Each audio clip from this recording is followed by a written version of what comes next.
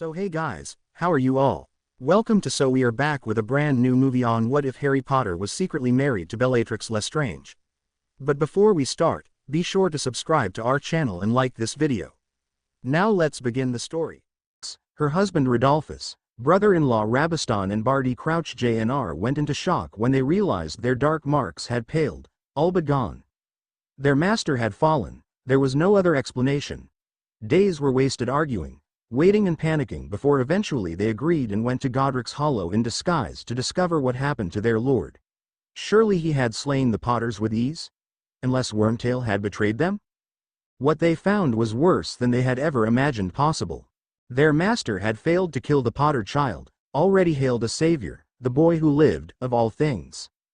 They searched and could find no trace of their lord's presence nor clue to his whereabouts, and the two men decided that perhaps their time would be better spent on the other possible candidate for the prophecy. About to apparate away, Bellatrix noticed some familiar gouges on the ground and begged off to investigate something else. The men and boy shrug and leave without her. She can handle herself better than they, and they all know it, and loathe it. Unmindful of the mourners and interlopers around her, Bellatrix moved to the motorbike tracks and began casting subtle scrying and tracking spells. She'd know those tracks anywhere. Sirius had always loved his bike. Rumors were already spreading about his murder of Peter Pettigrew and betrayal of the Potters, but she didn't believe a word of it. Sirius was no Death Eater, and he'd sooner gnaw his limbs before betray his precious blood traitor family. And it was clear to see on his face that Peter was beyond cowardly. How anyone couldn't see what had really happened was beyond her. But then she had never accused the so-called light side of intelligence. Casting complete, Bellatrix summoned one of the many brooms leaning against a nearby wall and took to the sky, uncaring if anyone saw her theft in her polyjuice-altered form. The trail she followed was not as she expected, lacking the taste of her cousin, but then it made sense for him to give the babe to another for safekeeping while he went and failed his attempt at revenge. Typical Gryffindor. Eventually the polyjuice wore off and her natural form emerged. Thick, long black hair with slight curls blew past her beautifully elegant face to trail behind her, shining pure black in the sunlight as the wind swept over her. High cheeks flushed against the sting of chilled air, and her perfect features seemed to glow, belying their usually noble pale color. Long eyelashes framed beautiful glittering dark hazel eyes that saw more than most.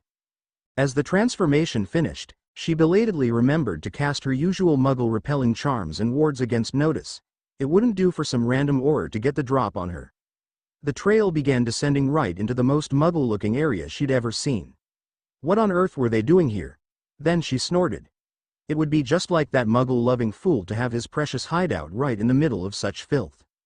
The trail came to an end before changing direction, straight to Hogwarts it seemed, and lacking the subtle extra presence of the babe. So they had switched couriers. They were not as incompetent as she had thought, then.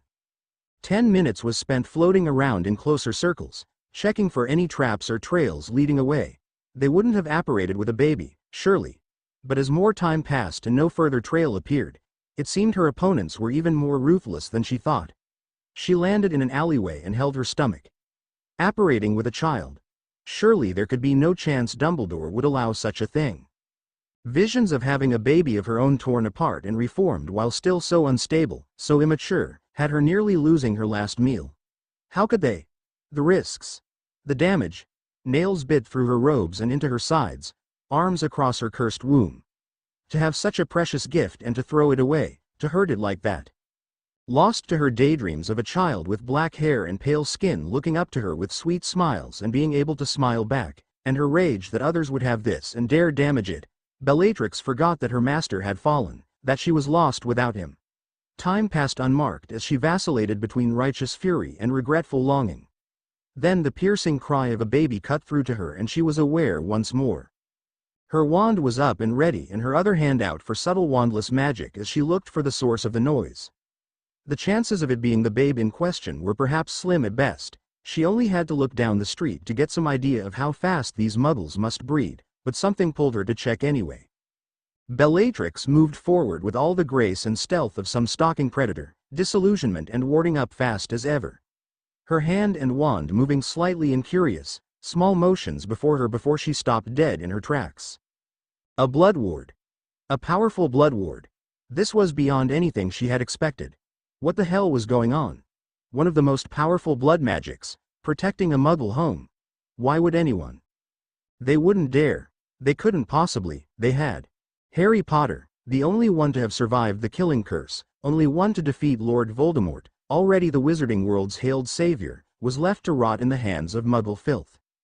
Hours flew by as she stood there in shock, hands moving without her conscious will as part of her absently tried to unravel the nature of the ward.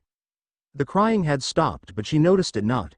Eventually it seemed she blinked and the sun had long since set, with the conditions of the ward mostly laid out before her in traces lingering in the air.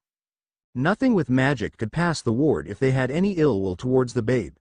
Some subtler protections would be extended to him if he passed the boundaries, but that was it. That was it. She or any other could pay some Muggle to bring her the baby with faked goodwill, and once they were far away for long enough the protection would fall. Hell, she could probably walk through it herself once she satisfied the ward of her lack of ill intent. It took her several careful attempts, all abandoned at the first sign of rejection lest the ward warn those that said it of intrusive attempts, but Bellatrix won through in the end with a binding vow not to harm the boy in any way until sunrise. She could feel the tentative acceptance of the ward as it peeled back to allow her entry, but it stayed bubbled around her like a second skin, ready to expel her as soon as the dawn broke. The door opened silently and shut behind her with a flick of her wand and she stalked through the house, nose wrinkled in distaste. She found the master bedroom and sneered at the filthy couple. Thoughts of their blood painting the walls idly danced through her mind as she left to explore the rest of the house. She climbed the stairs and identified the only inhabited room with a silent spell. Toys and bright colors assaulted her as soon as she entered the room. The child was clearly spoiled beyond belief. The cot held the fattest, ugliest baby she had ever beheld, but it was not the one she sought. There was no scar and everyone knew what the Potter boy looked like from the pictures in the Prophet. Where was Potter? She had cast the spell on every room and found only the 3 ugly Muggles, yet she could taste young magic flowing. It had to be his. Hominum revelio, she gave in and whispered aloud. Maybe she was losing her touch, but no, a fourth presence swooped over her and she quickly made her way out and down the stairs, following the sense of human presence. Bellatrix stopped dead in her tracks at what she beheld. There, under the staircase, was a smallish cupboard. Behind it danced the magic of a young wizard, no more than a baby, barely over a year old, sleeping. In a cupboard. Again she lost track of time as her rage swept over her. She would keep them and everyone responsible in agony, the likes of which was yet unknown to time itself, for decades and decades before finally showing them exactly how much blood it took to paint a room, perhaps using their flesh for brushes. Again it was the cry of a baby that brought her back to the world. Not loud and piercing like last time, but soft and somehow melancholy, as if the babe knew what had befell its parents and itself. Instantly she knew the other cry had been the fat Muggle brat upstairs.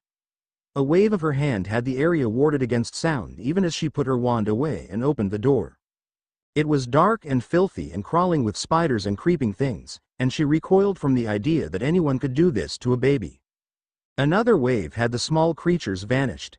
On the ground atop some kind of cloth lay a pale babe, whimpering and calling softly for something he knew not. Dark black hair was not yet long enough to hide the cursed mark on his forehead, nor the brilliant green eyes that had already seen so much. The babe was small, far too small, and something inside her cried out as she felt and knew he hadn't been fed since he had been left here. Bellatrix hesitated before the baby, completely unsure and lost. His skin and hair were exactly as she pictured her own child, even his face had something of her family's noble features. But his eyes were so green. Never in all their line had a child had green eyes.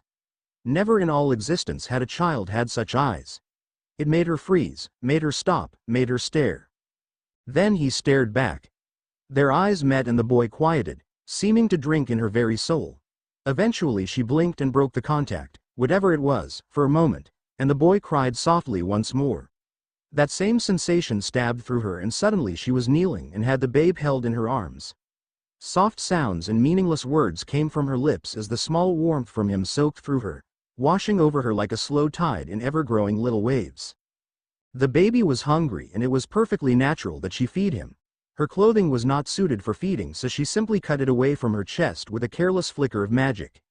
It never crossed her mind that she might not be able to feed him, to produce milk, and it never crossed his mind that there might not be food there. She watched his beautiful little face as she held him with both hands and guided his small little mouth to her nipple, and swooned as he latched on. Power grew and raced through her veins even as milk and magic flowed from her now full. It was exhilarating and exhausting at once. She could feel him drawing magic from her very essence, from the core of her power, and yet she felt more swelling up somehow to replace it. The sensation of his lips ling from her was beyond description, and yet paled in comparison to the raw energy flooding every part of her, somehow pulled from her core. It traveled through her to return but divert to her where it filled the baby still drinking away, yet instead of draining it was constantly being refilled and leaving her to glory in the unbelievable power shifting through her. The flow of milk and power seemed to suddenly slow to a stop before either she or the baby was finished, and she almost wept before the dull ache in her other announced itself. She carefully moved the precious babe in her arms and guided his eager mouth to her other nipple, and a low sound escaped her as the flow of magic resumed. Bellatrix had no idea how this was happening, or even what exactly was happening, but she was addicted even before it had fully started. Wave upon wave of power and pleasure rushed from and through her even as she felt the growing presence of the babe's magic. He was feeding off her very magic and yet somehow replenishing it, growing it only to drink his fill and regrow it again. The world had shifted in that first moment. Nothing was more precious than this baby, and nothing more pleasurable or powerful as feeding him. Slowly but surely the flow decreased and she felt empty and full at the same time. She wanted the feeling to continue, and yet she felt complete, at ease somehow. The babe had fallen asleep in her arms with his little hand still held against her, and she smiled softly down at him. "You are the most beautiful, the most precious babe in the world, and I will keep you forever." She bent and kissed his forehead, not even noticing his scare, before sighing quietly with content and absolute satisfaction. Nothing else mattered except keeping this baby. Keeping him safe and fed and happy, and just keeping him. A wave of her hand repaired her dress and removed the ward against sound. She frowned and then wandlessly transfigured the dirty rags covering the babe into soft, warm black fabric. Later she would realize with shock the ease of this transfiguration without her wand, but for now it barely registered. She stood as high as the tiny cupboard allowed her and carried the sleeping baby out, leaving the dirty blanket behind. What to do now? If she simply left with him it would no doubt alert Dumbledore and who knew how many others. Maybe. A smirk crossed her face, then fell into a frown. She would have to cause the babe some slight pain for this to work, but it would not harm him and would allow them to live happily together for years to come. Even the ward around her seemed to agree as it pulled back to fade into passive waiting, recognizing that she meant its charge no harm. That decided her. Bellatrix went upstairs once more, moving with even more grace and care this time, and entered the overly bright room of the Muggle pig. It didn't seem right to place her new favorite being next to such filth even for a moment, but it had to be done. She gestured and her favorite fell deeper into slumber where no pain could be felt, and then she vanished the fat pig's clothing. A small silver knife made the quickest of slices over the beautiful babe's foot, healing it just as quickly behind it and gathering barely 3 drops of blood on its edge. 1 drop was placed on the fat one's forehead, 1 above its heart, and the last over its lips. Muttered words and intricate gestures over the pig caused it to slowly morph into the image of his better, even leaving a trace of her beloved's magic. Such was the power of blood magic.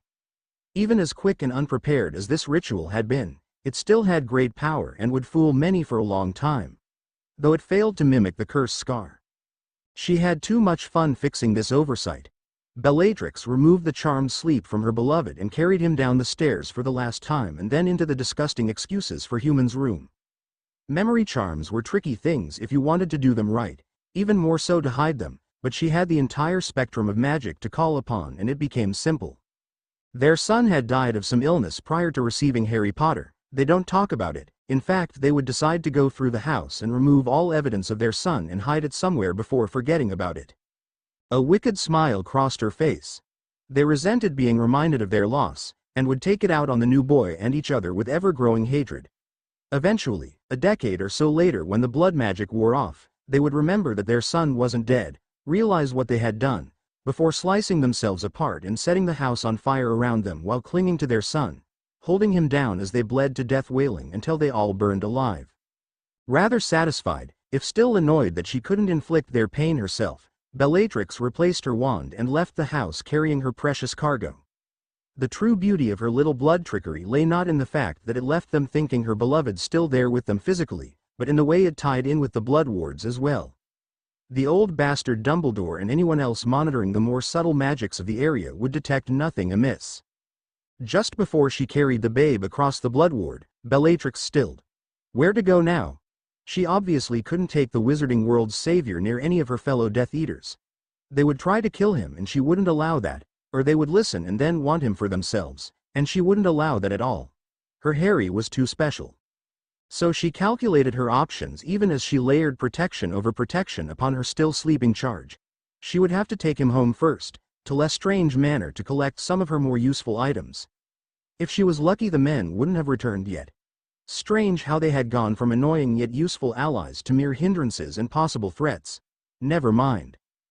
Babe now secure against any harm, Bellatrix wrapped him against her chest with summoned cloth before obscuring the faint traces of her magic that lingered in the area.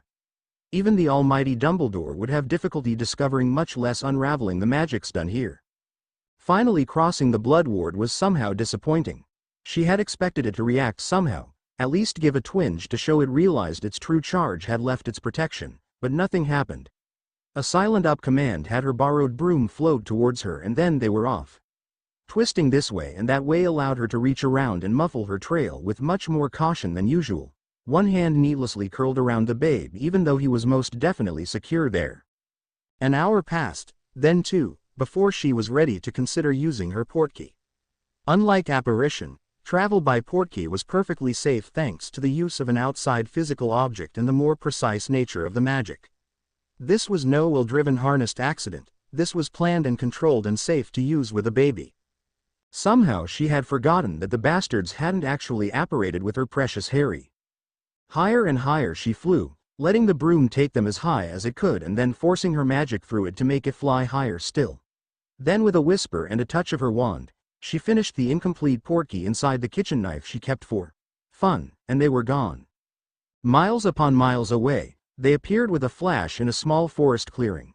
The stolen broom was vanished with a very useful dark variation of the standard spell that allowed larger, less common stuffs to be removed from existence, and Bellatrix cautiously made her way out of the forest. A large manor seemed to suddenly appear as if grown from the earth just like the dark trees surrounding it, and the woman sighed in relief. Were the men, she refused to call the fools anything meaningful, already at the manor it would have been there and not just then appeared. Such was the power protecting the Lestrange Manor. It only existed when those tied into its bloodline, or those added by them, were nearby or willed it to. Much better than most silly wards, in her opinion. Bellatrix quickly made her way through the grand entranceway without bothering to open the doors.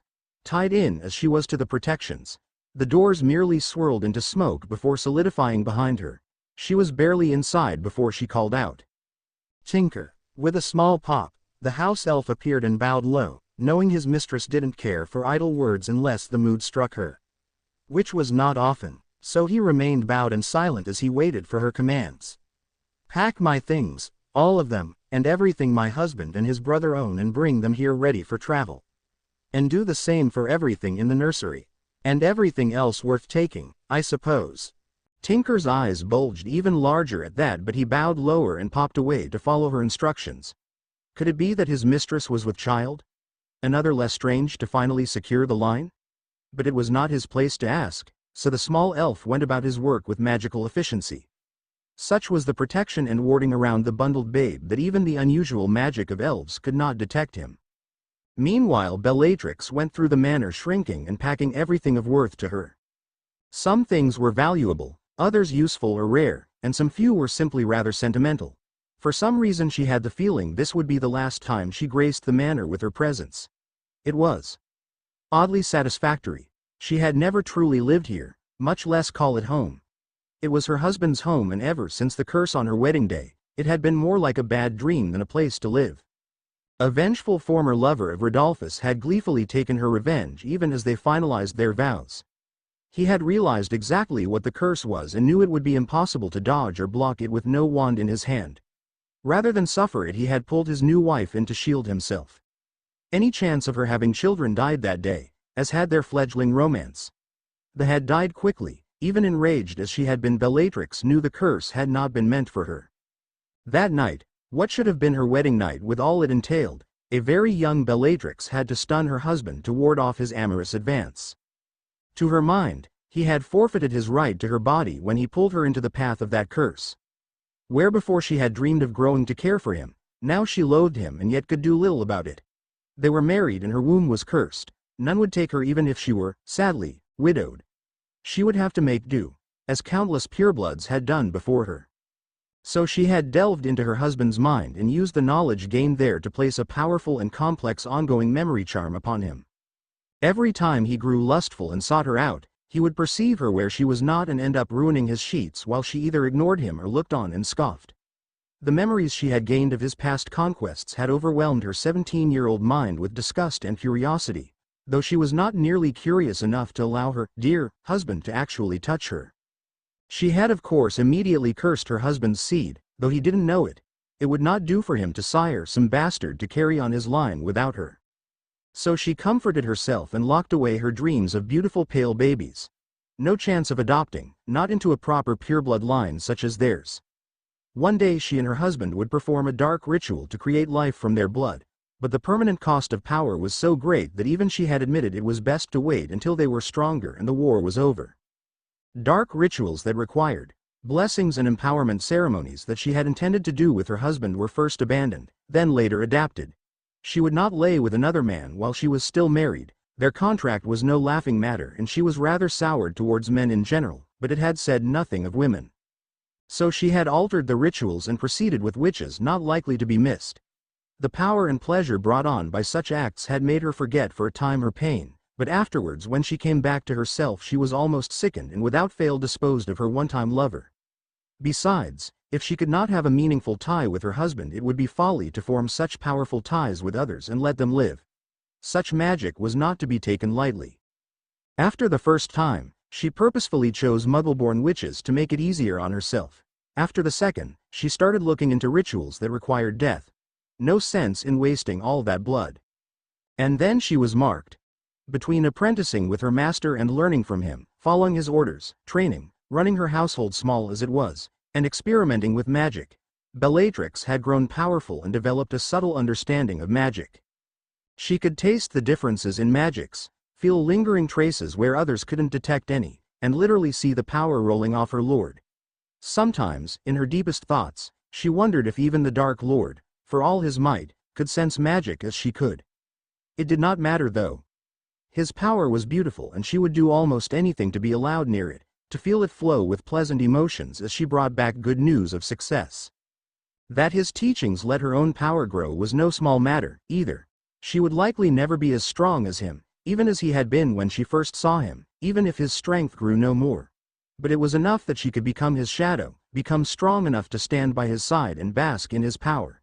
Besides, she agreed with his ideals. Of course she would follow this Dark Lord, to the very end. But if she was not mistaken, that end had been several days ago. Oh, she knew he had taken steps to achieve immortality, even had guesses as to what some of the rituals had been, but he had been vanquished by the babe in her arms, and it had been more than 3 days.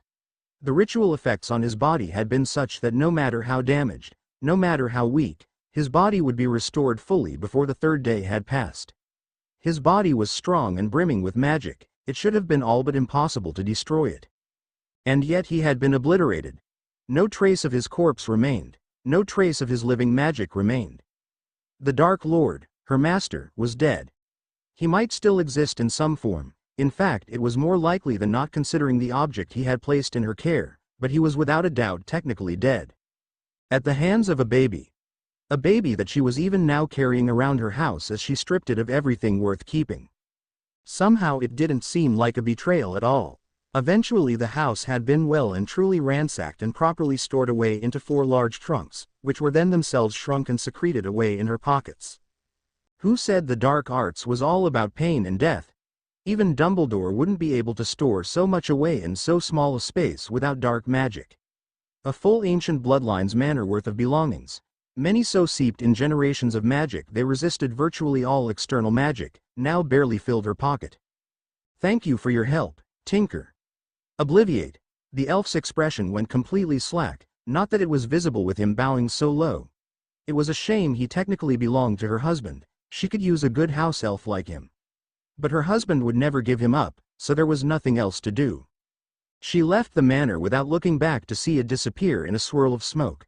Perhaps she should have kept the broom. No matter. A full minute is spent crafting an illegal portkey, complete with every tracking counter and obscuring spell she knew. No one would follow this trail, or even know it existed. A final tap of her wand finished the spell and the pair disappeared from the face of the earth. Bellatrix had always been rather paranoid, or prepared and alert as she liked to think it. From storing caches of sweets and valuables as a child, to having multiple safe houses across the globe as an adult, Bellatrix made sure she would never be without options. The one she and her beloved babe had spent the last few weeks in was probably her favorite, in that she had never visited it before since making it. While most of her hidey holes were stocked enough to last a few days and meet every basic need, this was her last and best safe house and its provisions reflected this. It was so far underground as to be ridiculously protected, and utterly inaccessible through any means save apparition and portkey, which were of course warded against any save her. That it was under a Fidelius charm and every other protection she could imagine made it possibly the most secure location on Earth. No living being save her knew of its existence, not even her master. Now she was sharing it with another. Her master's slayer no less, and it was possibly the happiest time in her adult life. Maybe even better than her childhood too. The cavern was fully furnished with rich carpet and beautiful wood-paneled walls lit with magic, fresh air wafted in from minuscule portals wherever she liked. At the moment she was indulging in some sea breeze. The far wall and ceiling were recently enchanted to act as a magical window to whichever scene she willed. Right now it matched the slight salt tang by showing the rolling sea, complete with calming sounds. Bellatrix was lounging back in a soft armchair that rocked back and forth as she held the sleepy babe to her chest. The month spent here had been a dream and she wasn't sure it was worth waking. The last few years had been tiring and draining in more ways than one, and this quiet time filled with leisure and rest had soothed her body and soul. The pleasure and joy brought by her precious babe might have influenced her decision to stay longer than a couple days slightly. Maybe more than slightly. It was just so addictive. Never would she have imagined so small a being could draw such power from her. Within days she was capable of wandless magic more complex than she had thought possible. Transfiguration and conjuration, without a wand? Never had it been thought realistically possible, and yet she had done it within moments of meeting him. From there it had progressed to the point that she only needed her wand for the more powerful, complex or directed third of her spells. And the growth of her magic, it had grown by nearly half again, with no signs of stopping. Incredible spells that had always eluded her reach or utterly drained her now became almost easy. She would train until exhausted of all power, then wait until the beautiful boy was hungry again, and be fully rejuvenated before he fell asleep with that darling satisfied smile. She was almost tempted to try vanishing her milk from his stomach to get him hungry, but she sadly concluded it was better not to risk it. Even if it worked perfectly, which it wouldn't, she would likely end up in an eternal high feeding him constantly until she starved to death. And yet the thought still tempted her. Such was the potency of its pleasure. So time passed. She trained, experimented, read from her massive library, ate from the stored food and relaxed during the many hours while the babe slept. When he was awake, she fed him as often as she could, enjoying each and every exquisite session. When he was full and not sleepy, she delighted in playing childish games with him. Accidental bouts of magic marked his nearly every waking hour, and she would laugh and croon soft encouragement, whispering lovingly of power and blood and glorious victories to come. She had attempted to study his curse scar. How could she not? He was the only person to have survived the killing curse. It felt of the dark and broken power and something more, but then her precious had began crying and flinching away from her hand, so she stopped immediately and promised him and herself that she would leave it alone for now. It wasn't like it was hurting him, it tasted benign, which was odd enough for dark magic. The smallish area had been magically expanded several times to accommodate their lengthened stay. 2 rooms became 3, became many. A shared bedroom, bathroom, training room, basic potions lab, sitting room, playroom and library soon became their new home. Harry's second birthday went by mostly unmarked, for he was much too young for any of the types of presents she would, or could, give him. So Bellatrix spent the day and the next week fulfilling virtually every immature whim he had. So not much of a difference from normal after all. They played slightly more often and she read him more books while he sat in her lap, stroking his little fingers through her hair or following her finger on the pages.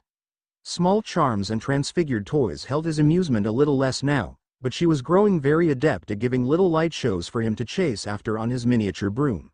It was his favorite toy by far. Everything was simply perfect in their nice little hideaway. Still, eventually reality made its ugly presence felt. The stored food had never been meant to last so long, and even with all the will in the world it couldn't be stretched indefinitely. Memories and concerns of some others, especially her sister Narcissa, began subtly worrying their way through to her. With the Dark Lord gone, for now at least, Lucius might be in Azkaban, leaving her sister out in the cold. Well, Sissy would never be so foolish as to be without options. Lucius was cunning enough besides. But still. And what of Rodolphus? Surely he would be tearing the world apart looking for her by now, baying for her blood. It might be best to do something more permanent about that. The Ministry would be after her, too, and when they got their act together it was capable of astounding magics. True, they rarely achieved anything of real worth, but the power their authority wielded in the old magics was dizzying. Traces, taboos, laws, real, binding laws, not their petty rules, and myriad other types and forms of magic that would be virtually impossible for anyone else became so simple for them. It was incredibly lucky that they had either lost, forgotten, or didn't want to use them, or the war would have been over within days. Well, add in a few competent leaders too, but the potential was there. No wonder the old families had tried so hard to prevent it from forming when it became clear they would have so little actual authority. But by then it had been too late. Blinded by the potential of controlling the Wizengamot seats, none imagined the possibility of the seats being taken from them. But they had. Seats now went to those qualified and picked by the now empowered minister, before being put to a vote by Wizengamot itself. Since the minister could propose anything with ease and veto anything else just as simply, he had huge powers in the ministry without taking into account anything else, let alone emergency powers. Which all went to say that if they got their act together, she and her precious one would be discovered. She would have to get in contact somehow and either prevent such a thing from happening or be forewarned. Even so, several more months went by as she procrastinated and lapped up every moment of pleasure. Food supplies were almost gone, but it was Harry's development that finally made her acknowledge something must be done. He was beginning to speak. Technically he had spoken something like her name some time ago, but Bellatrix wasn't exactly the way she wanted to remember her name. He still tripped over her full name, but he had been calling her Bella for some time now and it made her, surprisingly, exceedingly happy. Simple words were added to his vocabulary which seemed to grow far too quickly. He needed a proper primary education and she didn't remember enough of her own to feel confident about taking it entirely in her own two hands. Which made her think of schooling. Which made her think of Hogwarts. Which made her have some sort of mild panic attack before she calmed herself down by offering her to the nuzzling boy and smiling as he happily latched on. Of course he had to go to Hogwarts. Virtually every decent witch or wizard went to Hogwarts. The education there provided a solid foundation for further studies, and its library by itself made it well worth it. And the opportunities for alliances were not something to forget, either. No, Harry would go to Hogwarts. As much as Durmstrang might posture and show off, to those in the right families, of course, its dark arts classes, it was a lesser school. Besides, she grinned to herself as she rocked back and forth gently, as if he would need any external help there, not when he had her. She'd have to come up with some way to be near him for the 7 years. Bah, Hogwarts was years away and they had more pressing matters. Their food, well, her food, since he had touched nothing but her milk and magic, was down to a week's supply at most, and that was already magically duplicated to the brink. They needed food, current information about the ministry, etc., and maybe even some means of partially re-entering society. At least she was not widely known to be a Death Eater, outside of the pesky order, unless someone had given her up. Of course someone would have given her up, damn them. But what could she do? She still bore the Dark Lord's mark, faded though it was. Bellatrix pulled up her sleeve and scratched at it angrily, muttering under her breath. Bella? What dat?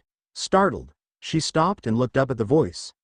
Harry was waking up on her lap and eyeing the ugly tattoo for the first time. She had never shown him before. Even when they bathed she would cover it with charms, glamours, cloth, anything. Somehow it just felt wrong to have been marked by the man who had tried to kill her precious, but how to answer? Bella, his voice had her explaining before she fully considered her answer. It's a mark that a bad man put on me so he could find me wherever I go. I don't know how to get it off, but we are safe here, my love. Don't worry about that. Bellatrix watched his wonderfully bright green eyes frown as though contemplating matters beyond her ken, and then he moved a little clumsily forward as if to see it better. She allowed his curious little hand to wander but gasped as she felt her mark flare at his touch. Eye truly wide, she watched his face form a mask of concentration as he wiped his sleeve down her arm, as if to brush off mere dirt. Then she saw him smile, that beautiful satisfied. As if all were once more right with the world. Harry? It came out breathless and beyond confused. He smiled again, beaming up at her and waved his cute little sleeve. I gotst it. If she had not already been sitting down, she would have fallen over. There, on his sleeve where it had no business being, was the dark mark. Specifically her dark mark. Each had little things that made them unique, and that was definitely hers. She looked down at her arm, not daring to breathe, and saw for the first time in over a decade nothing but smooth, flawless skin. She was no longer a Death Eater.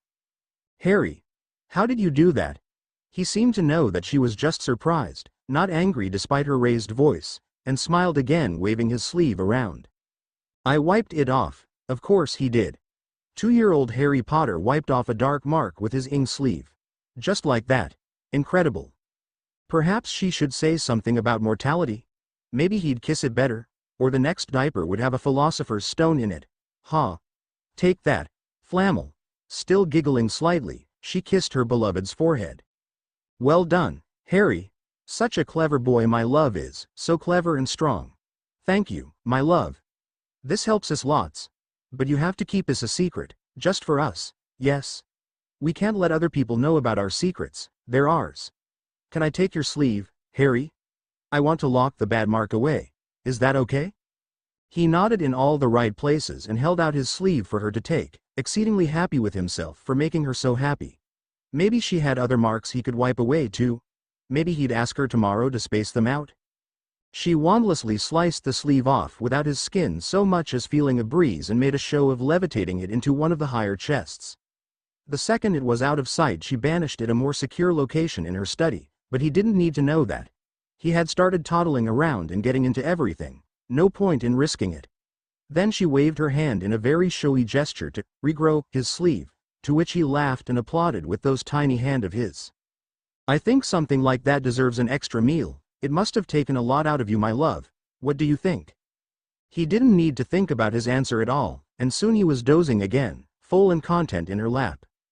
Well, that changes things, she mused, idly stroking his hair and thinking late into the night.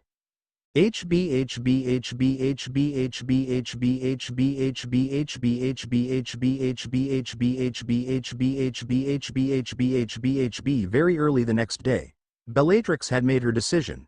She would visit her sister Narcissa, now before she lost her nerve. It was so strange that she seemed to have so much difficulty leaving this place, but she knew the real reason. She could not take Harry with her this time. For the first time since she laid eyes on him, she would be leaving him behind. Even if only for a time. So she steeled herself and rose from her bed. A soft caress lulled the still sleeping Harry into a deeper sleep. He would not wake up until she returned. After a small breakfast and an abbreviated ablutions run, Bellatrix donned her favorite dueling clothes followed by a long hooded robe to hide behind. A small sigh escaped her as her complicated portkey spell finished with a small glow around one of Harry's old dummies, and then she was gone. She appeared right on the edge of the Malfoy wards with her wand drawn but held low, and quickly stepped through the invisible barriers. Sighing inwardly with relief when everything appeared all right, she continued forward towards the back of the manor. Her left hand made subtle gestures in front of her as she went, testing the wards and path in front of her for anything malicious or out of place, more out of habit than any sense of wrong. Soon she reached the manor and found herself at a loss. What should she do now? She had expected something to have happened by now. Surely she couldn't simply walk in? Where were they? Oh, of course. Sissy had always been a clever one, and very subtle, too. I claim entrance by right of blood. Her silver knife bit into her right forearm, healing the wound seconds after it caused it. Bellatrix let the blood flow down to her palm and trickle onto her fingertips before she used her fingers to draw her personal mark onto the door. The blood seeped from her arm into the building without leaving a trace behind. It worked. The door sprang open, granting her entrance to the manor, and she strode in as proud as ever. If Narcissa had used blood magic, it meant things were dire, yet not so dire as to resort to truly dark magics. The manor was warded against intruders, letting visitors think it abandoned, yet the wards were keyed to accept blood relations or those who could claim allegiance and swear it on their blood. Not the move of the truly desperate. Things were not so bad, apparently. "Sissy, come out already. Surely you do not mean to leave your dearest older sister out in hall? Sissy?" Then with a small pop appeared a hurried-looking house elf. Bellatrix stared at it without recognition. The Malfoys had always kept more servants than most thought necessary. This included the at least half-dozen diminutive creatures. Mistress Malfoy will be with you shortly. Would Mistress Lestrange like food while she waits?" Ah, she remembered him now. "No, thank you, Dobby. How are you liking your service of this house?" It was obvious from his small shakes and half-hidden bruises that Lucius was abusing him, proving once more that he was unworthy of her sister. Still, Sissy was able to take care of herself and her choices were her own. Early life had taught her the usefulness of house elves.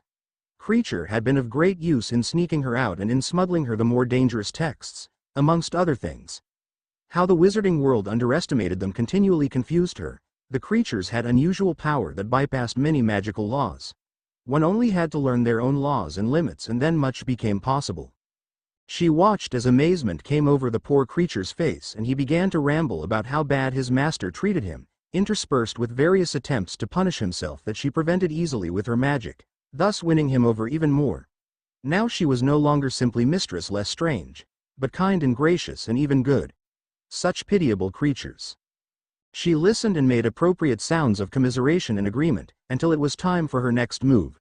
This was so much easier than winning Kreacher over. This Dobby must be truly starved for affection. "If I manage to get ownership of you from your current masters, would you like to come serve my house instead?" His answer came just as expected, if a little more violently happy.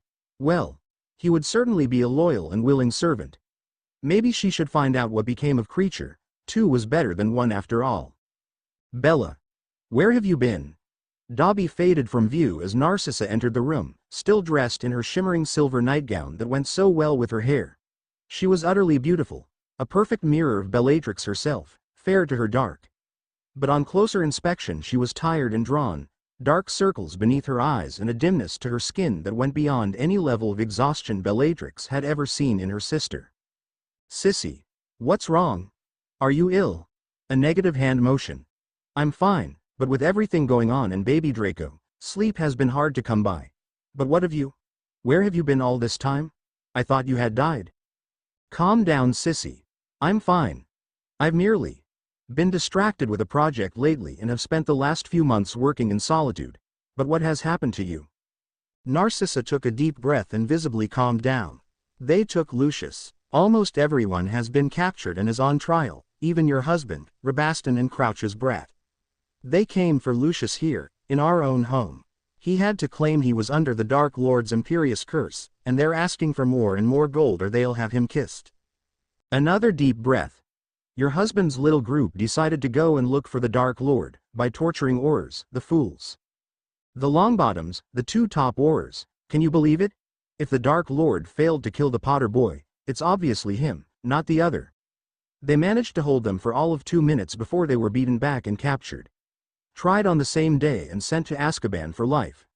Crouch didn't bat an eye, threw them all away within minutes. I'm not sure whether to be sad or happy for you, considering there wasn't much they kept from each other." Bellatrix smiled at her sister reassuringly. "Definitely happy, sister. But what of you? I know you were still hoping for a love match." It escaped Bellatrix as to why, but then Lucius apparently wasn't as bad as Rodolphus, and her sister was a romantic. Narcissa avoided eye contact for a time and gave a small nod, smile gone. Bellatrix sighed. "Sissy. I hate to say it, but I think it might be too late for that. If Lucius goes to Azkaban you won't see him again, not really. And if he bankrupts you bribing his way out, only to have the stigma of it over his head, tainting you and your son as well for the rest of your lives, Wouldn't that be worse? And it would bankrupt you to bribe his way out. He carries the mark for goodness sake. And if Crouch can throw away his own son. Sissy, I think it's over. Narcissa ran into her sister's arms and cried. A waved wand conjured a familiar comfortable lounge behind them, and Bellatrix brought her sister to sit down with her, stroking her hair and murmuring soothing sounds. This was not the first time she had comforted her sister, nor would it be the last. There was almost a routine to it by now. Hold her tight, stroke her hair, whisper soft words, and then reassure with logic and support. Sissy, shush, it'll be okay. You will be better off without him, yes? You are young and beautiful and powerful. You can find someone else for a love match. You will have the Malfoy wealth, and you have your son, Draco. Now he'll be all yours. I can be his godmother, if you like. I'll help you with him whenever you need. Shush, that's right, Sissy. Everything's fine. There, not so bad, is it? Narcissa pulled back a little and gave her a watery smile. Oh Bella, how did it all go wrong? The Dark Lord was so powerful, yet he was beaten by a mere baby. They say he'll grow up to be a champion of the light, slaughtering us all. Or that he'll be the next Dark Lord. He survived the killing curse. He must have some incredibly powerful magics already. Bellatrix couldn't hold back her grin. Don't worry about that, it's part of my project. Narcissa pulled back as if struck, and paled even further. Bella, tell me you aren't trying to revive the Dark Lord. The older sister tilted her head and raised a single eyebrow. That would have been treachery not so long ago, and many would consider it so even still.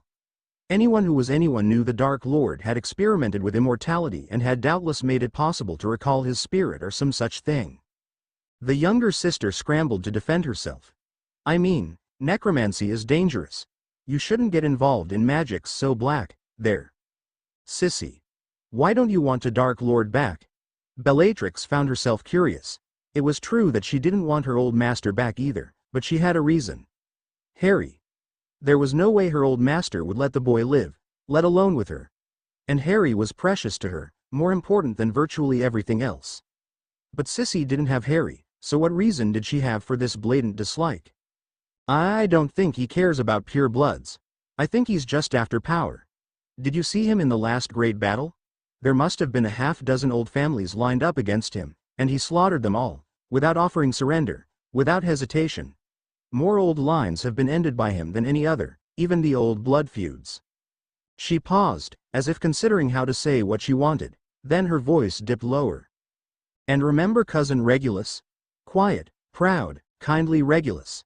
They say he tried to get out, and that the Dark Lord made him scream for days before finally killing him. He served the Dark Lord loyally as soon as he came of age, arguably even before, and yet he did such a thing. Bella, I think he would have killed us all, in the end. Bellatrix nodded slowly. Her little sister made a fair point, one she had not really considered before. She could come up with almost a dozen old families the Dark Lord had utterly destroyed for opposing him, just off the top of her head. Far too many for someone supposedly trying to preserve their way of life. There were less old families now than there had ever been. Besides, it lined up rather well with her own wishes. Yes, it would be best to let Narcissa think such things. So she nodded in agreement, ignoring her sister's relieved sigh, and quietly answered. I agree. For one supposedly protecting the old ways, he has come closer to wiping us out than any other. Do not worry, I am not trying to bring him back. Her voice dropped even lower, and she double-checked the privacy wards, catching her sister's eye. Far from it, in fact. Those few words had Narcissa's eyes wide with shock, before she mutely nodded.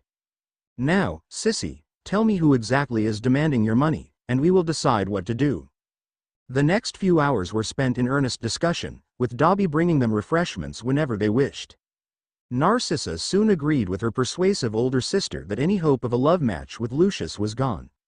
All he could do now was bring debt and ruin upon their house. It was better to cut him off. So she would not pay any bribes, and would in fact secretly testify against him to ensure he did not wheedle his way out of life in Azkaban. It would be troubling to have him come back after a number of decades in that hell, so better to make sure it was for life.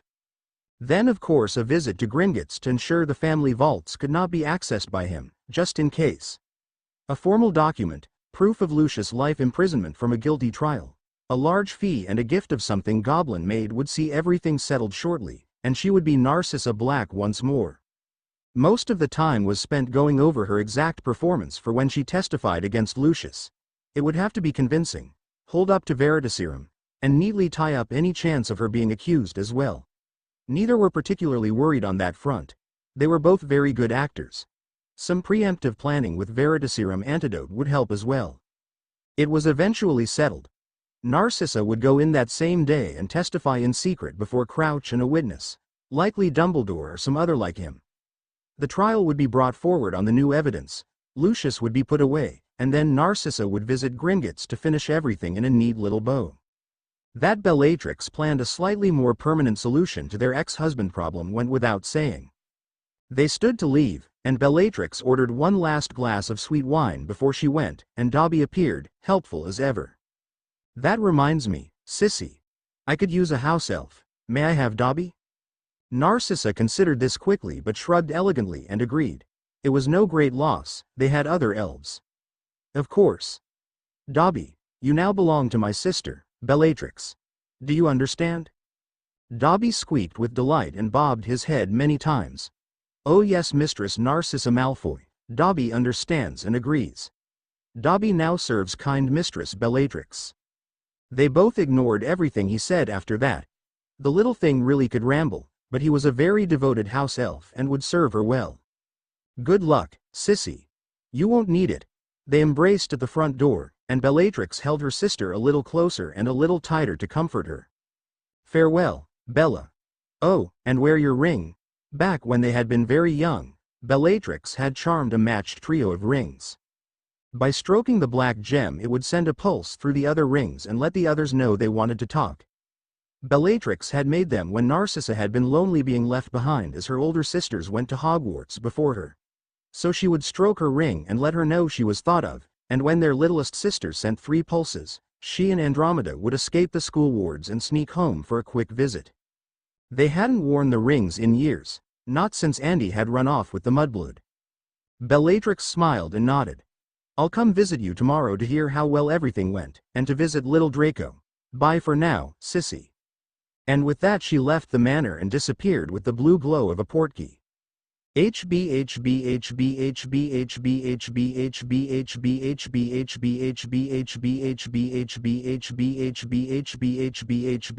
Narcissa left Gringotts feeling like the weight of the world had left her shoulders. Everything had gone perfectly. Her testimony had been moving, leaving more than a few witches and even wizards in tears. Unfortunately she had to testify before the whole Wizengamot, but it went even better than expected. Veritaserum was administered half-heartedly, and with a sealed capsule of the antidote concealed as a tooth, she was able to answer the damning questions as she liked. She had not wanted to reveal that anyone bearing the dark mark were his inner circle and in no way under duress, but Bellatrix had insisted and been oddly gleeful about it. So it was that the Ministry now had proof that many of the possible Death Eaters were in fact absolutely guilty. It was even true. Lucius was convicted and condemned to Azkaban for life that same hour, not knowing what new evidence was found against him, or that his wife watched the trial from the shadowy visitor section. He was dragged away swearing vengeance upon everyone and everything he could think of. She would never have to see him again, and his imprisonment was as good as a death certificate. She was free to marry for whatever she wished, with anyone she wished, and had access to the entire Malfoy fortune. Gringotts had been as difficult at first as expected, but the very official paperwork, large fee and gift of a goblin-made bracelet soon had Lucius barred from ever accessing the Malfoy vaults. She was tempted to have them renamed as her personal vaults, but thought the Malfoy name might yet be useful and decided to keep it for now. A quick visit to Florian Fortescue's ice cream parlor and she was indulging in the sweet frozen confectionery as she hadn't since she was a little girl. It tasted better than she remembered. So she bought some extra for her little Draco, and apparated back home. The very second she appeared she knew something was terribly wrong. Ice cream dropped without a thought. She stroked her ring with her thumb many times as she ran towards the manor. That the door was open nearly had her in tears, but she held on and kept her wand out straight. The house was a wreck. Blasting and burning curses marred every surface she could see, and she silently cast the hominum revelio charm. No one was home except her. Not even Draco. And then she knew, and then she wept.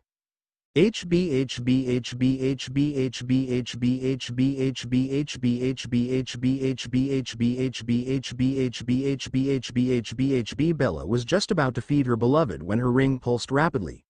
This was not good. She stroked Harry's precious forehead and lulled him to sleep with a wandless spell. She could not take him to see this, whatever it was.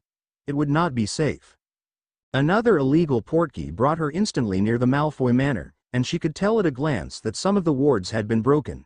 She rushed forward, flinging herself through the air with her left hand while keeping her wand ready to strike down the first thing to make her twitch wrong. Then she saw her sister on her knees, weeping, and knew it was already too late. She cast the same spell that her sister had mere moments before, and reached the same conclusion. Wards were quickly erected around the house, temporary measures until they could decide what to do. Then she went through the house towards the nursery, noting in some distant part of her mind that the more valuable objects around the house had been removed. It reminded her of her own exodus, and she bit back the thought viciously. She was nothing like Lucius.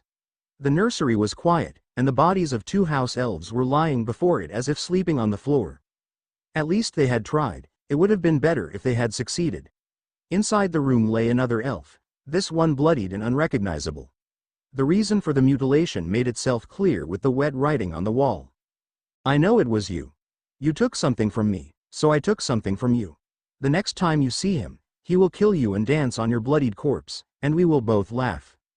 Dramatic as always, damn him. Dobby. The poor elf appeared and gasped. She ignored his reactions and moved on. "I need you to bury them, but leave everything else. Narcissa will need to see this. Lucius, your old master, has kidnapped her son and done this. After you finish here you are to prepare us food and then try to find Draco or Lucius without risking yourself. If you can, bring Draco here. You are free to kill Lucius if you think you can, but I do not expect it to be possible. He will have taken measures against this. Just try, please." Dobby nodded silently and went to his grisly work. Bellatrix made her way back down the stairs to find her sister just starting to come up. "Sissy." Words failed her. Narcissa shook her head and pushed past her, determined to see for herself even though she knew. The message in blood struck Narcissa to her core, and she swayed where she stood.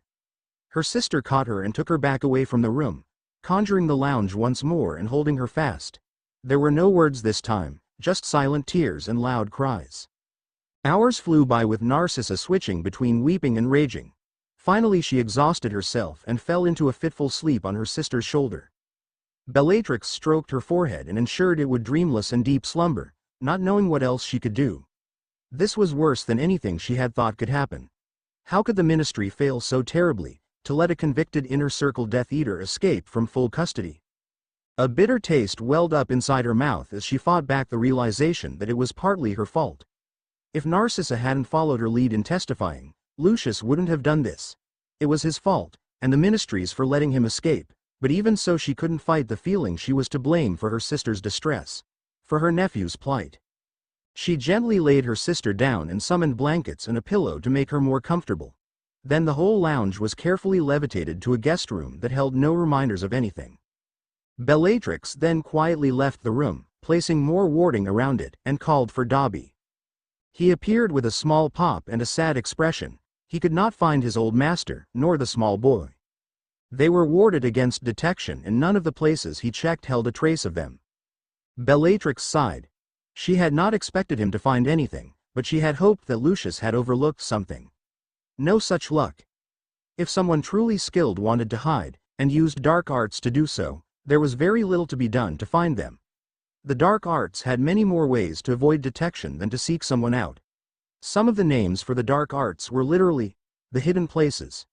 Shrouding something from view was much easier than revealing it. What to do now? They would alert the Ministry, and maybe put out a bounty on his head and for the safe return of Draco, but it would likely come to nothing. Strategically, this was not a terribly thing except that another enemy was out there, but emotionally for Sissy this was a terrible loss. Her son was most of her reason for living, after all. She had always wanted a baby.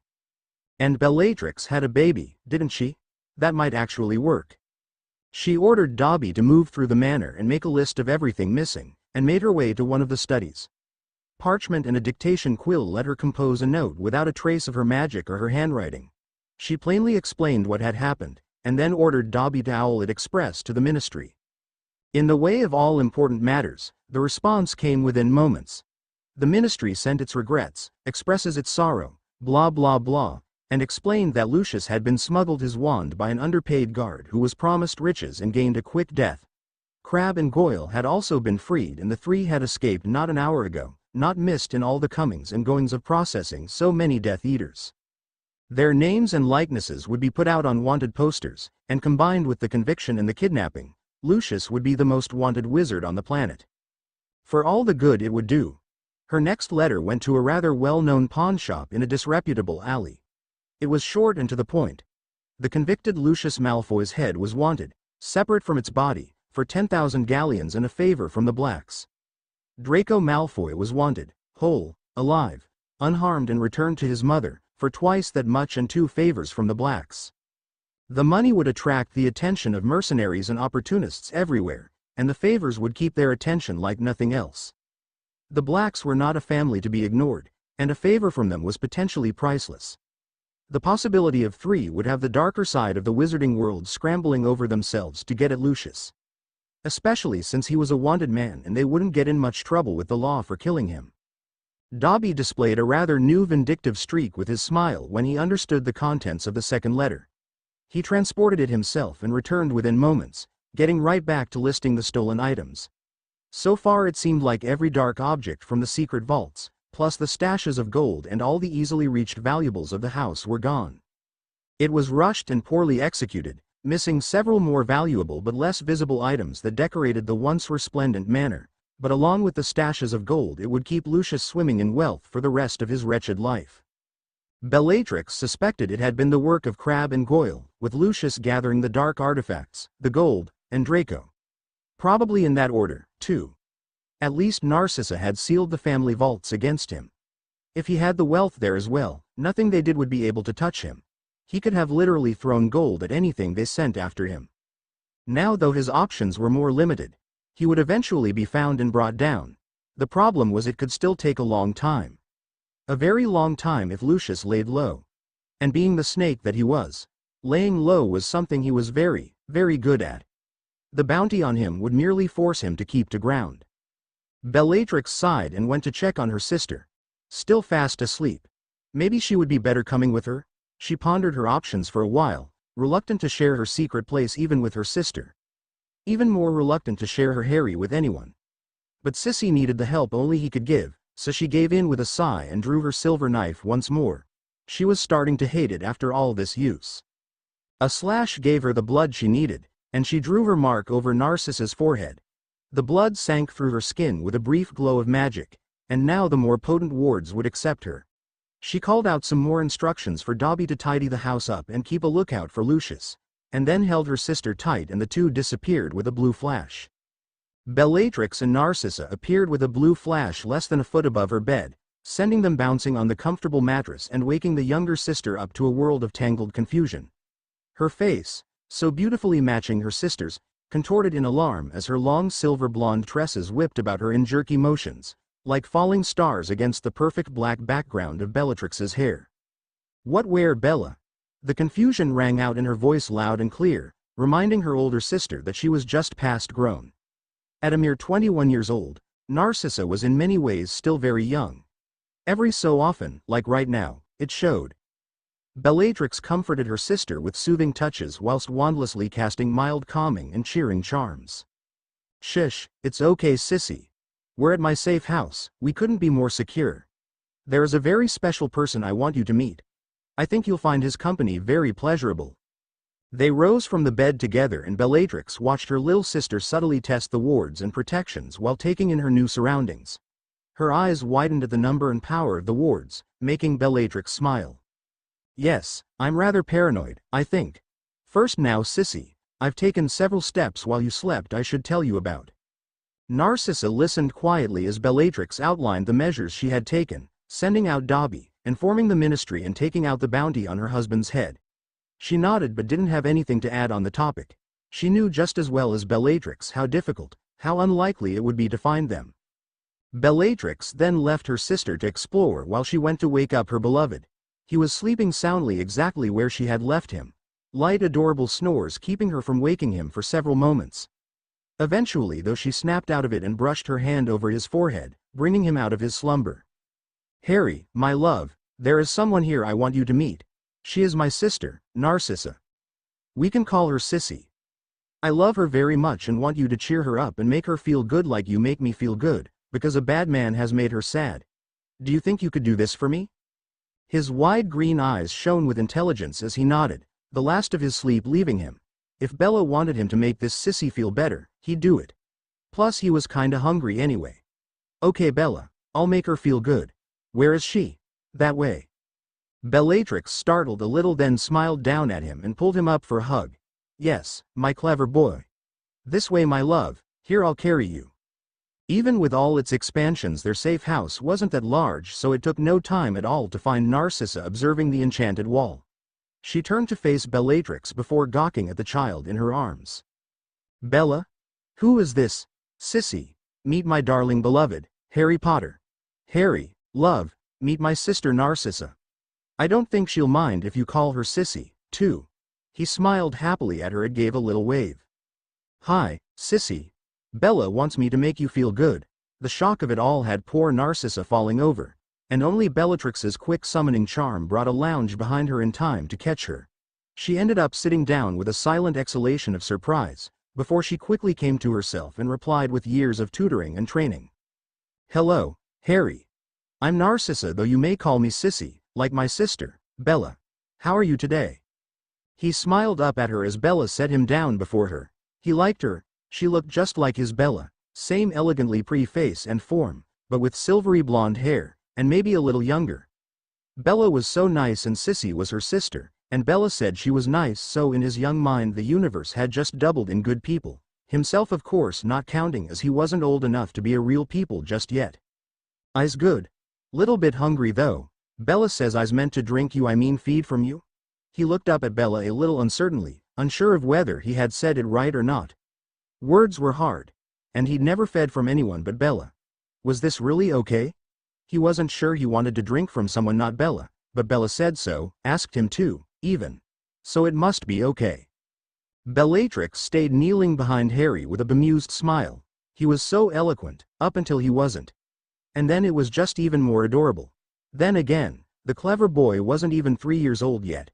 Sometimes he made it easy to forget, the clever little boy. "Yes, love. It's okay to drink from Sissy whenever she says so, okay? Just us two though, not anyone else. It's our little secret, right?" He nodded complete agreement.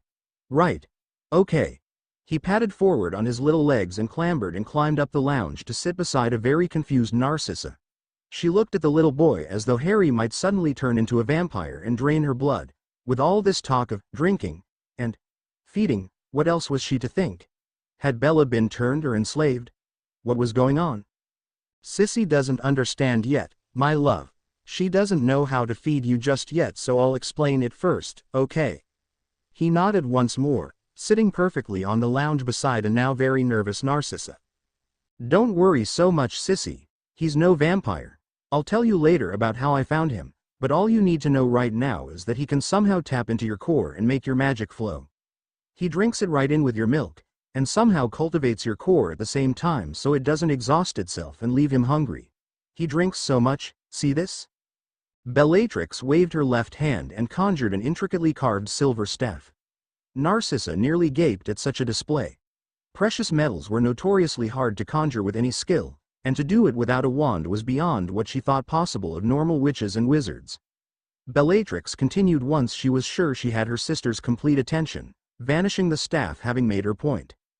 "My beloved Harry has been feeding from me ever since I found him, and each time it increases my power. He truly is the most precious boy in the world. He doesn't drain your magic, he grows it like a garden so he can eat, or drink I suppose, more and more each time. It is as if he digs the well of your magic deeper with each sip so he can access more each subsequent time, but it leaves it deeper, leaves more for you to use as well. I can't explain it better than that. Just trust me on this, Sissy. It's like nothing you've ever felt before and completely and utterly good. My little Harry is so very clever and good to me, and I love him for it." Harry lapped up her praise in happiness, not understanding the full meaning of what she had said but knowing the familiar croon of his Bella's lavished praise. He swallowed. Never before had he waited so long before drinking. He glanced between the two sisters' chests but stayed quiet. Bellatrix caught his gaze and smiled. Such a good boy to wait so patiently. Don't worry, my love. Sissy will feed you soon, and then I'll feed you as well. Won't that be fun? 4 in one go. Harry giggled happily a moment later when he caught what she was counting, while Narcissa almost blanched. Feed the boy. He could talk. She hadn't let the wet nurse feed Draco since he turned 6 months old. Thinking of Draco brought moisture to her eyes and she tried desperately not to cry. Harry realized she was sad and looked up to his Bella, who gestured for him to start feeding and making her feel good. The gesture also magically parted her sister's robes and undergarments so Harry had clear access to her chest. His small weight clambering expertly into her lap brought Narcissa's attention back to the present where Harry was facing her with solemn green eyes. She almost flinched and covered herself, but it seemed pointless. I'm sorry you're sad. Bella wants me to make you feel better. Can I make you feel good now? She looked once more into her older sister's eyes, and seeing the encouragement there, looked back into his wide eyes and whispered a quiet yes please. Harry nodded and put his little hands against her smooth, pale chest. Her S were a little smaller than Bella's, but he'd change that soon enough. He slowly lowered his head and leaned forward to wrap his little lips around her nipple. He called up that hungry, warm feeling, and began to. Narcissa, still so nervous and upset, gasped as her magic rose up like never before to swirl through her. Warmth and light and power flowed from her chest though her whole body and out through her, only to flow again with each lead movement against her nipple. It felt incredible, the glorious golden heat flooding her entire being only to swirl and flow out in great waves that moved out and yet were not missed, as they were only replaced instantly by the next swelling wave just as wonderful, just as beautifully powerful. Power grew slowly but surely within her even as it left in ever-increasing quantities. She gave, yet it was returned, renewed before it was even given and with interest. Slowly the amazing sensation seemed to draw to a close, but far too soon. She wasn't finished yet. It couldn't stop now. But the magic slowed to almost a halt and the hot little mouth left her. She could nearly cry from how great the pleasure was, and how wrong it felt that it ended like that. But then his mouth pressed against her other, and the flow resumed exactly where it left off. Her hands were now in his dark hair, stroking idly as she cooed encouragement and sweet nothings to this wonderful being. Finally, eventually, the process seemed to come to a finish. She felt very different this time when the flow began to slow down, somehow at peace and completely satisfied rather than bizarrely anxious and unfulfilled. Harry left her with one last lead kiss before pulling back slowly and smiling up at her. Before she knew it she was smiling back, hands still stroking his hair back and eyes glowing with pleasure. Bella, having watched the process for the first time from the outside, caught herself feeling oddly jealous and envious. It truly was a beautiful, wonderful thing. She watched them smile at each other and casually fixed her sister's dress and robes with a wave before sitting next to them. Now, my love. My turn. Harry smiled even wider and crawled over to her lap, more comfortable with her and knowing exactly what to do. He settled into position with ease and magicked her dress open so he could begin already. Bellatrix smiled at his display of willed accidental magic, before gasping and moaning as he began to drink from her. Oh, it felt better every time. She stroked his hair much as her sister had and completely forget that they weren't alone for the entire length of her love's meal, whispering of love and blood and magic. Narcissa looked on with interested and calculating eyes.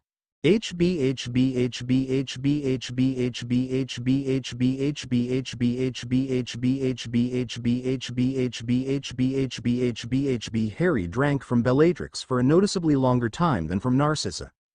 Eventually, though, he was over full and suddenly sleepy, so he was tucked into bed with kisses and pats and lulled more completely to sleep with a soft, wordless lullaby.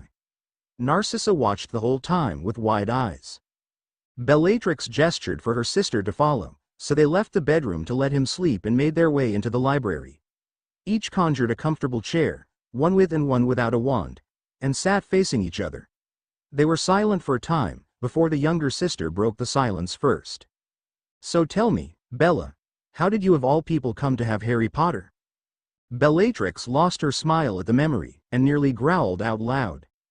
I followed some less than subtle tracks from Godric's Hollow, and came to be in the middle of some Muggle town. After a bit of scrying and exploring, I discovered incredibly powerful blood wards protecting a Muggle home.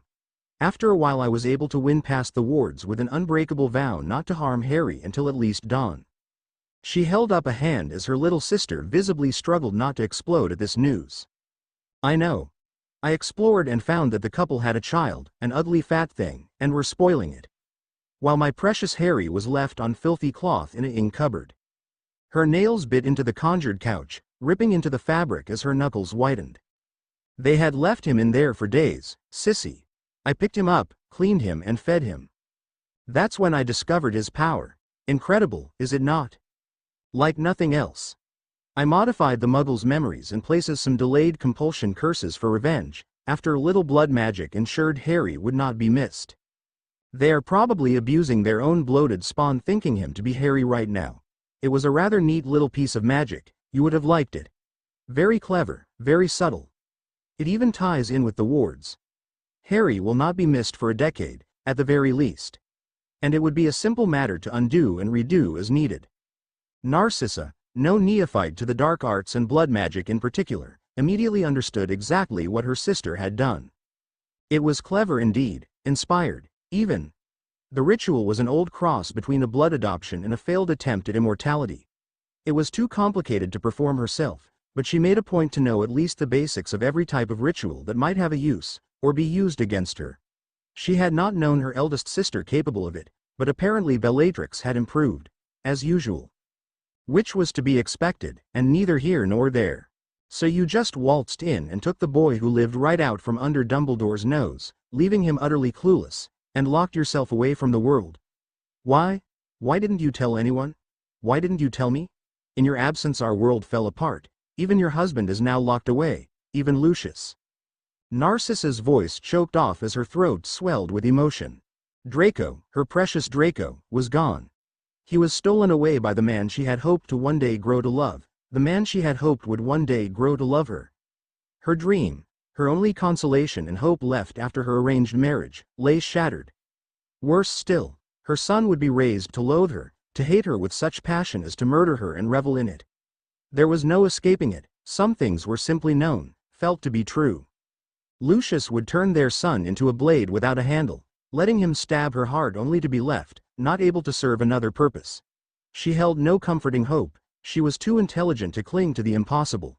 Draco was lost to her. Tears welled as despair grew inside her. Then suddenly warmth bloomed in her chest and the chilled thoughts grew faint. Narcissa's eyes snapped open in time to recognize her older sister had placed a charm on her. She knew intellectually that this was an intrusion, that it was a betrayal and insult, but the artificial calm and pleasant feeling forced her to accept it without taking offense. Sissy. Bellatrix replaced her wand, drawn from long habit instead of need for the basic charm, and enveloped her blonde sister in a desperate embrace. No tears or sobs escaped, held back temporarily as they were with magic, but the raw emotion poured out regardless. Bellatrix felt strangely guilty. It was her words that convinced her young, impressionable sister to testify against her husband. Truthfully though, she thought that it was almost better this way. Either Lucius would have bribed and bullied, subtly of course, his way out of a conviction and been free to influence her sister and the boy anyway, or he would have been in Azkaban as a living anchor to the past while every day her son grew older to remind her more and more of his father. She had never liked the twisted, pampered Pratt anyway. He was not worthy of Narcissa. Part of her felt bad for her sister, with a smaller part feeling bad for her nephew, but she was a black and new opportunity when she saw it. With Lucius and his goons as escaped Death Eaters, the Ministry would be on guard, alert, anxious, and all the more easily swayed to drastic measures that could so easily be influenced. With Draco gone there would be nothing distracting Narcissa from their future, a future more prosperous without a Malfoy heir to divide the wealth. She had it planned out. As the last Potter, Harry would inherit quite a tidy sum of wealth, old artifacts and tomes, land, and political power aided by his triumph over the Dark Lord and status as the boy who lived. As the wife of Rodolphus Lestrange, she herself had access to even greater wealth and hoarded objects, if less political power. Narcissa now had sole control of the Malfoy vaults, and even though the manor had been sacked it was no small thing. With Draco gone, there would be nothing preventing her sister from naming her precious Harry heir. Their consolidated wealth, property and political sway, combined with their natural cunning, would make them the most powerful force in magical Britain. And that was even before considering the Black holdings. With Andromeda and countless relatives officially disowned, Regulus dead, and Sirius in Azkaban, the two of them could access a significant number of the Black vaults. Who knows, dear Sirius might even be persuaded to pass on the title of Lord Black. If not, a quick peek at his will might reveal an individual more amenable to their kind suggestions. And Azkaban was such a deadly place, who knew how long he'd last? Accidents happened every day, too. All in all, her only regrets in the matter were that her sister would suffer and that she hadn't had the foresight to sneakily do away with the Malfoy males. But there was time and chances for that to happen yet, and it would not help her sister to dwell on such things too obviously. So Bellatrix spent the night consoling, comforting, and guiding her little sister through this latest tragedy, reapplying charms when needed or asked for, removing them when she wanted to cry again, and then later lovingly whispering plans for a glorious future while they both cuddled and stroked a sleeping Harry. Eventually there was nothing left, no more tears to cry or feeling to let loose. For hours Bellatrix had watched her sister feel a piece of her heart tear apart. Then she spent the rest of the night helping her start putting it back together again. It was a slow process, and would take a long time to complete, but it was a start. A soft warm light broke over the enchanted horizon to gently wake the two women sprawled out over the silk sheets. Narcissa blinked several times in mild confusion before the memory of the last few days came back to her and made her tense up. Her sister noticed and reached over to stroke her arm, wordlessly offering comfort which she accepted. They both gazed at the enchanted wall, taking in the beautiful sunrise breaking over some unnamed forest stretched out below them as if seen from a summit. It was truly a beautiful sight, and a beautiful piece of magic. Bellatrix was quite proud of herself for it. Even the famous Hogwarts ceiling didn't offer views from multiple locations. The moment lingered as they sat back against piles of soft pillows, until the squirming of little Harry broke their concentration. He was trying to get purchase on the silk sheets and unable to sit up properly, being wedged in between the two beautiful ladies. Both had the thought that he would have loved to wake up this way in another decade or so, and smiled wryly as he complained a little. Finally he gave it up for a lost cause and simply reached up towards Bellatrix. "Help me up please?" Her smile grew wider as she nodded and reached to pluck him up into her lap. He was getting so big, he probably wouldn't fit there much longer. Not that she would stop sitting him there, it was rather nice after all. "Hello my love. Did you sleep well?" He nodded and leaned up for his morning kiss, their little ritual. She kissed his little lips and then his forehead, the reverse of their goodnight ritual, though that often had more kisses. Not that he complained, it was nice and warm and safe, and sent him right off to sleep. He paused for a moment and looked to see Narcissa there smiling down at him too. Well, that was odd, no one else had ever been there before. Oh, the pretty lady from yesterday, Sissy. "Hello Sissy. Are you feeling good now?" Her smile grew, but her eyes glistened with the beginnings of tears. Draco would never greet her in the morning ever again. But she pulled it in and tightened her smile in place. She had been raised a Black. She was not some weak woman to give in to despair. She would conquer this. "Hello, little Harry. I am feeling a little better, thank you. Did you have pleasant dreams?" Her voice wavered a very little at first, but regained its soft strength by the end. He seemed to pick up on it though, because he frowned cutely up at her, then turned to look at Bella as if asking for confirmation. "She is still sad, my love, because the bad man took away her son. We have paid people to try and find them, but the bad man is very good at hiding, so we might not find him for a long time, if ever. So we need to cheer her up and make her feel good. Do you think you can help me do this, my love?" He nodded again. He didn't want Sissy to feel bad, and besides it felt very good making her feel better. Maybe he could keep drinking from them both. That would be great. Bella had told him lots about bad men, and if this one could get away then he must be badder than most, because Bella was so clever she would have found him if he wasn't. That made him frown a bit, but he was sure Bella would figure it out. She was clever. So he put it from his mind as only a child could, and turned once more to Narcissa. "Sissy, can I make you feel good again?" Narcissa shared a look with Bellatrix. She was still uncertain about what exactly her older sister had planned, but the sheer pleasure and power the boy could bring was beyond belief. And yet she had to believe it, She had experienced it herself.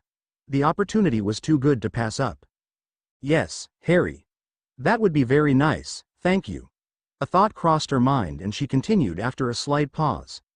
Can I call you my darling? We only met yesterday, but I would like to love you and care for you like Bella.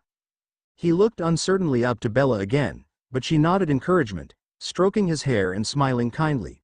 Sissy is my best sister and I trust her completely.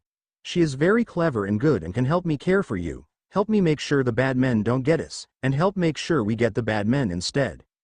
She smiled wickedly at her sister. Plus she has two very nice S for you to learn from. That will be good, don't you think? Harry nodded instantly, much to Bellatrix's delight and Narcissa's embarrassment.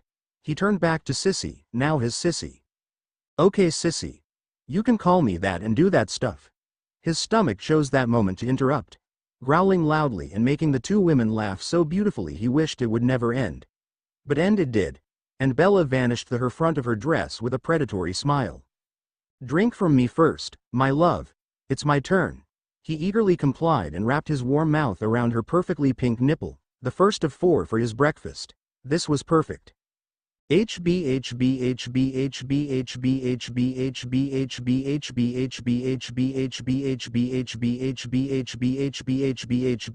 An hour later he had drunk his fill from both of them and was fast asleep, apparently overcome by the warm drowsy feeling of being so full. They remained in bed on either side of him, basking in echoes of pleasure and power. Neither wanted the moment to end, but they were not raised to be idle when work was to be done, or rather when schemes were to be plotted, so the moment passed.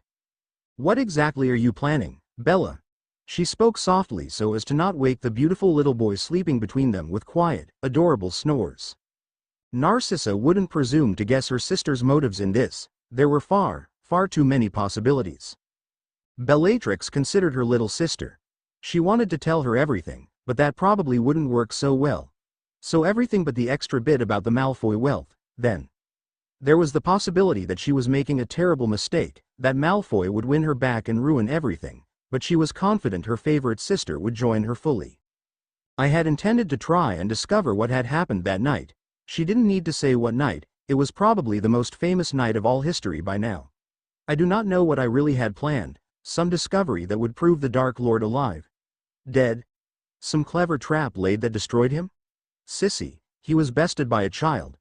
This little boy destroyed his body with some power I have never seen the like of. He survived the killing curse, then was placed under blood wards powered by his blood and a connection to a muggle. Sissy. The wards were incredible. Nothing with magic could harm him under them, and the only magic it had to draw on was a starved and neglected babe. She took a moment to regain her composure. I have researched and studied this power, Sissy. His mother invoked some very old magic by sacrificing herself for him. I suspect she was dabbling for years, she was far too bright not to. It provided the means to reflected the unblockable killing curse, yet with her death it had nothing to draw on but his own power. Sissy, he defeated the Dark Lord in sheer power at the age of 1. She let that sink in and watched the play of flickering emotions and thoughts across her face, mostly impatience. Sometimes it was just fun to take the longer way. Then I discovered his gift, which you have felt for yourself. Such a thing has never occurred in written history. Some long-past sorcerers could drain power, some witches could steal magic from your very wand, but none could take and yet leave more than they took. I believe he was near death when I found him. He had obviously not been fed in days. I suspect his magic was all that kept him alive, continually, accidentally, manifesting to restore him. But then I fed him and his magic latched on to the only thing it could, mine. Sissy, I think he would have drained my magic dry and then starved to death. Such is his power that mine would have been a simple meal that wouldn't last. So his magic made it last. It grew my essence, my core, my power, call it what you like, so that he could keep feeding on it. And he can keep on doing so because he hasn't eaten any actual food. He is still living on raw magic, and so can easily call up the same accident over and over. I believe that the only reason he does not simply drain us now that he is healthy is because he has come to like making me feel good, so he concentrates on that, on growing the power he feeds on, and it happens that way again. I think he has done this so often it is no longer a case of accidental magic, but wished or even willed magic. He has even began to have less accidents and more cases where he clearly controls the magic. And as you have seen, he is far more developed than any child his age should naturally be. His body is more sure, and his mind learns incredibly quickly. I have no idea if this is a result of surviving the killing curse, his diet of pure magic, or some other bizarre occurrence, but he will likely be incredibly intelligent when he is older. If not, then he still has such a head start that it is likely he will be bored with those his age.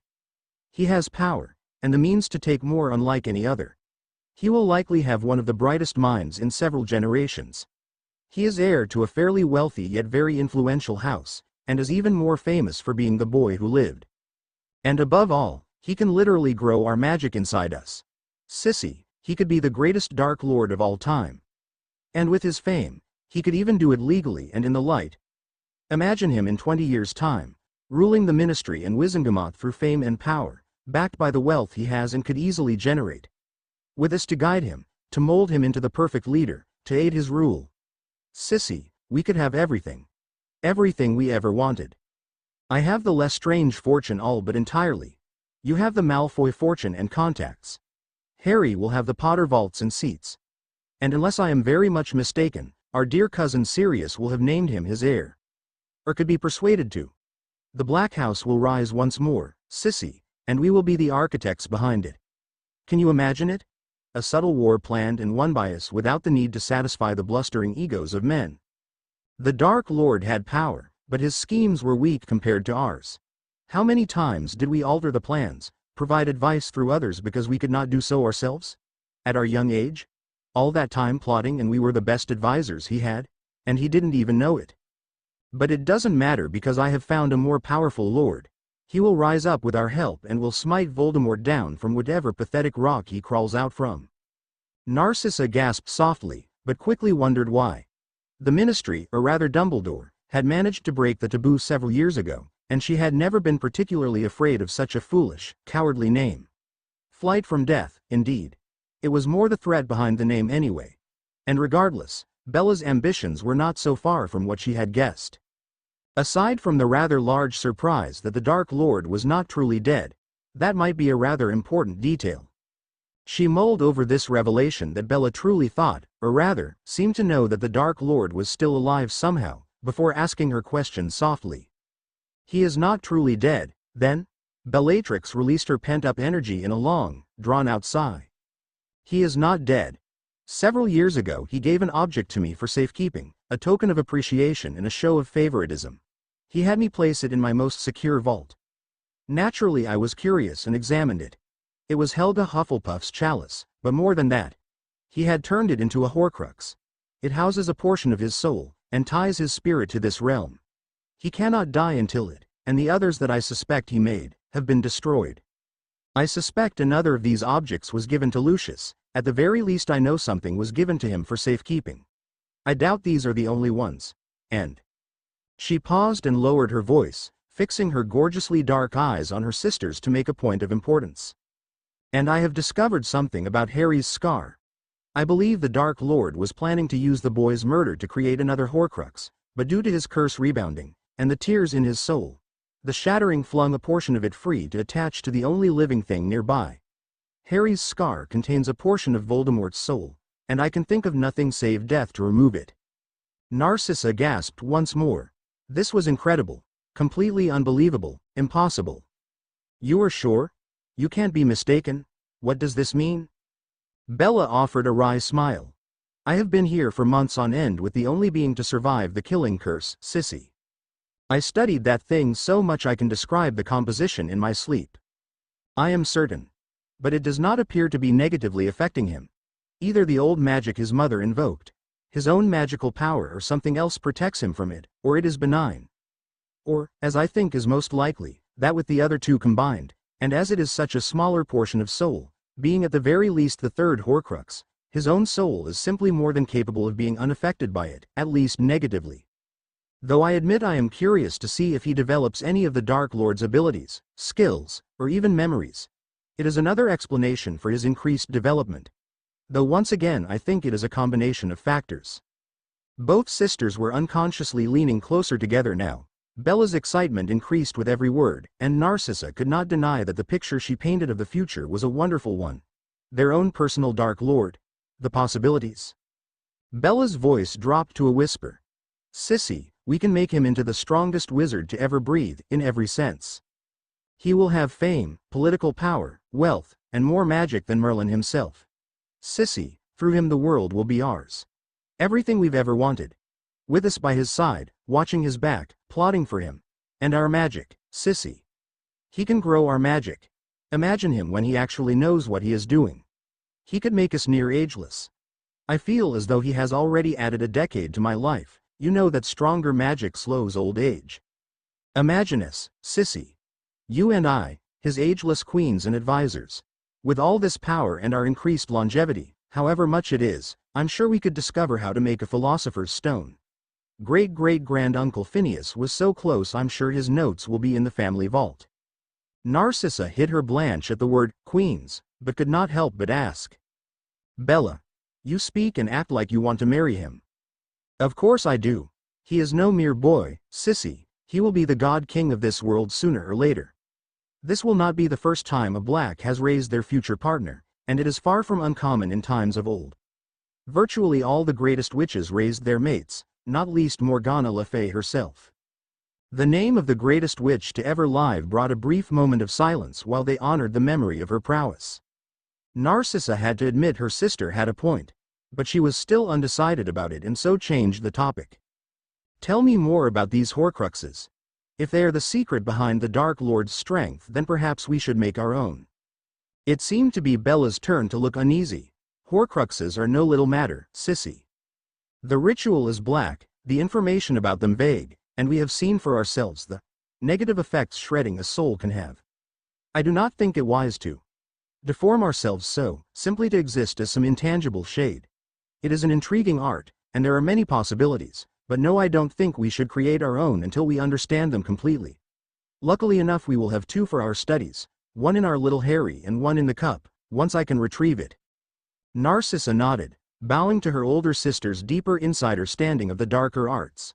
Though the mention of the cup brought up another topic they needed to discuss. What are you going to do now, Bella? Surely you so not plan on living here indefinitely. It is a cozy setup, I admit, but not feasible in the long term. Or do you want me to be your ambassador to the outside world? Bellatrix released a small sigh. I admit it has been very pleasant here, especially with little Harry for company, but no, we cannot remain here forever.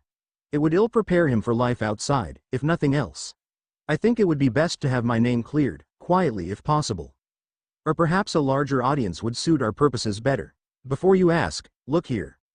She raised her left arm and revealed her unmarked skin, to Narcissa's absolute confusion. What was going on? That was impossible. She had seen the mark herself. Comprehension dawned as she realized why her sister had not cared about, in fact had pushed her to reveal that those marked were loyal Death Eaters and in the inner circle. Bella gave a satisfied smile as she watched the realization spark in her eyes. Yes, exactly. I no longer carry the mark, and so I of course could not possibly be in the inner circle. Any who say otherwise are clearly wrong, having been tricked into framing me. She gave a smirk. Little Harry saw it one day and asked about it. I told him it was bad, so he wiped it off with his sleeve, as if it were mere spilled ink. It was transferred onto the cloth and there it remains, a true dark mark attached to no one. At first I was simply astounded by it, by his power and control. No one has ever been able to do anything like it. But then with further study, it proved once more that the Horcrux inside him is part of the Dark Lord's soul. The link between them allowed him to connect to the mark, and then transfer it to the fabric. I am sure with training and practice, he will be able to further tap into the Dark Lord's powers. Imagine that, Sissy. Not only will he be a full Dark Lord in his own right, but with the power of his predecessor too. It is almost too convenient, were it not for the fact that it anchors Voldemort's shade to this plane. That is indeed a rather unfortunate price to pay, but shades can be banished, or better yet, bound. And if we can find the other Horcruxes, who knows what we could do with them? Beyond the fact that they are shards of Voldemort's soul, Narcissa suppressed her shudder fairly well. There is also the fact that he seems to have chosen very powerful objects as containers. Helga Hufflepuff's chalice of plenty. Bella, That alone could have been an immense advantage in the war. The power to duplicate any potion? Any? Most believe it worked only for wines and such, but its true beauty was it worked perfectly with magical ingredients too. Deadly, incurable poisons, strength and health tonics, Felix Felicis? Veritaserum? Everything. Bella, with that cup alone we could achieve so much. We have to retrieve it as soon as possible. The potential is too great to let it rust in some dusty vault. Both sisters stilled as Harry stirred in his sleep, disturbed slightly by their raised voices. Despite their sudden silence, he woke with a cute yawn and looked around, smiling when he saw them. Good morning, Bella. Good morning, Sissy. Good morning, darling. Sorry, we did not mean to wake you. But since you are awake, my love, perhaps it's time for your morning lessons? Harry nodded with glee and crawled clumsily out of bed. Bye Bella, bye Sissy. See you later. He dashed off with no small amount of giggling to one side of the room before leaping right at the wall. Narcissa couldn't believe her eyes. Was the boy trying to kill himself? But then he disappeared without leaving a trace behind, save for a silver glowing circle right where he vanished. She quirked an elegant eyebrow at her sister in silent demand for an explanation. Bellatrix laughed more innocently than she had heard her laugh in over a decade. A pensive, Sissy. The Lestrange one, actually. Can you believe they actually had one? Anyway, I had it fixed to the wall when he persisted in jumping into it. At least this way it's a little harder for him to miss. Besides, he enjoys it. It contains a copy of my memories up to the end of my first year at Hogwarts. Sometimes I go in with him, sometimes I let him view whatever he wants. He knows what he is and isn't supposed to do in there, and it's much more efficient than any other form of basic education I can imagine. It might help if you could add some of your memories, too. As he get older, I'll let him view more of my memories, though I expect I'll have to be careful and guide him through them. For now, this lets him see the world out there and interactions between various people. We might have to find a suitable male for other things, though. I doubt it would benefit him to act as a girl would. No, we will need to find someone, eventually. Narcissa nodded. That was probably wise. Pensive tutoring was not unheard of, but the rarity of the expensive and very difficult to craft objects meant that it was far from common. Even those older families that possessed them did not use them too often for such things, as memories were a very private thing and trust was always an issue. Her sister was apparently very serious about this. A small gesture and they both slid from the bed and walked quietly to the study. The room had a darker, more serious feel to it and the thick carpet muffled the sound of their footsteps. One wall was covered by a chart of all the main players in political magical Britain, and much information about them. The middle of the room was dominated by a large table made of some kind of dark red wood, with different parchments and books from the connected libraries scattered over it. A lounge and a desk completed the room perfectly in both sisters' opinions. Narcissa claimed the lounge, and Bellatrix, not to be outdone, wandlessly conjured a mirror image of it for herself with her little smirk. Narcissa scowled at the display of skill and power currently beyond her, and her sister noticed. Never fear, Sissy. Soon enough you'll be the same. It's not merely the increase in power, but the feel of its flow. You remember how it flows through every part of you before he drinks it? Remember that feeling. Remember how it moves so easily through your body, specifically your arms and hands. That more than anything is a gift. Narcissa considered that.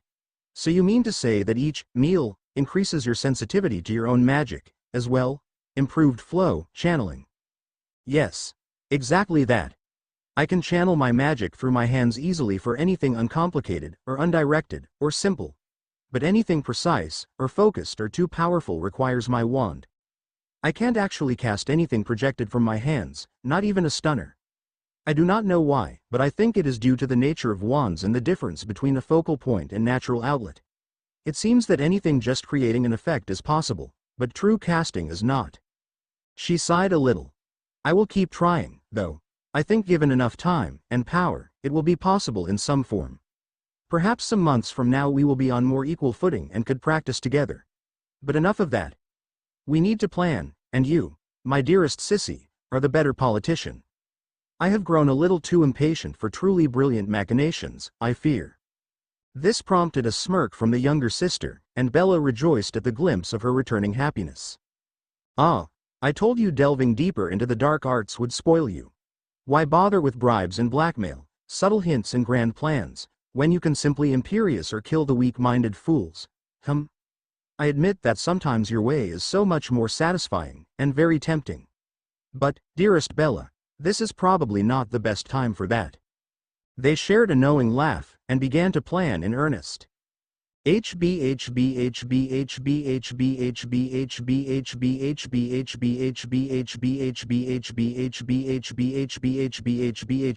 review and let me know what you think. Oh, and which house should Harry be in? There are excellent reasons for and against each house. Please vote in the poll on my profile, though reviews expressing your reasons have more weight. By the way, I feel I should say Draco will be attending Durmstrang and will visit for the tournament.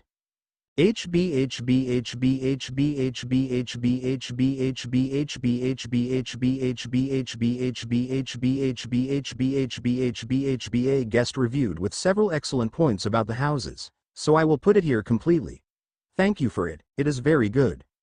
A wolf in sheep clothing is what I believe, so as to what house Harry should be in, so let it be either Gryffindor or Hufflepuff. Why? Well, no one would expect a Dark Lord to come from these two unlikely houses. Hufflepuff because of their friendly nature and Gryffindor because of their chivalrous nature and idea of fair play. Not to mention that Harry could persuade the children of light and neutral families to ally with his cause. To further give you an idea of why these two houses should be considered, I will refer to a passage from another fanfic story. The story is written by Oral Deviant and called Know Your Place. Slytherin, once a house of the cunning, has now become a breeding ground of corruption and filth. Whereas the house still gathers the ambitious, they are now plagued with an arrogance that often leads them to folly.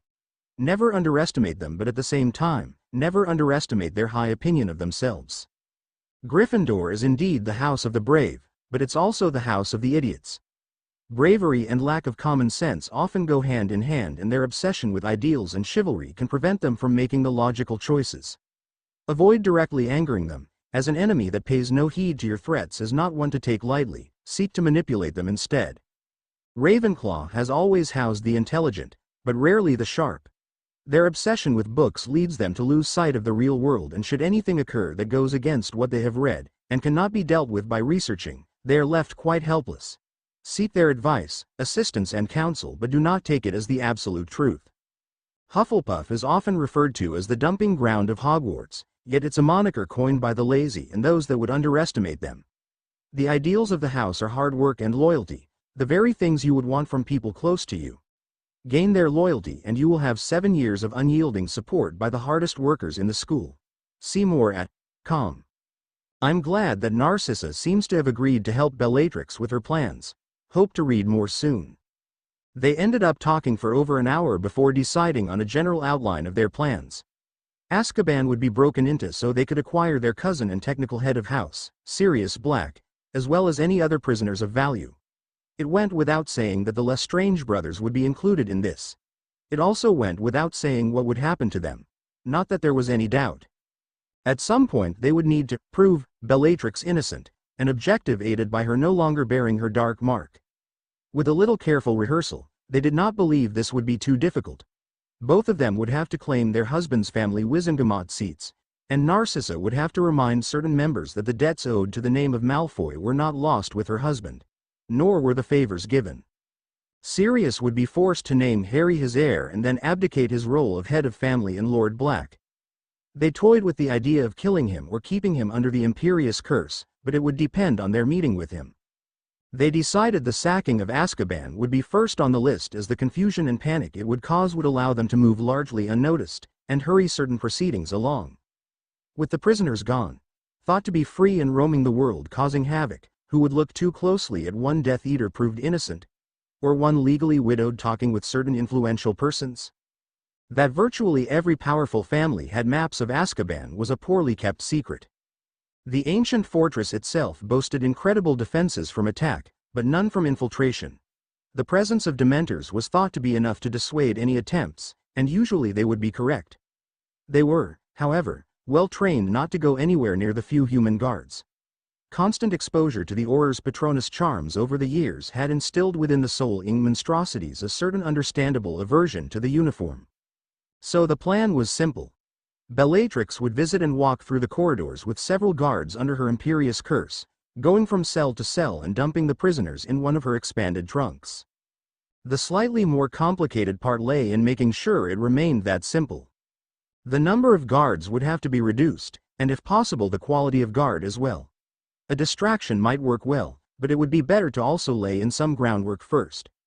Certain influential people might be persuaded that extra Aurors were needed elsewhere, and new graduates could handle Dementor-cowed prisoners.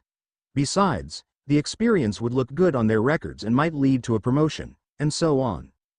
Barty Crouch Sr. was one to talk to, though they might have to handle it carefully, depending on his mental and emotional state. It was likely that he did not have much time left before he was demoted from his position of head of the Department of Magical Law Enforcement. Rufus Scrimgeour, head of the Auror Office, was another important person in their plan. Unfortunately, neither were corrupt or malleable as far as they knew, and both had reputations as tough, unyielding bastards who loathed anything dark. Fortunately, they both had less scrupulous people working for and around them. A whisper here, a little gold there, and the right words would find their way to both men. Narcissa would be able to accomplish both with relative ease. Even more fortunately, Crouch had a son in Azkaban and a wife that was heartbroken by it. They anticipated Crouch to be desperate in one way or another, opening his mind to certain possibilities. The distraction was another matter. Neither could come up with anything other than sending Aurors after Malfoy. As the only known high-profile Death Eater free, along with his goons Crabbe and Goyle, they were the only target large enough to gain the attention of the Auror forces. Narcissa would have to claim her husband's Wizengamot seats and contacts and kick up a fuss about them, and her kidnapped son. The only real problem was that she wouldn't be acting. If she slipped and revealed too much of herself, it could have very negative effects on their goals, not least including her being removed from the seats due to extreme emotional turmoil rendering her unreasonable and unfit to hold a seat, much less several, in the Wizengamot. Bellatrix worried about her sister, but Narcissa said she would cope and be fine, and with some preparation together it should be all right, so she relented and resolved to do all she could to help her little sister face this. Another few hours were spent refining certain details and preparing Narcissa for the coming confrontations. It would have to be soon, the sooner the better, lest it become more difficult to assume the seats and re-establish contact with those under Malfoy influence. That same day, even. Eventually, though, they grew hungry, having forgotten breakfast, and so Bellatrix summoned Dobby. It was truly marvelous how a house elf could bypass all wards and protections to find their master. Theorists could not to this day state how they could break several known magical laws, but no one truly cared. They were oft overlooked due to their simple nature and limitations, but a good house elf was a very valuable resource. Mistresses is be wanting their luncheon. Bella nodded with a small smile and adopted a sweeter than usual tone. Yes, Dobby, thank you. You are a very good elf to anticipate your master's needs. The diminutive creature brightened immensely and disappeared to prepare the meal. Narcissa considered her sister. It was all but unheard of to speak to a house elf so kindly. She laughed a little in response. Sissy, when will you learn that house elves are much more useful when they feel they are appreciated? Surely you have not forgotten, dear creature? An early lunch was soon served and they ate in silence, each considering the plans they had laid out. Narcissa would go to the ministry soon after they finished to be able to meet some of the people during their lunch breaks.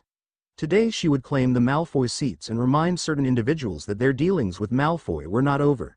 Tomorrow, she would get started on the rest.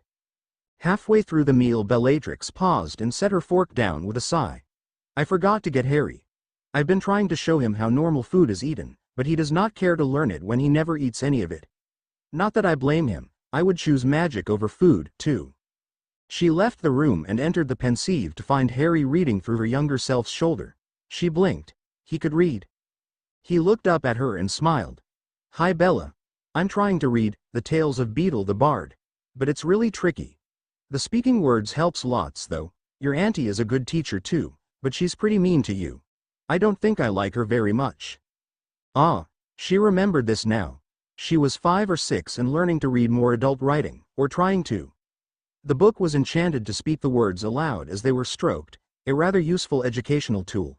She very much approved of the way her little Harry spent his time bettering himself, rather than frolicking around in her more idle memories. She paused the memory and kneeled to speak with him, smiling happily. Hello my love. My clever little Harry is learning to read. Such a good, smart little boy I've got. I think I come to love you more each day. Yes, Auntie is a bit strict. But I think this is enough for now. Did you want to come out and have lunch with Sissy and Little Me? He brightened before frowning. You don't mean with food, do you? Bellatrix laughed at his cute little pout. Don't worry, my love. You don't have to eat anything but the magic from our S. If it's okay with you though, my love, I'd rather be your first. Harry smiled at that. Food just didn't seem nearly so good as Bella. Okay Bella, you can be first.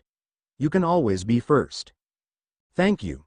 Bellatrix smiled and held him close, his face nestled between her S, stroking his hair and hiding exactly how exultant his innocent declaration made her feel. Oh, she would so enjoy always being his first.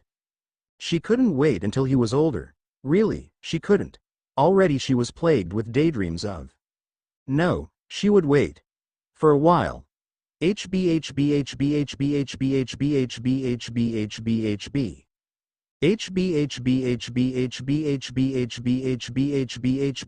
Narcissa strode through the ministry atrium with her head held high and her eyes guardedly pleased. Expensive silver blue robes swept behind her as she made her way out of the department that handled Wizengamot claims and paperwork. She was now the official holder of 3 Wizengamot seats previously held by proxies for the Malfoy family. It was recommended she pass at least 2 on to be held for her by persons of her choosing, but not strictly necessary. It had gone better than she expected. Her nerves were frayed and her composure shaken by the frank talk and rumors about her previous husband and her kidnapped son, but she held herself together as a true black and managed to avoid that particular pitfall. She doubted that she could have managed without the extremely pleasant warm thrum of power lingering throughout her body from little Harry's last drink from her. That boy truly was amazing. Narcissa knew what Bella was trying to do. She knew Harry was being used as a replacement for her son and even husband, a new target for the affection she wished to give and a new goal to focus on. And while she could not shift her feelings so easily, she did appreciate the gesture. It was helpful, and she could actually see herself doing exactly that in the future, something that she thought should have made her feel something bad about it. Self-disgust. Regret. Shame. But she didn't. Harry was a darling, beautiful little boy, and the means to achieving everything her line had ever dreamed of. Of course she would care for him and raise him to achieve his full potential, throwing her lot in with his. Her husband was lost to her, and he had all but ensured her son was as well. She would not despair, but she would also not live her life clinging to the barest thread of hope, avoiding life until it was too late. She was not the first mother to lose her son so young. If by some miracle Draco was found, she would rejoice and take him back into her heart and life instantly. If not, she would quietly mourn while moving on as much as she could. But she would not mourn so much that she stopped living. So, Narcissa hardened her heart. Draco was dead. Lucius had killed him. He might come back, but until then he was dead, or in a coma, or just gone. And she had work to do. Narcissa managed to walk through almost every main department, pausing to talk with certain acquaintances, responding casually to the rumors already flying around, literally sometimes as enchanted paper plane memos, that yes indeed, she had taken on the Malfoy seats. Yes, Lucius had taken her son. Yes, it was awful, soul-crushing, devastating, but no, she was not broken by it. Oh, and how neglectful that the Aurors weren't chasing after the only known Death Eaters that were still free, especially ones that had kidnapped the son of such a high-standing citizen. Even more so now that the terror of you-know-who's causing was over, thanks to the boy who lived. Why, it was almost like the Ministry didn't care that such a horrendous crime had taken place, the very day that the criminals had escaped Auror custody. Swift action had to be taken to capture the criminals before they could recruit more to join their awful cause, and of course to rescue her dear son.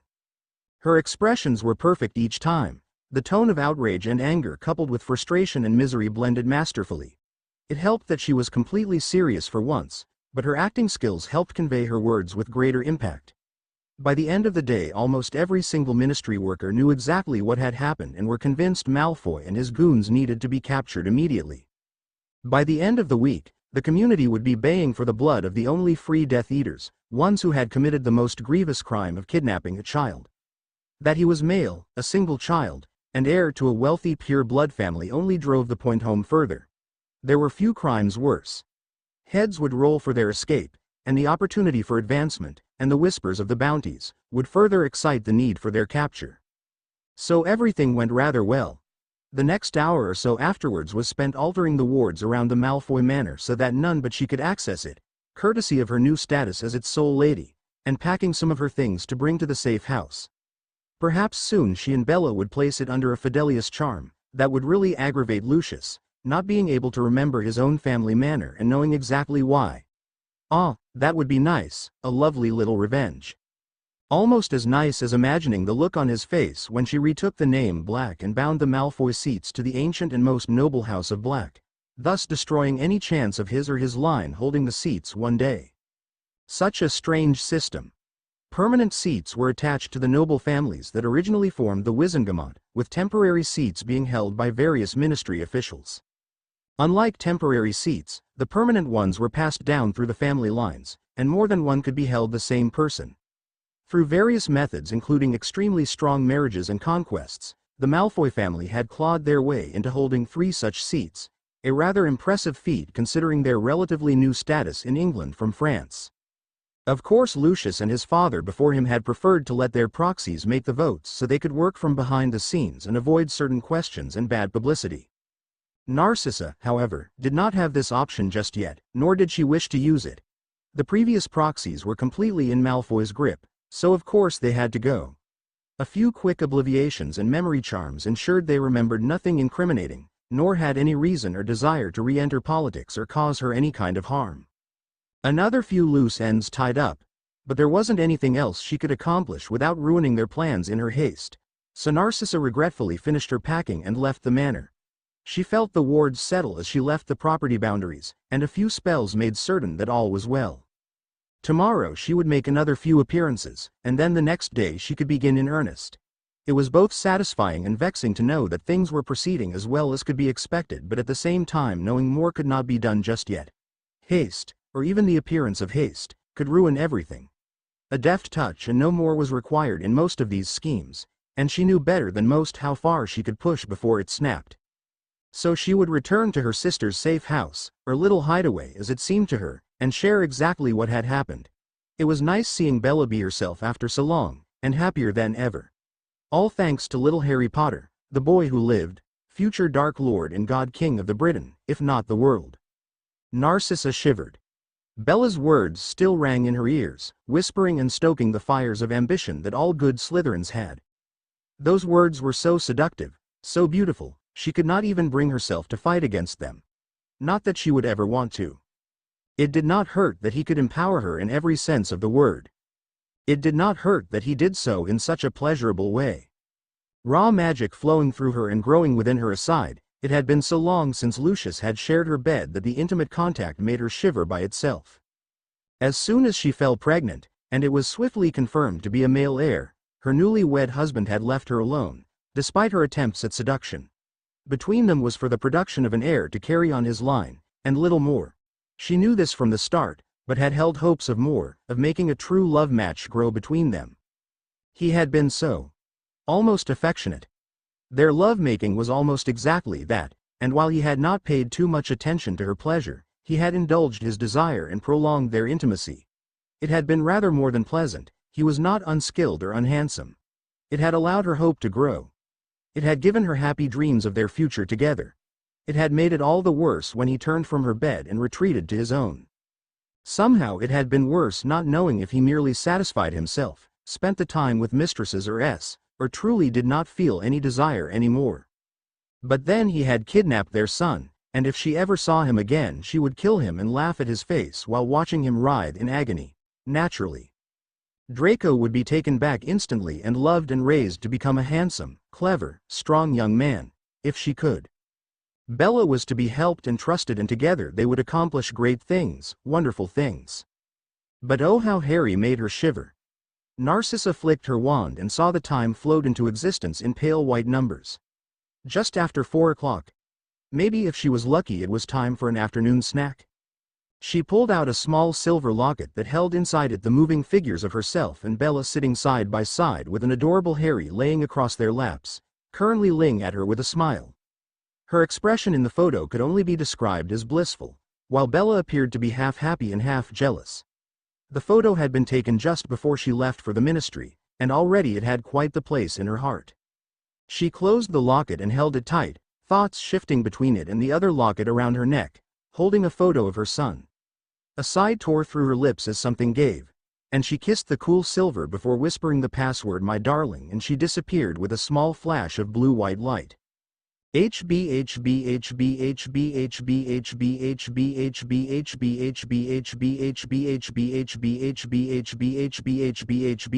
as planned. 2 days after claiming the Malfoy seats and beginning her plan, Narcissa was once more walking through the ministry.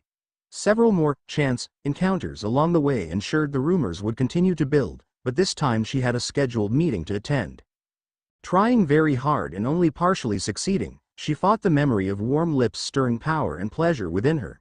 It did not help her that it had been not half an hour since her darling had fed from her but it was too good to avoid it simply because it made her a little flustered. Besides, her little darling was hungry. Narcissa blinked and realized she was standing outside the appointed room. One quick breath later and she was walking into the room to meet the head of the Department of Magical Law Enforcement. Or rather, the head, for now.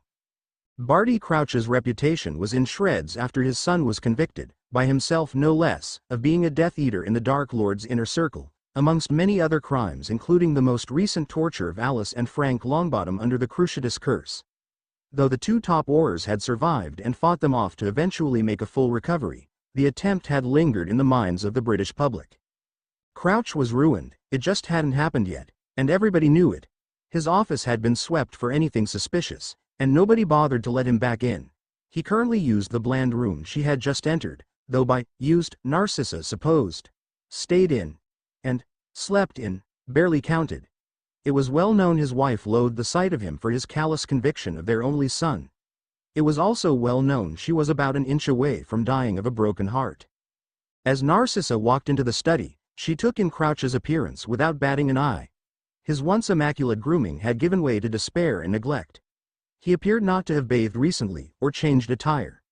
Dark rings and pale skin marked his lack of sleep and sunlight, but the hollow way his eyes looked past her revealed the true depth of his fall from grace. Realizing it might be better to get this over with quickly, Narcissa took a seat unbidden. Her wand waved about casting numerous privacy wards that would have been superfluous, but she felt it necessary. Mr. Crouch. Let me be frank. Your son is in Azkaban, and your wife is not long left in this world if she cannot mend her broken heart. My cousin, Sirius Black, is also in Azkaban, and he is the head of our family with no heir that we know of. I would like to arrange a private visit to speak with my cousin, as you and your wife no doubt wish to speak with your son. Narcissa paused, ignoring the fact that the man before her would likely strangle his son before exchanging a civil word with him, and the fact that his eyes still hadn't truly focused on her the entire time. Such a meeting would have to be very discreet, as I am sure you can appreciate. Not to cast aspersions, but certain Aurors would not hold their peace. And there is the matter of the recordings that list all visits. If, however, an important matter came up that required as many experienced Aurors as possible, it would be perfectly reasonable to reassign several of their number to a more important cause. Another pause. She had his attention now. And really, with the formidable enchantments, not to mention the incredibly daunting Dementors, a few newly graduated Aurors could easily hold the fort, as they say. With the rush and their new assignment, not to mention the presence of the head of the DMLE himself, certain procedures might be relaxed to avoid unduly embarrassing certain prominent citizens. Oh, and speaking of prominent citizens, did you know that the 3 Death Eaters that remain free, having escaped ministry imprisonment after being convicted, have robbed Malfoy Manor and kidnapped my son, the heir to the noble Malfoy line? Of course you know. I would thank you for every effort being used to rescue my son, and ensure the safety of the wizarding public by capturing these terrorists.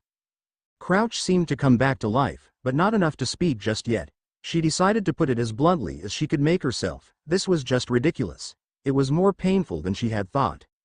I think I would be even more thankful if you appointed a special task force under a highly skilled and trusted hit wizard to track them down and bring them to justice, while saving my son, the heir to a prominent pureblood family. I'm sure they would be happy to lead such a visible, well-known task force where their chances for promotion and reward are greatly increased. Such a person would be in a great position to repay those they owe favors, regardless of where those persons might be or how terrible their reputation might have become, yes. As light drifted back into the man's eyes, a calculating glint made itself known. It was a shame she had been forced to be so overt. How frustrating, oh well. There was a distracted air to Crouch now, as though he were far away. She recognized the look, and quickly excused herself. It was amusing how he barely seemed to notice her once again, after having held his desperate attention mere moments ago. He would plan it out almost as well as she could have, but all in his own style and without further evidence of her interaction. An angry, grieving mother could understandably demand action be taken, but too much proximity would eventually set off alarms. No, it was better to leave him alone now. One down, one to go. And with the tracking spells she had inconspicuously placed on the distraught man, they would know the minute he approached anywhere near Azkaban, just in case. Narcissa's next meeting would be very different, and yet almost exactly the same. Rufus Scrimgeour was one of the best hit wizards still alive, a feat achieved in no part due to luck. It was all skill, cunning, and power. He had no wife or children. His younger, successful siblings would carry on the family line, and it left him free to focus entirely on his career. The man had no weaknesses to exploit, nothing to hold over his head, nothing to offer him. He had enough gold, and no vices save ambition. But even that was channeled legally. Narcissa had no doubt he would one day become Minister of Magic purely through his own merit and effort. She could do nothing but offer to help him along his path. His secretary knocked on his door twice before opening it for her, no announcement necessary as each and every appointment was held on time and scheduled beforehand. The office was a workspace, with wanted posters on the walls with notes scribbled next to them, charts of sightings and possible crimes next to them. A large table was covered with notes, while the desk was mostly cleared to provide a clean space to work. It reminded her more than a little of Bella's study, meant for working, not entertainment or intimidation. Though the man handled that at her well by himself. Grizzly brown hair that had started to gray, a stern expression with sharp eyes and an all-around aura of competence and directness left Narcissa well pleased with her choice. He was perfect. Mrs. Malfoy, he intoned a little blandly, as if trying to hide his interest, and gestured for her to sit. I was surprised to hear you wanted to speak with me. What can I do for you? It wasn't a question. It very nearly became an icy, what do you want, but it was a start. Head Auror Scrimgeour. As you know, my ex-husband was convicted of being a Death Eater, with the help of my testimony. A testimony, I remind you, which has seen virtually all of you know whose servants imprisoned. It was important not to say, the Dark Lord, in certain situations, and speaking to one of the hardest hit wizards happened to be one of them.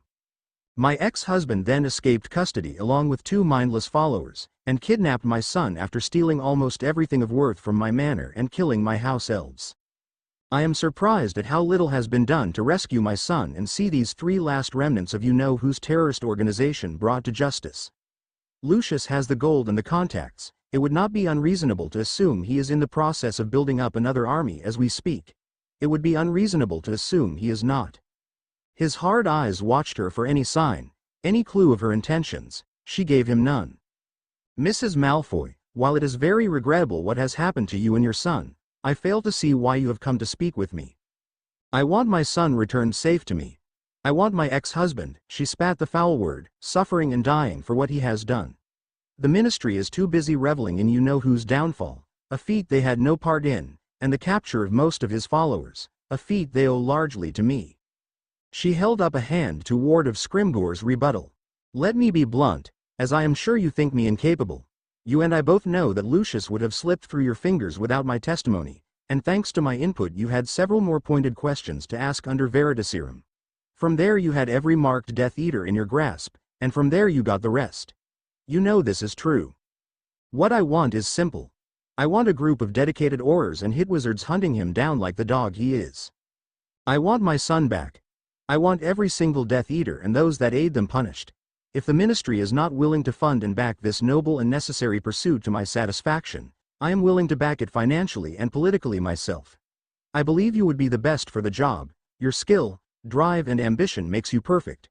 You would rescue my son and see the filth dealt with. I will be making an announcement at the next Open Wizengamot meeting, which is in 3 days. You have until then to decide and position yourself best to accept such a position.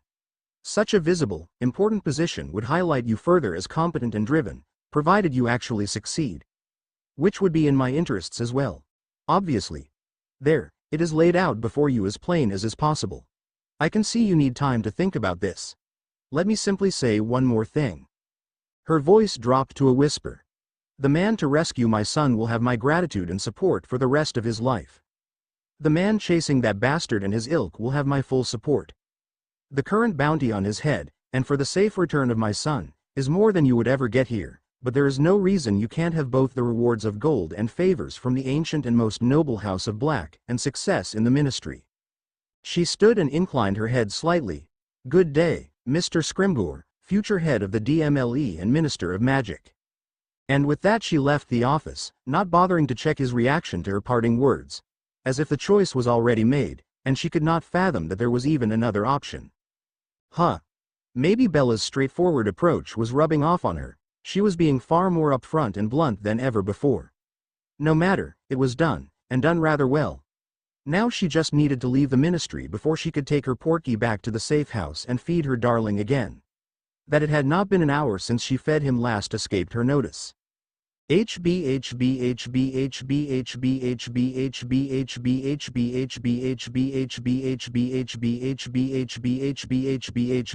Narcissa appeared in what had become the Porky room of the safe house and smiled at the sound of innocent laughter. She followed the sound to find little Harry sitting on Bella's lap on the bed, trying to read a children's book while she tickled his sides. It was one of the happiest scenes Narcissa could remember. Harry was glowing with mirth and giggling with every ticklish touch, green eyes bright and a smile threatening to extend past his face. Bellatrix laughing softly too, and was flushed with excitement. Hello sissy. I'm reading now.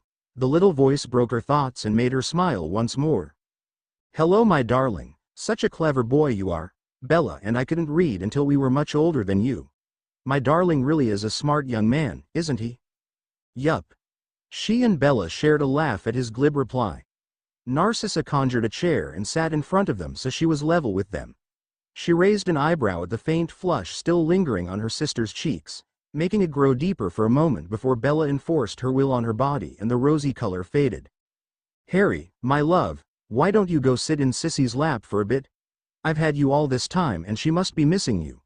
You can show how well my clever boy can read, too. He nodded and she kissed his cheek before helping him slide down.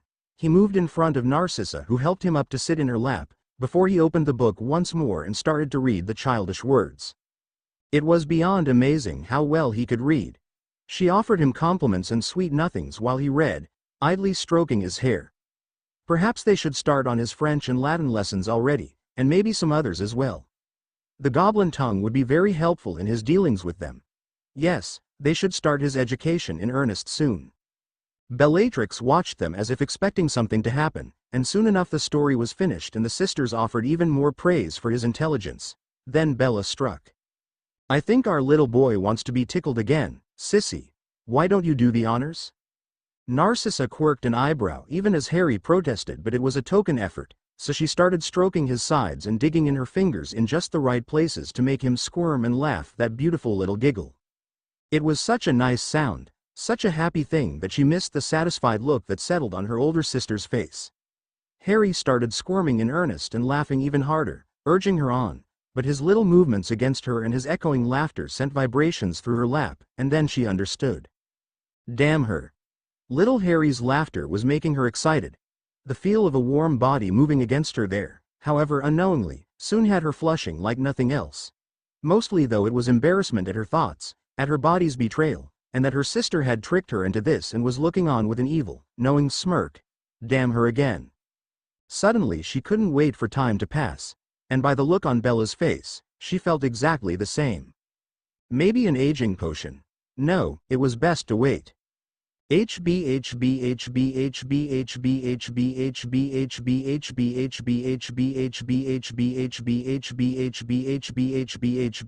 Sirius Black opened his eyes to see the cold, clammy solid rock walls that were the limits of his world. He couldn't remember if he had been asleep or if he had merely blinked. Entire minutes later he concluded he must have blinked, because he couldn't remember throwing up from nightmares. Not that he had to be asleep to have nightmares anymore. Had it been weeks since he was thrown in his terrible cell, or years? Nothing marked the time past. The walls were warded, charmed, and protected with runes against any form of damage. Every scrap of filth was likewise spelled to remain exactly the same, so he couldn't even mark time by scraping away grime. Not that he had anything to measure time by. The demons came and went as they pleased. Food came and went seemingly at random. He couldn't recall seeing a single human face since the doors were locked.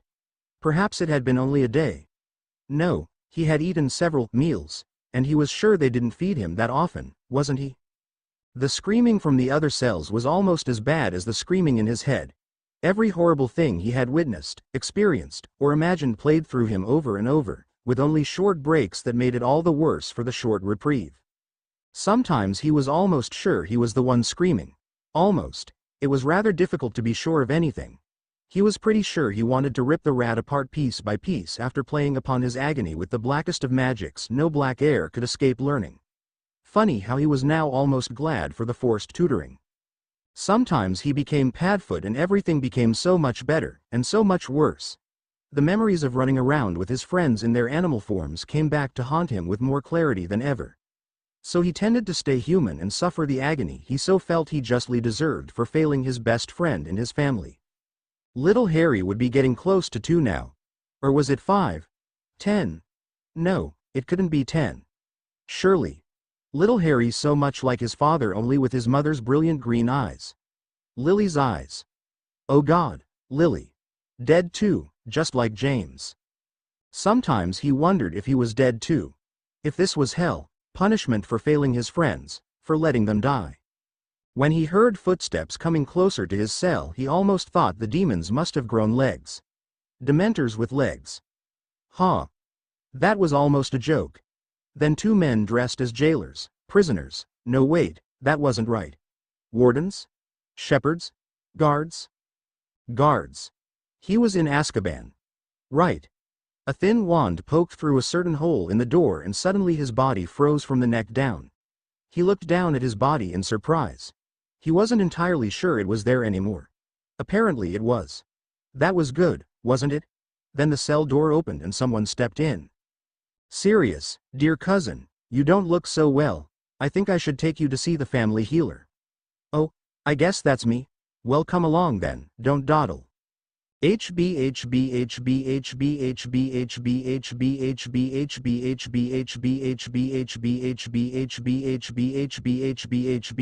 Bellatrix looked down at the petrified form of Sirius Black with something bordering on glee. She had decided he would have the honor of being graced by her presence first out of all the scum in Azkaban.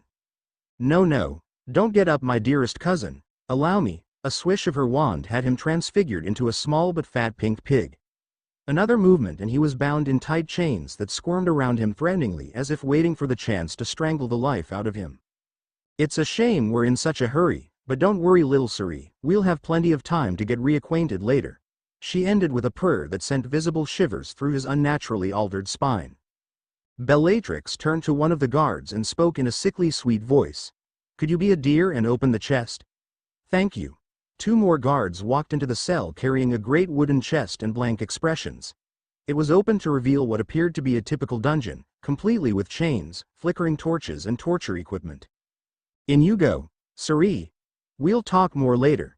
The pig was levitated in and dropped into the magically enlarged trunk where one of the numerous chains lashed out to bind his small pig form to the wall. Bellatrix smiled and gestured the 4 guards out, with 2 of them carrying the still open chest to the next cell. Sirius was the first of many. One by one, each and every prisoner held in Azkaban was transfigured into small animals, petrified, bound, placed under stasis, and tossed into the chest where they were further bound by the chamber within. A little overkill, perhaps, but it was good practice if nothing else. Fun, too. Hardened criminals, ex-Death Eaters, murderers, rapists, thieves, scum of all sort, and of course the innocently imprisoned, none escaped her collection. This was the result of much planning and several weeks of preparation. Bribes, threats, subtle compulsions and an elaborate distraction ensured only the minimum aura guard was in place, and several of them were freshly graduated and on their first rotation. A few well-placed drugged bottles of various spirits lowered their defenses and allowed Bellatrix to control them all ridiculously easily with her well-cast Imperius curses. It was enough to make her laugh all by itself. The supposedly most secure fortress in the world, and there she was skipping down the corridors while essentially breaking out every single prisoner. Not that she would be letting them to free. She was even beginning to think all the preparation might have been overdone. With a little bit of luck she could probably have done the same thing without all the bother. Still, it was better to be sure and use the advantages one had. And Narcissa had been having so much fun setting everything up for her.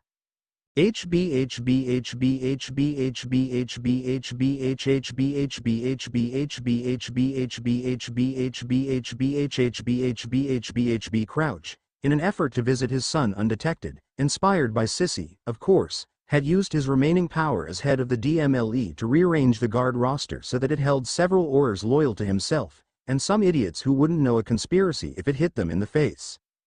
The shifting rosters though, for Crouch was subtle enough to make several small changes instead of one attention-grabbing alteration, allowed greedy or certain weak-minded individuals to change a few extra names on the list, unnoticed amidst the others. Such a shame Crouch had come down with a dangerously high fever days before his planned visit, one that resisted all cures. Not surprising though, given the stress of recent events. And a certain poison in his tea. Narcissa had no difficulty getting the Ministry to go along with her proposal to set aside several Aurors and Hitwizards to search for Lucius and, more importantly to her, her son. Especially when virtually the entire Auror and Hitwizard sections were begging to have a shot at the last free Death Eaters, led by the ever-ambitious Scrimgeour. The bounty didn't hurt either. The Wizengamot and Ministry agreed that Narcissa would have a special role in advising the squad, given her connection to its cause and her knowledge of the man in question. That it was her son's life at stake helped cut through any potential power plays, and her testimony proved her loyalty did not lie with the dark. Besides, as she was helping to fund it as well, she was entitled to know what her money was being spent on. So it was that she had absolute, unquestionable independent influence over the entire investigation. Since things had calmed finally down after you-know-who's downfall, the Ministry had agreed to send quite a large number of wizards, for the first while at least. The number would naturally drop as time went by without leads, but somehow the sisters just had a feeling that wouldn't happen, and that the Ministry would give the squad a bigger budget. The mass escape of Azkaban might warrant a bit of attention, after all. After that it was easy for Narcissa to hear rumors of her ex-husband appearing in France, actually a polyjuiced Bella with help from leftover hairs, wreaking havoc at a Ministry official's house. The hours of debate over whether the hair belonged to her or Lucius. So the Aurors and Hitwizards were scouring the country, and magical France itself was put on guard against Lucius. The rest was simple, with small bribes and threats and curses used to further weaken the Aurors' grip on Azkaban when their attention was turned to Lucius and France, with peaceful interaction always difficult between the two ministries, let alone cooperation. All in all, a rather fun bit of scheming.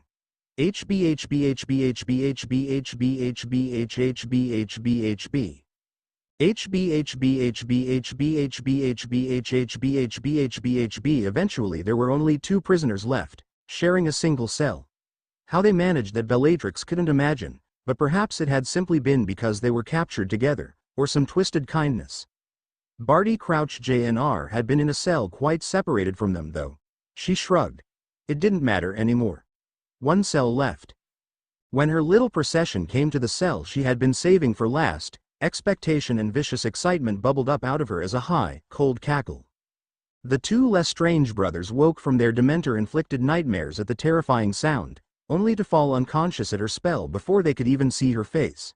She wanted to take her time with them, and as much as she longed to revenge herself upon them, and play with them, she knew she wouldn't be able to do it properly here. While she was trying to decide what to transfigure them into, a certain smell forced its way over the accumulated filth and made her gag and then scoff with realization. Oh, this was simply too much. She had always suspected the possibility, but never imagined it could actually come to pass. Ew. Men were such filthy pigs. Well, maybe not all of them, but definitely most. Suddenly losing all desire to rip her dear husband and his brother to shreds, as she wanted to do it with her hands and she would not touch them like this, Bellatrix petrified, bound, and dumped them into the trunk without bothering with the transfiguration.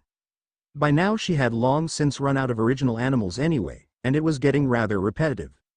Azkaban was now completely empty of all 239 prisoners, and the ancient and most noble House of Black now had the makings of an army. Weakened mentally by Dementors, they were ripe for the picking. Compulsion charms, memory charms, and addictive narcotic substances and potions would allow almost complete loyalty and control, with the full Imperius curse for the most delicate and important tasks. Or for fun. Many of them were common scum, but quite a few were marked Death Eaters, with several more sympathizers. Meaning they had access to wealth, be it legally theirs or not. Those bearing the mark could be used for front assaults, as all would assume them working for the Dark Lord or his replacement or some such, obviously Lucius. Leaving the Black Sisters unnoticed and diverting attention, allowing stronger holds in the Ministry and Wizengamot to be taken by those with gold and cunning, meaning them. And with Narcissa's influence over the squad hunting for her dearest Lucius, she was already perfectly positioned to take advantage of the growing raids. But that was some time off yet. First she would interrogate each and every single one of them and rape their minds, through whatever means necessary, of everything useful. Then and only then would they strip them of free will, or in some cases bind the more useful one's loyalty. The Imperius curse had several uses for the skilled caster. The first and most basic rendered the victim little more than a puppet, being controlled utterly without any free will or conscious action. While still very useful, it required a rather large amount of attention and focus for any useful purpose. The caster had to maintain the connection, thus drastically limiting the curse, but also allowing the caster to continually reinforce the curse, making it vastly more difficult for the victim to win free. The second and higher form enabled the victim able to act on their own at a basic level, depending on the skill and power of the caster. This required less focus as the victim didn't need constant attention, and the victim could act based on their interpretation of their orders, almost to the best of their ability with a very skilled caster. This form of the curse required a greater amount of power and much more skill, as the curse had to be tied into the victim's mind and left there, but was the most useful and hence most commonly performed. If such a curse could be used, commonly. In this case, curse was not streamed, as with the lower form, but placed upon the victim. It could be reinforced, and was often necessary depending on the strength of will and resistance of the victim. The caster pushed an amount of power into the curse and skillfully wove it, or simply dumped massive amounts of power over the victim, letting it remain in place to dominate their will.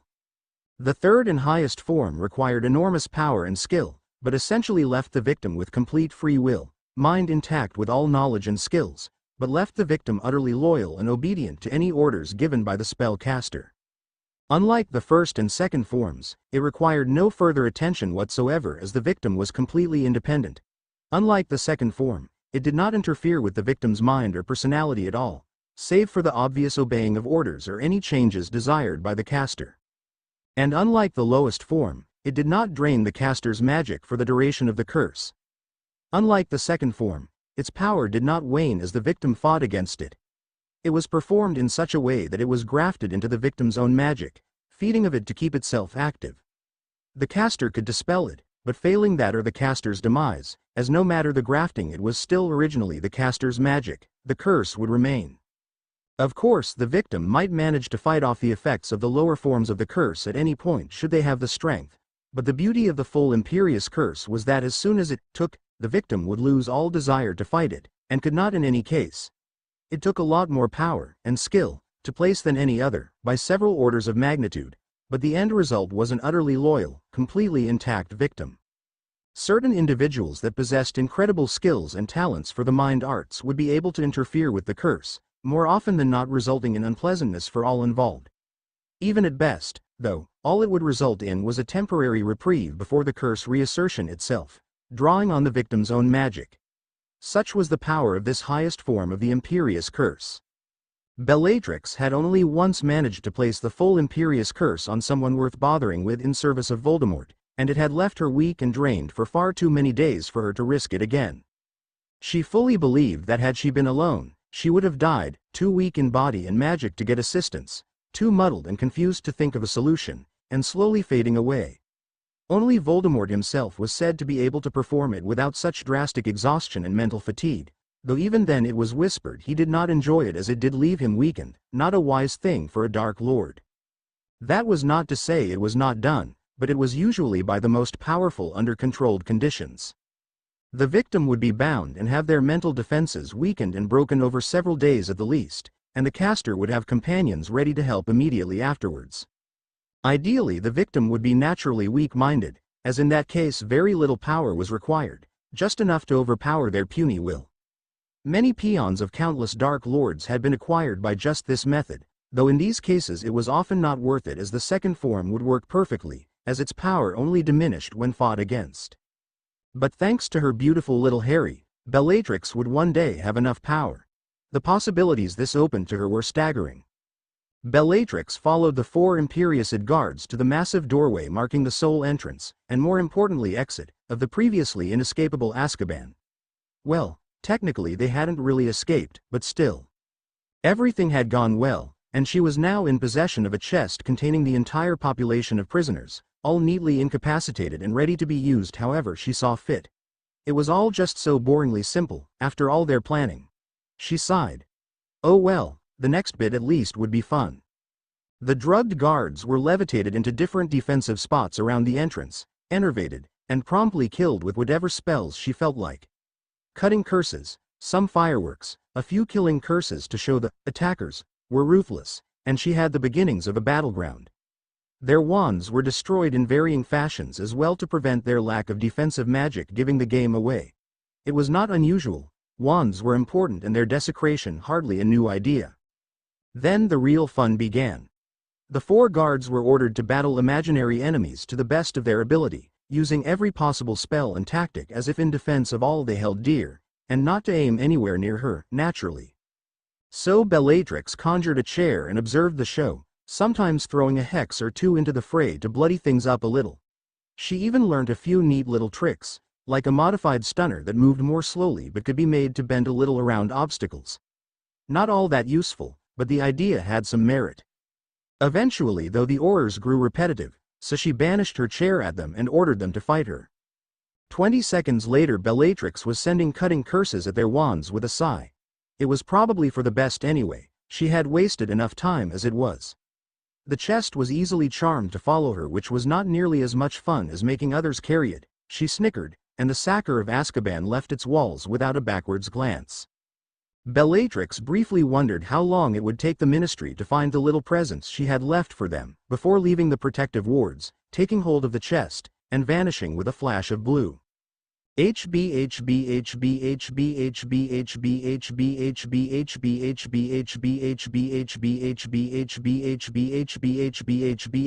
Never in 1,000 years would she have guessed interrogation could be possibly boring.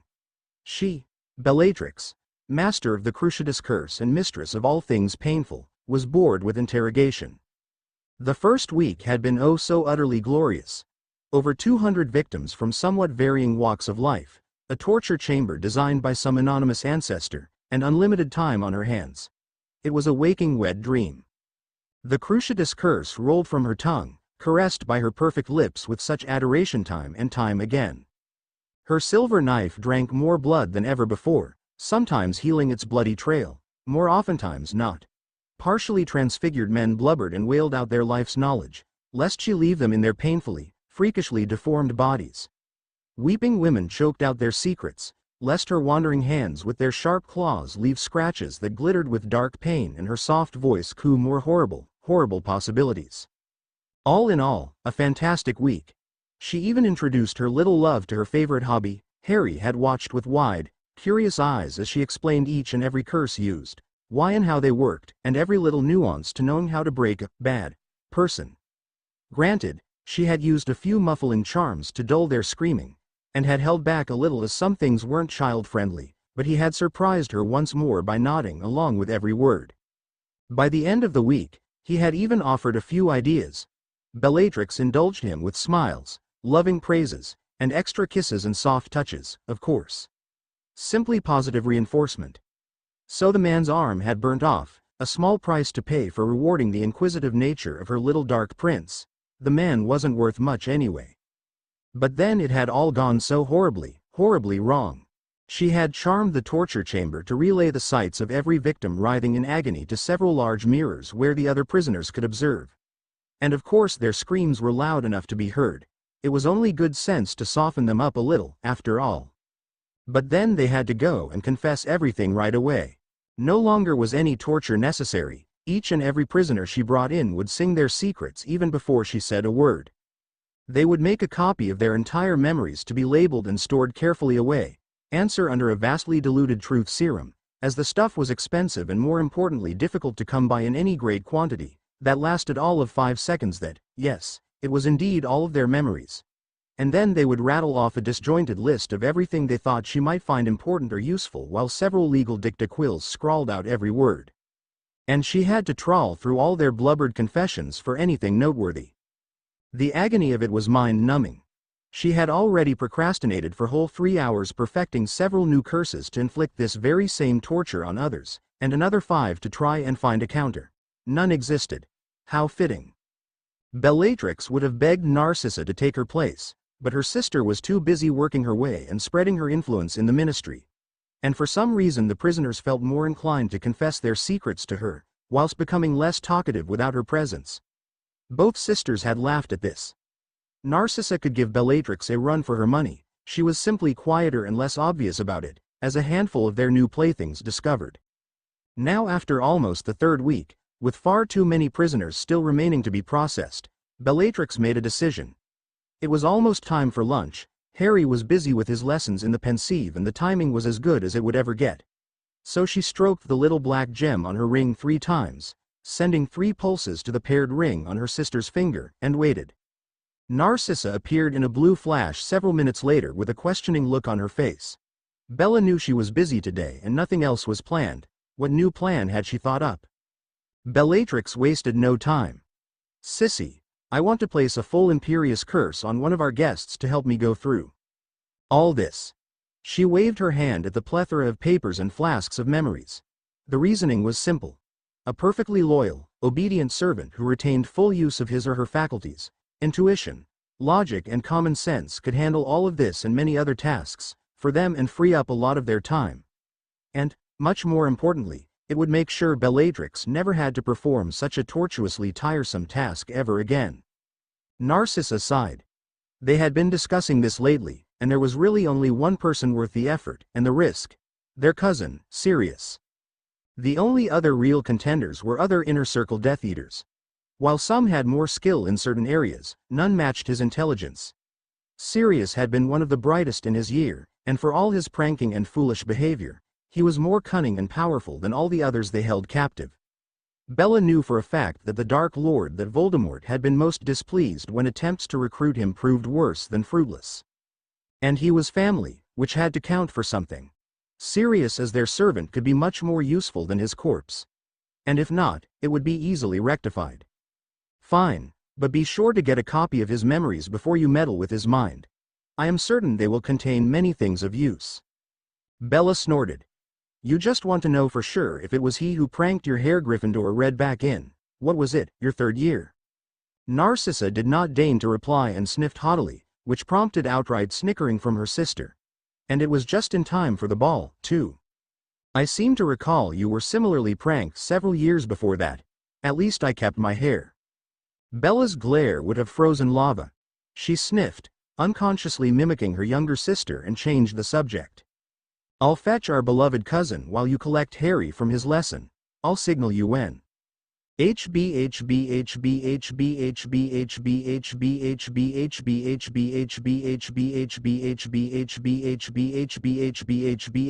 first thing Sirius Black felt when he started to wake up was the lack of cold.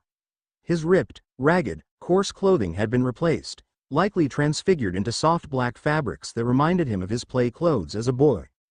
His eyes were open before he was aware of it, taking in the smooth rock floor he was kneeling on. That it was warm and sloped gently down to a grate should have raised a few red flags, but he was just so glad to be warm. Something shifted before him, and several seconds later he looked up. "Hello, Sirius. You're looking better." He squinted as if she were much further away. "Bella? What, where?" Her smile was one shade away from feral, and this time he knew he was in trouble. "You are my guest, dear Sirius. I have freed you from Azkaban when no other would. Your Dumbledore didn't even get you a trial, did he? You and I both know you are no Death Eater. Guess what? Bellatrix flashed her left wrist. Neither am I, he goggled. Wah, but you I saw how. It doesn't matter. All that matters is that I am not a Death Eater. I rescued you when no one else would, as I have Harry. With that, she reached down to pat what could only be the child of James and Lily Potter. The spitting image of James in miniature. Harry was standing close to his cousin and holding onto her robes with one hand in an unmistakable gesture that countless children had made in the presence of strangers. Little Harry, Prongs Jr., pup, his godson and only living link to his father, was taking comfort in the presence of Bellatrix. Because he was afraid of him. Harry, you've got to go, run, get out of here, gee. A coughing fit racked his weakened body, what strength he had managed to summon in his terror for the boy. The sticking charms holding him in place had prevented his lunge, but they were unnecessary. Few survived half as long as he in the presence of Dementors without succumbing to illness. Sirius shivered as he overcame the last few tremors, and was startled to feel the unmissable presence of a warming charm. He looked up to see Bellatrix putting her wand away, and goggled once more. This was even less believable than seeing her without the dark mark. I've cracked, haven't it? Soul-Ers finally got me. Huh, thought it'd be more messed up than this. She smiled. He frowned. No, Sirius. You are more or less as sane as you ever were. You remember Halloween night, when Hagrid took little Harry off you to take him to Dumbledore? Your precious headmaster left him with muggles who starved him. I found him half dead, locked in a cupboard to die. What's more, all the while his magic was being drained by blood wards. She was soothing Harry without seeming to realize what she was doing as she continued talking. He wished that she, or rather anyone at all, was doing the same for him. Dumbledore left Harry to starve with muggles. Where Bellatrix could get him? There were no words for his rage and sorrow. So I saved him. I took him and fed him, and now Sissy and I care for his every need. We want him to have some male influence, and we believe yours is the best suited. It will take some time before you recover, and even longer before we trust you enough with our Harry, so we ask that you make a copy of your memories so he can watch them in our pensieve. Sirius was quiet for several long moments as this sank in. With James no longer around, Remus off who knew where, and the traitor in hiding, there was no one else to pass on the Marauders' legacy. It would be the only way young Harry could see his parents as they were in life. Choked up, he asked, "How did you know?" She shrugged elegantly. "I asked you beforehand while you were under Veritaserum. Apparently you are worse off than we thought if you can't remember. And before you ask, Wormtail has not been seen since he faked his death, and has been awarded the Order of Merlin for seeking you out. We have an eye out for rats, but there is not much we can do." He nodded absently before locking eyes with those echoing Lily's brilliant green ones. "Are you happy with her? Are you treated well?" Harry nodded enthusiastically. "Yep. Bella and Sissy are the best. Sissy's busy lots now, but she brings presents now and she got me a faster broom and it can go higher than me and it's really fast and I like it lots. And..." Sirius grinned at the excited tone and the speed of his answer, and listened as Harry went on and on about all the neat presents Sissy brought him and how his days went. He could literally see the happiness welling up inside the boy, but it was the soft, warm smile on his cousin's face as she watched that settled the matter. There was no way she had been capable of that smile before Harry. Eventually Harry ran out of things to say and suddenly he was bashfully shy once more, ducking behind Bella's robes a little to the accompaniment of the adult's mild chuckling. Sirius looked up at Bella and gave his answer. "I'll give you my memories. Please let me be a part of his life. I'm his godfather, let me help raise him, please." She nodded and retrieved both her wand and another. He recognized the second wand. It was a generic spare used by Aurors and low-class assassins. Its 5-inch length and weak core left it easily concealable yet underpowered and difficult to direct at any distance over a few feet. A quick Accio had a flask flying into reach, and Bella passed him the generic wand point first before stepping back, her own wand trained on him at all times. He smiled wryly at the thought that he might be capable of attempting to escape. He felt like he would collapse at any time. Slowly, so as not to startle the deadly witch with her wand pointed at his heart, he raised the wand to his left temple, drawing it across his forehead to his right, before twisting it slowly and pulling it away. There clinging to the wand was a thick strand of silver gray, swirling like mist. He kept pulling as more and more flowed from his temple, before the strand broke free and he placed it in the flask, leaving the wand behind as he did. He doubted she would be upset with him for not including details about the Order of the Phoenix, such as faces, places, names, or in fact anything beyond a few pranks and private words with Remus, James and Lily. Hell, Bella would probably be disappointed if he didn't give her the opportunity to torture something out of him. Bellatrix summoned the flask and pocketed the second wand, before a flick of her wand left the name, Sirius, printed across it in black ink, and then the whole thing was banished to the cupboard of other memories. Thank you, Sirius. That will help little Harry a lot, I think. Do you want to help Harry beyond that? To be in his life, always? Yes. Please. Came his thick reply. He'd do anything for Harry. More importantly, he'd say anything for the chance to get Harry out of her clutches, no matter how happy she seemed for now. Sooner or later she'd snap, and he didn't want Harry anywhere near her when that happened. Even at best, if she didn't hurt him, she was the absolute last person he'd want raising Harry, bar none. Well, maybe except Greyback. But only just. She smiled, and this time it was not so warm. Remember that, and this will be easier, sissy. Narcissa strode into the room and smiled as Harry waved up at her. She took a position behind her sister and looked down at Sirius, who was starting to feel anxious. Something about the situation reminded him of something bad, made him want to crawl back under his covers in bed and hide from the monsters. Now Sirius, we want your help. Truly, we do. You would be a tremendous asset to us, if only we could trust you not to run off with our beloved Harry. Something about her flat tone, but excited expression. So we decided to make sure of your loyalty, to make sure you can never betray us, or do something foolish with Harry. Something about the glint in her eye. Don't worry though, you won't regret this. Something about the way her voice lilted just so. You won't regret anything ever again. Something about their now unmasked glee. Imperio made him want to scream and run away, but then it had always been far too late for that. So time passed by. Sirius, under the full Imperius curse, took over the management of the other prisoners save for the Lestrange brothers. Bella still visited them from time to time for fun. She had cursed their eyes so they couldn't see, and their tongues so they couldn't speak. Every time she entered their cell they woke, and every time she left they fell into a charmed deep slumber within moments.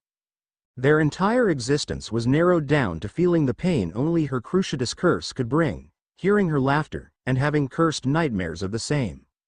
Every so often Bella would bring her little Harry in to see them for his lessons, where she would further demonstrate various dark curses both with and without her wand.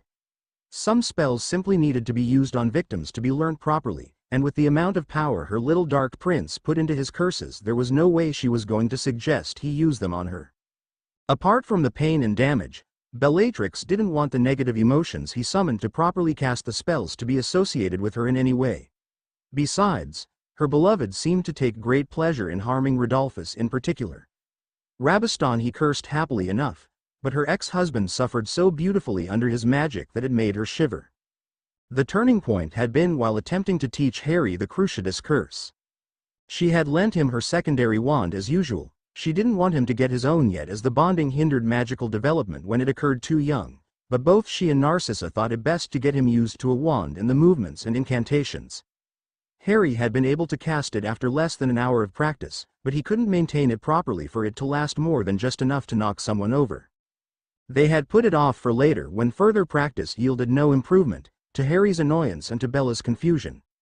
True, it was a powerful curse, especially for one so young, but he had cast more powerful spells, more complex spells with greater ease than this.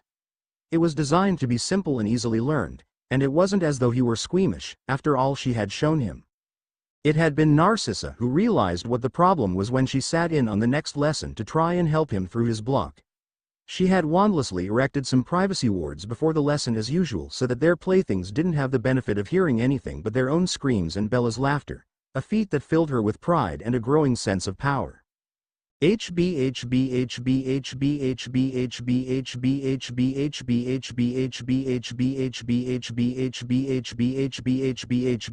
Harry, my darling. Do you know who this is? This is Rodolphus Lestrange. On Bella's 17th birthday, she was given to him by our mother to be his wife, even though he was bad. He tried to do bad things to her for many years but she managed to stop him each time. But because he was her husband she couldn't do anything about it until he got caught. Harry's eyes widened and he turned to Bella. "He was your husband?" Bella considered before answering. "Legally, yes. Technically, no, we were legally married and bound by contract, but I did not allow him to consummate the marriage." At Harry's confused expression, which was so adorable it earned him several kisses, she elaborated. "When a couple is married they consummate the marriage, they make it official, by bonding in body, blood and magic by having. Usually, preferably, the woman is a virgin, having never had before. When they have for the first time blood is shed between them and mixed.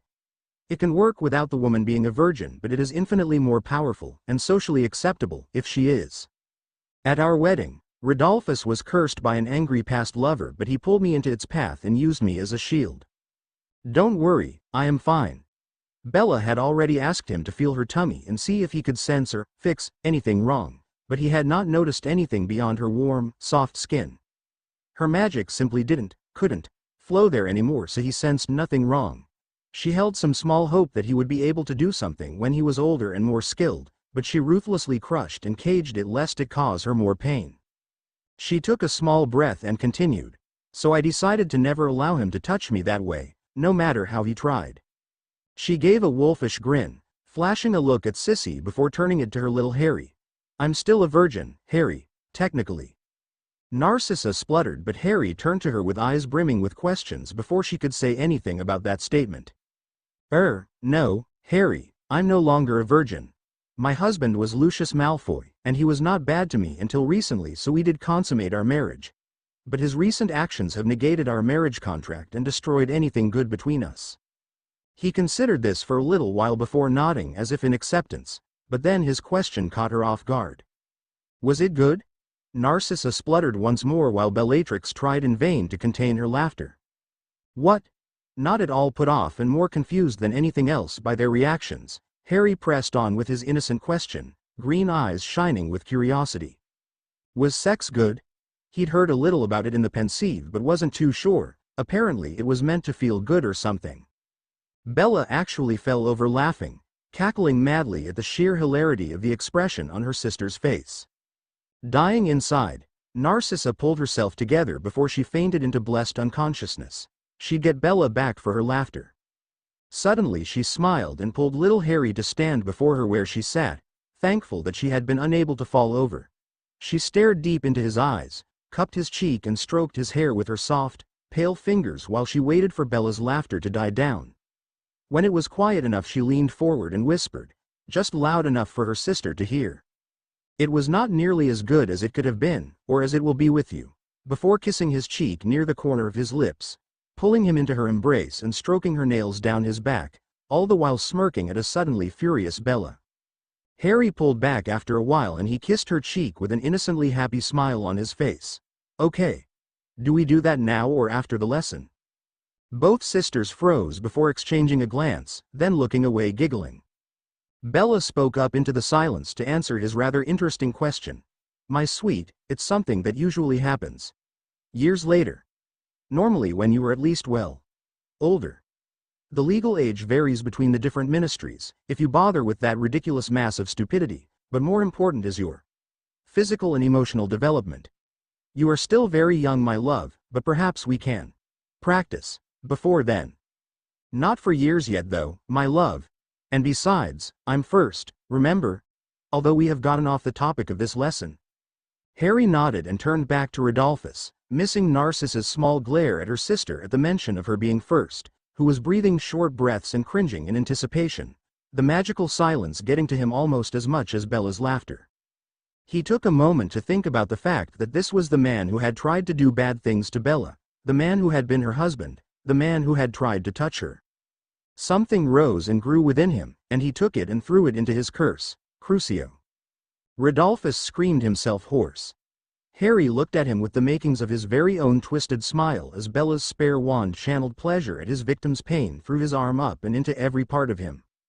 Narcissa looked on with pleased surprise, pride, and some small concern.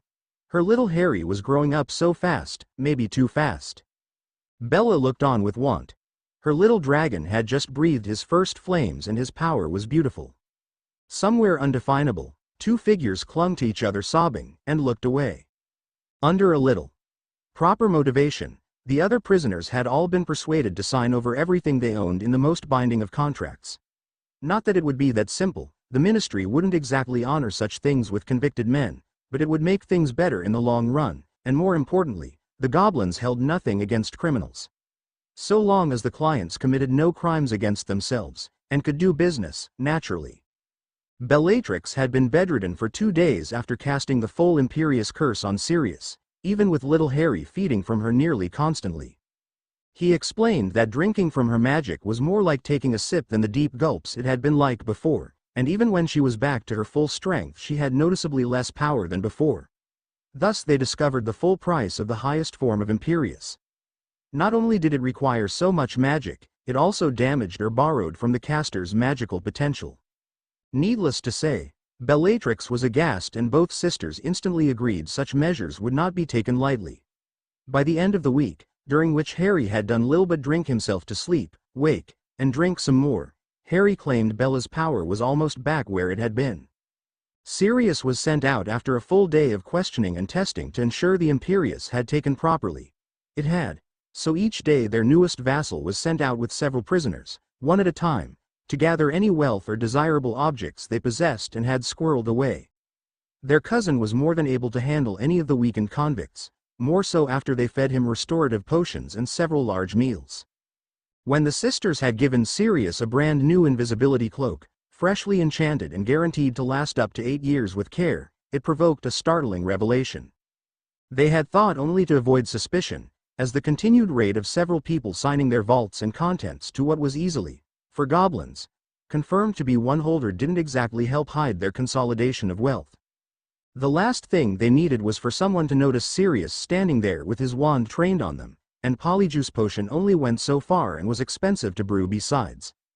The fact that it was also very useful in all kinds of circumstances that they would order him into made it well worth its exorbitant price. Sirius had accepted it with a bittersweet smile and reminisced about the invisibility cloak that he and his friends used all through their school years. James Potter had possessed an invisibility cloak so finely enchanted that it had not faded, nor torn or in any way tarnished over more than 7 years. When they heard it had belonged to James's father, and his father before him, the sisters nearly fell over. It was happening more often than they would like to admit. While Sirius had never been one to read for pleasure, especially children's fairy tales, as he claimed it unmanly, his cousins had no such inhibitions. The tale of death and the 3 brothers had been a favorite for the 3 black sisters to discuss and argue about. Which object would they prefer? Which brother would they prefer to marry? What would they have done with the objects? What objects would they themselves make one day? It had long since been decided that Bella would have had the Elder Wand, Narcissa would have had the Resurrection Stone, and Andromeda would have had Death's invisibility cloak. Andy had put up a fight, wanting the wand, but had agreed that Bella was her superior in a duel and thus would win the wand anyway. The 2 sisters still talking to each other had shaken off the nostalgia, guilt, hurt, and anger that the thoughts of their wayward sister had brought up, and quickly fell into a discussion about the Deathly Hallows. In their childhood they had been quite serious about inventing their own 3 powerful objects and having tales told of the Black Sisters 3, enough to research and discover the legends and rumors surrounding the real Hallows. To find out one actually existed, and that their cousin had held it and been near it for so long. Their mood had crashed when Sirius explained that Dumbledore had taken an interest in the cloak and had borrowed it, and still held possession of it to the best of his knowledge. Hearing this, they grew absolutely certain that it was the genuine article, for what else could have captured Dumbledore's interest at the height of the war? There was nothing to be done but wait and hope he returned it to the rightful Potter heir, or failing that, for Harry to claim it when he was old enough. He was too young to risk the conversation right now. Dumbledore would surely guard it properly in the meantime. The knowledge that their little Harry was also the direct descendant of the 3rd brother of the tale, the last living Peverell of the legend, diverging from the line of firstborn males only when no sons were born, provided exciting possibilities. But they too would have to wait, for such things were best verified upon reaching one's majority. Now they had even more reasons to wish for time to fly. In the meantime, life went on. Sirius encountered no problems in acquiring everything of worth the prisoners had access to, including their vaults. Narcissa managed to ride the wave of anger, frustration and fear the Azkaban escape had created to an even greater level of influence in the ministry, particularly over her squad of aurors and hidwizards. Bella and Sirius had the weaker-minded prisoners under their control and forced them to attack several very public and visible locations. The less-than-reputable wandmaker who had sold a polyjuiced Bella a dozen fairly decent, if sluggish, black market wands found himself ripped to shreds by the very objects he sold. The rest of his wares would supply their needs nicely, and more importantly, let the rest of the world know it. Sirius was of course properly equipped with a new wand from Ollivander's shop, tested and purchased while Mr. Ollivander was confounded. So Narcissa's squad grew larger and more prominent. Though she was not technically their leader, they were answerable to, and largely funded by, her. Several prisoners were sacrificed every so often so that she could prove successful, but they had plenty of spell fodder and did not miss them. Bella and Sissy thought it best to limit the interaction between their little Harry and Sirius until there was no danger of their cousin having too great an influence on him. So they kept Sirius away from Harry, and ordered him not to approach his godson yet. There would be time for that later, years later, at a controlled rate. For the next few years Harry spent his days playing, learning magic and everything needed to thrive in the noble and dangerous worlds of magic, both in and out of the pensieve, and feeding from both sisters whenever possible. Life was good.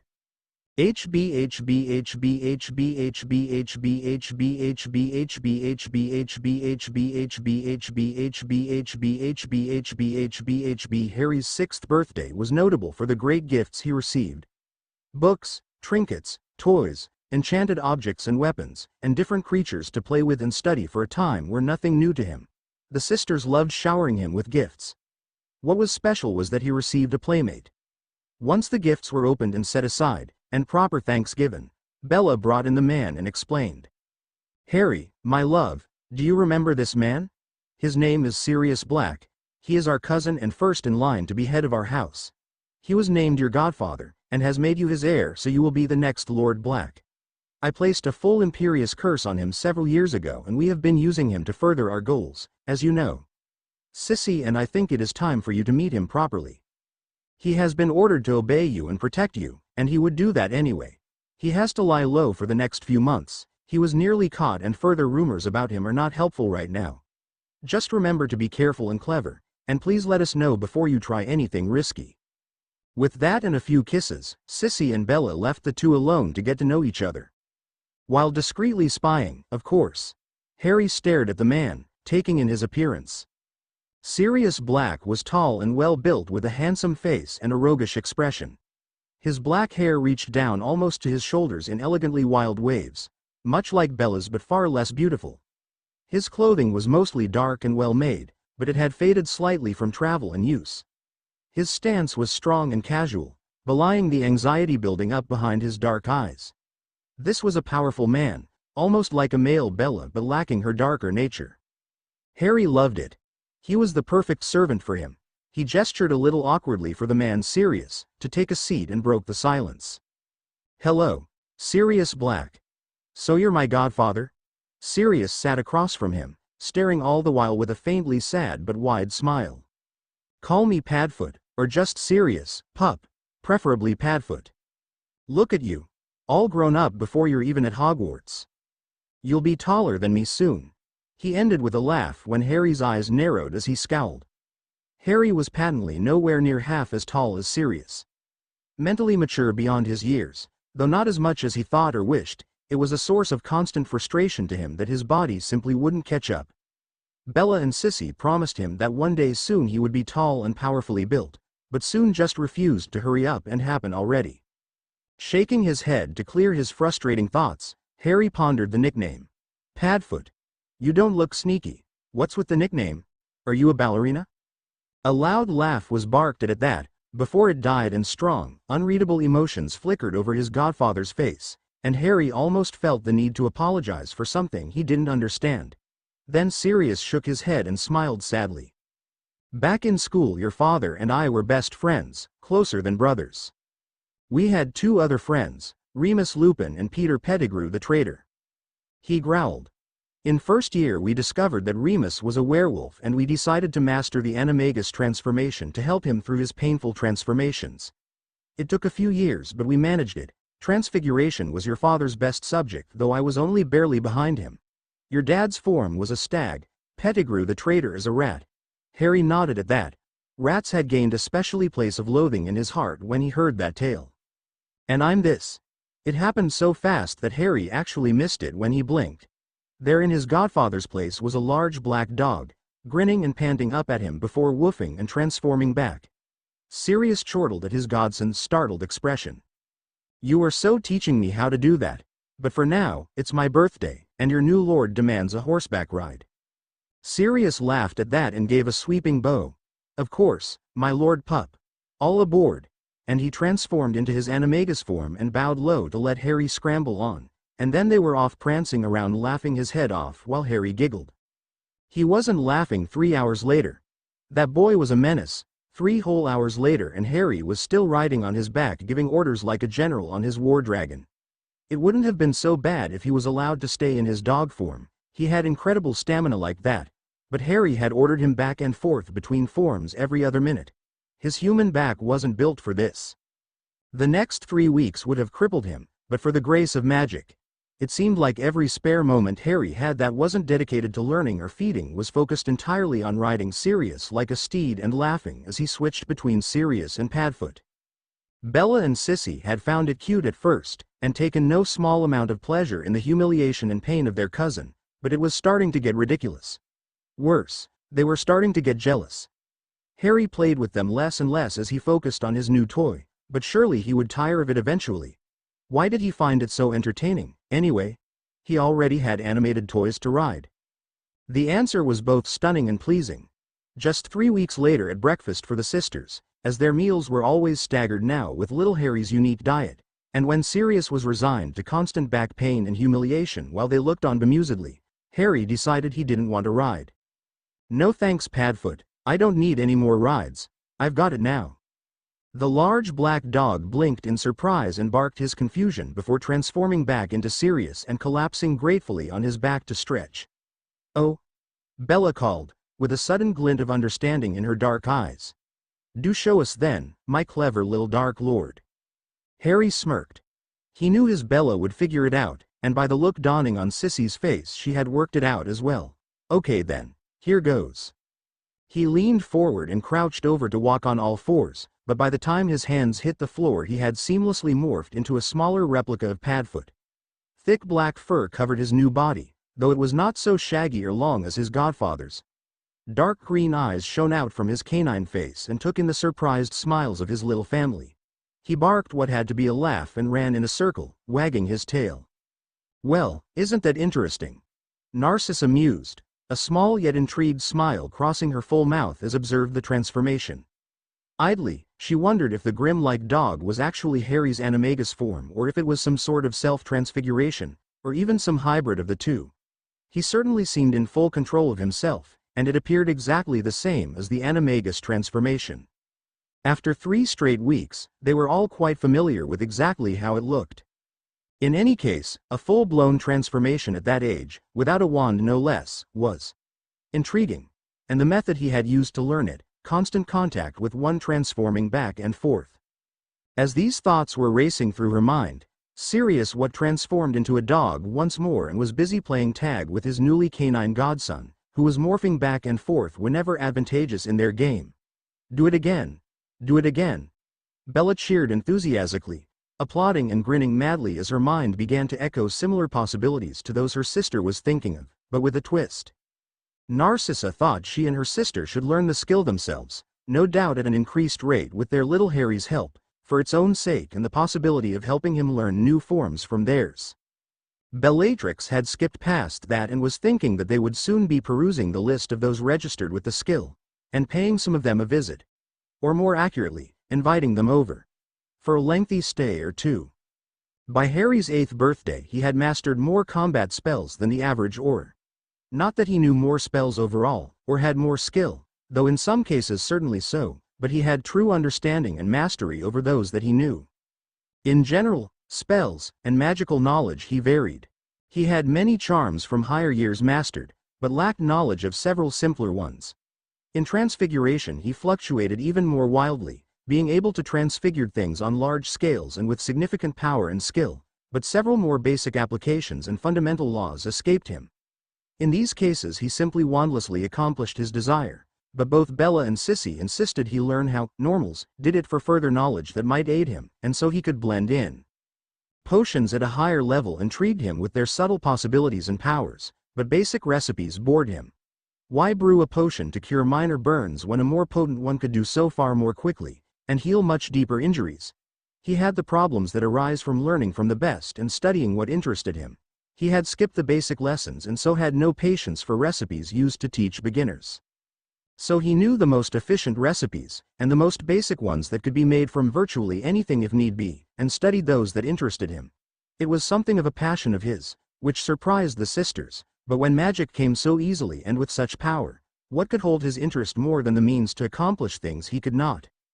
Felix Felicis, for one, had effects he could never replicate.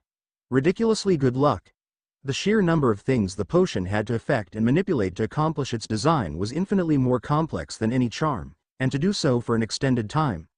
Well beyond any personal magic, no matter how powerful or refined. Even his would never be capable of replicating. History fascinated him. How could it not, with two intelligent teachers debating it before him? Narcissa would begin a lesson very professionally, but before long Bellatrix would interrupt with snarky commentary about this dragon raid, that dwarf undermining, or that other goblin rebellion. And things got even more interesting. Bella was snarky, but Sissy had this cool, collected way of getting back at her. Sometimes Harry would watch his own pensive memories of one such lesson several times and find new insults and implications with each new viewing. His record was watching the one scene 6 times before fully catching each and every insult. The pensive history lessons were rather dull, but the debates afterwards more than made up for it. Bella or Sissy would pick a situation, be it a battle, a war, an international incident or trading proposal or something else, and ask him what could have been done better, on each side. He wasn't very good at this at first, but the sisters were brilliant and they helped him a lot. Harry was convinced that had either of them been around 100 years ago, Sissy would be puppet master of the world, and Bella would be ruling it with a bloody wand. Sometimes he wondered who would have won if both existed back then, on opposite sides. Bellatrix had more personal power and practice wielding it, and she had delved further into the intricacies of magic. Her fiery, cruel, sadistic nature made her a force to be reckoned with, and she had the cunning to wield the fear she inspired to great effect. Narcissa had less power but was more inventive, less direct with how she used it. Bella wielded her spells like a master swordsman with their weapon, but Sissy used hers like a dagger to supplement her finely honed scheming. A small smile and a sharp silver tongue complemented her politician's mind.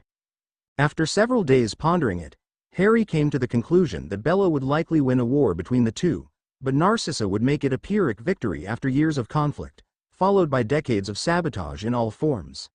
That being said, they were so evenly matched that the slightest bit of luck either way would change everything. Together, with Narcissa controlling the politics and Bellatrix handling everything of a more direct nature, the two sisters were perfect. As far as he could tell.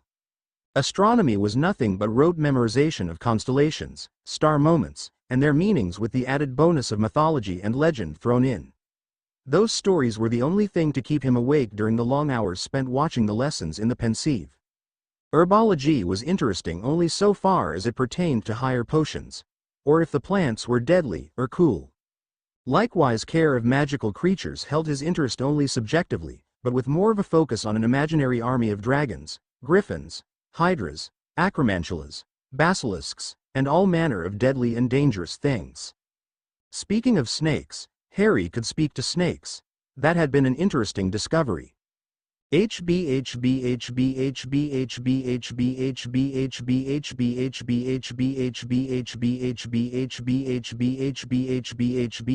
Stupefy. Incarcerus. Bombarda. Bellatrix cast as she spat out the words aloud, more for her students' sake.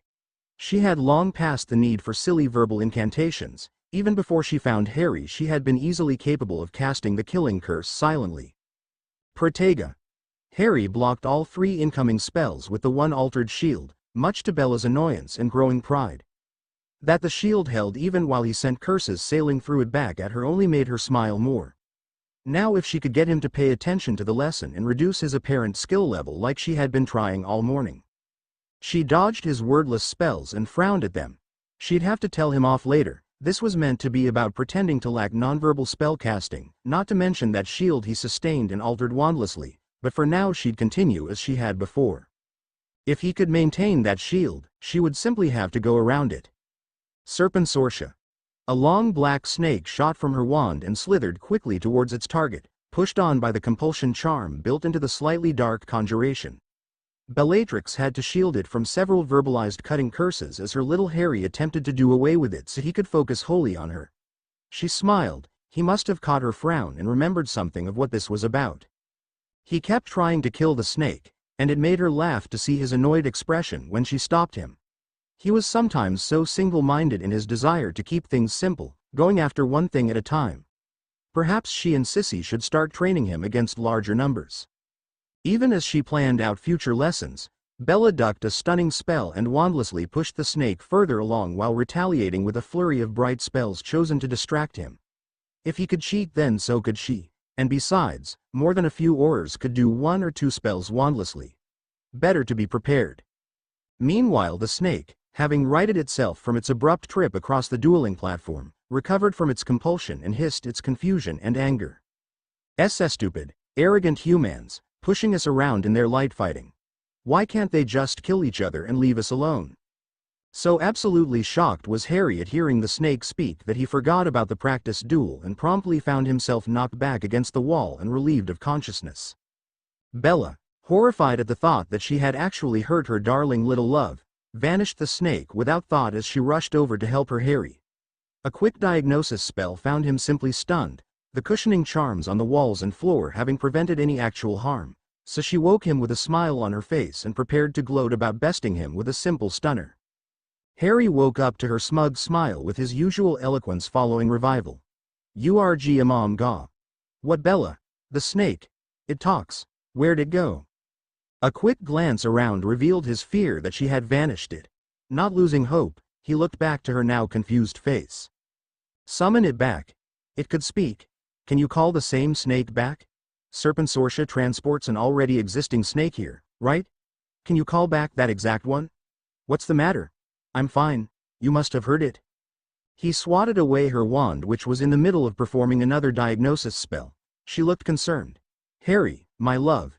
It was only hissing, and barely at that, as I wanted it to sneak up on you. You must have hit your head harder than I thought. Either that or you're a Parseltongue." Bella straightened as if struck by lightning. "You heard it speak, are you sure? What am I doing? I can just..." And with that, she wordlessly brought forth another snake and sent it to the middle of the room. At first Harry heard nothing but angry hisses and was beginning to think it had been only that last snake, which was rather disappointing. But then the snake seemed to reach its goal and abruptly began looking around, cursing in sibilant English, much to Harry's delight. "Where am I? Puny humans, steal me away from my sleep. Drag me through that horrible space and make me crawl on their strange ground. I should bite them, oh yes I should, but they'll slay me with their cursed spells. Damn those fleshy warm sacks of meat." Harry chuckled a little and replied, "Sorry about that, we didn't mean to drag you here. Are you all right?" The serpent blinked and froze in shock, as did Bella. A speaker. "It has been so long. I apologize, Master. What must I do?" Nothing really. I just wanted to talk. I've never spoken to a snake before. How is it I can understand you?" "Master wishes to speak. It is my pleasure. One of the first was Harpo the Great. He discovered the secrets of the kings, the basilisks, and how to breed them, and wished to speak with them. So he stole the gift from one blessed, and bound it to his bloodline, so they would all have the gift. It was one of his egglings who went further. Salazar Slytherin the Wise used his arts to bind his cunning to all serpent kind, so his mind would survive him. Sadly much was undone by fools, but we are still cunning. Does that answer your questions, Master?" "Yes, thank you. How do you know all this, anyway? Do you teach your egglings?" "No, Master. It is born knowledge to us, it is seared into our scales." Harry found himself nodding along. It made sense to him that this Harpo the Great and Salazar Slytherin would want their influence known. Salazar was not exactly known to be humble. "Thank you for telling me, it was very interesting. Is there anything I can do for you?" The snake shook its head, which resulted in its body swaying side to side in a rather interesting movement, No, master. It is enough to serve. May I be sent back? Okay. Bye then, I guess. Thanks, and with a flick of his hand, the snake was vanished and sent back to exactly wherever it came from. Harry turned to find Narcissa had joined them at some point, probably called by Bella, and both sisters were standing there in shock. Are you okay? What's wrong? Sissy was the first to come back to herself. Nothing is wrong, sweetie. It's just that Parseltongue, the ability to speak to snakes, is rather rare. The last to have this ability was Voldemort. We didn't know you had this gift, and it changes a few things. She and Bella shared a look. They had thought the Horcrux inert or benign, but for it to pass on something as complicated as a magical language, they would have to start studying his scar once more. Bella joined in. This is excellent. Parseltongue is a valuable gift to have, Harry. The ability to control snakes, to speak an ancient magical language. This could have many interesting uses. We should look into spellcrafting in Parseltongue. The added power of so rare and ancient a language and a magical language at that. I wonder if this language could be taught, even if to a small extent it could be very useful. But we will speak of that later. What did it say? What did you say? It gave me such shivers to hear you hissing like that. Harry's face shifted in confusion. He had been hissing? But I was just speaking in English, so was he, well, with a few drawn-out S's. Harry, my love, you were speaking Parseltongue. We could hear nothing but hissing, from either of you. Narcissa nodded along with her sister. Okay. Well, at first he was upset at having been brought here, and wishing he could bite us but knowing we'd probably just kill him with a spell. Both sisters were surprised at that. This snake apparently knew wizards. Then I apologized and he called me a speaker, and became very polite and called me master. I asked how I could understand him, and he told me about how someone called Harpo the Great discovered how to breed basilisks and stole Parseltongue from someone gifted with it so he could speak to them, and bound Parseltongue to his bloodline. Then he said Salazar Slytherin was one of Harpo's egglings, and made it so his mind was bound to snakes, but that some fools had undone much of it, but not all. I think that was about it.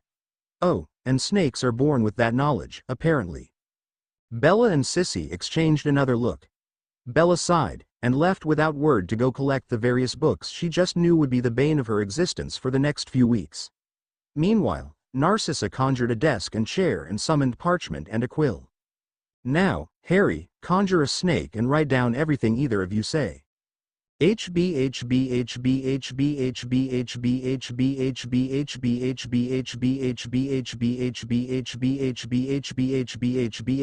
extensive research following the discovery had almost been enough to make Harry wish it had never been made, but he had conceded that it was better to learn as much as possible about his new ability. That didn't change the fact that he was now on first-name terms with what felt like half the population of all snake kind. The first time they had summoned a snake for the second time, it had been amusing. The second time, a little less so. Now they had to perform the spell several times to find a snake that he hadn't interviewed more than once. He knew it was getting bad when he started recognizing their different dialects. Still, it was worth it. Bella now had another pet project, trying to breed him a pet basilisk. It was trickier than they had thought. Several failed attempts had resulted in snakes without the killing glare, and those were the better ones. She thought she had it worked out now, apparently, but Harry wasn't really holding his breath. Narcissa had taken to studying a certain goblet that she wouldn't talk about. Apparently it was some ancient heirloom that Bella had retrieved from her vault, but neither sister were willing to talk to him about it yet. They said maybe next year, so he decided to wait. What really annoyed him about the discovery was that both sisters had renewed their study of his cursed scar. Sometimes it was fine and they would do it while he slept, but other times it would prick and ache and hurt more than the time he had pressed Bella to hit him with her Cruciatus curse. By hell, that had hurt. In the end nothing seemed to come of it, but both sisters were dreaming up something. He knew they were, but they had made him promise not to look into it, and to wait until they told him next year.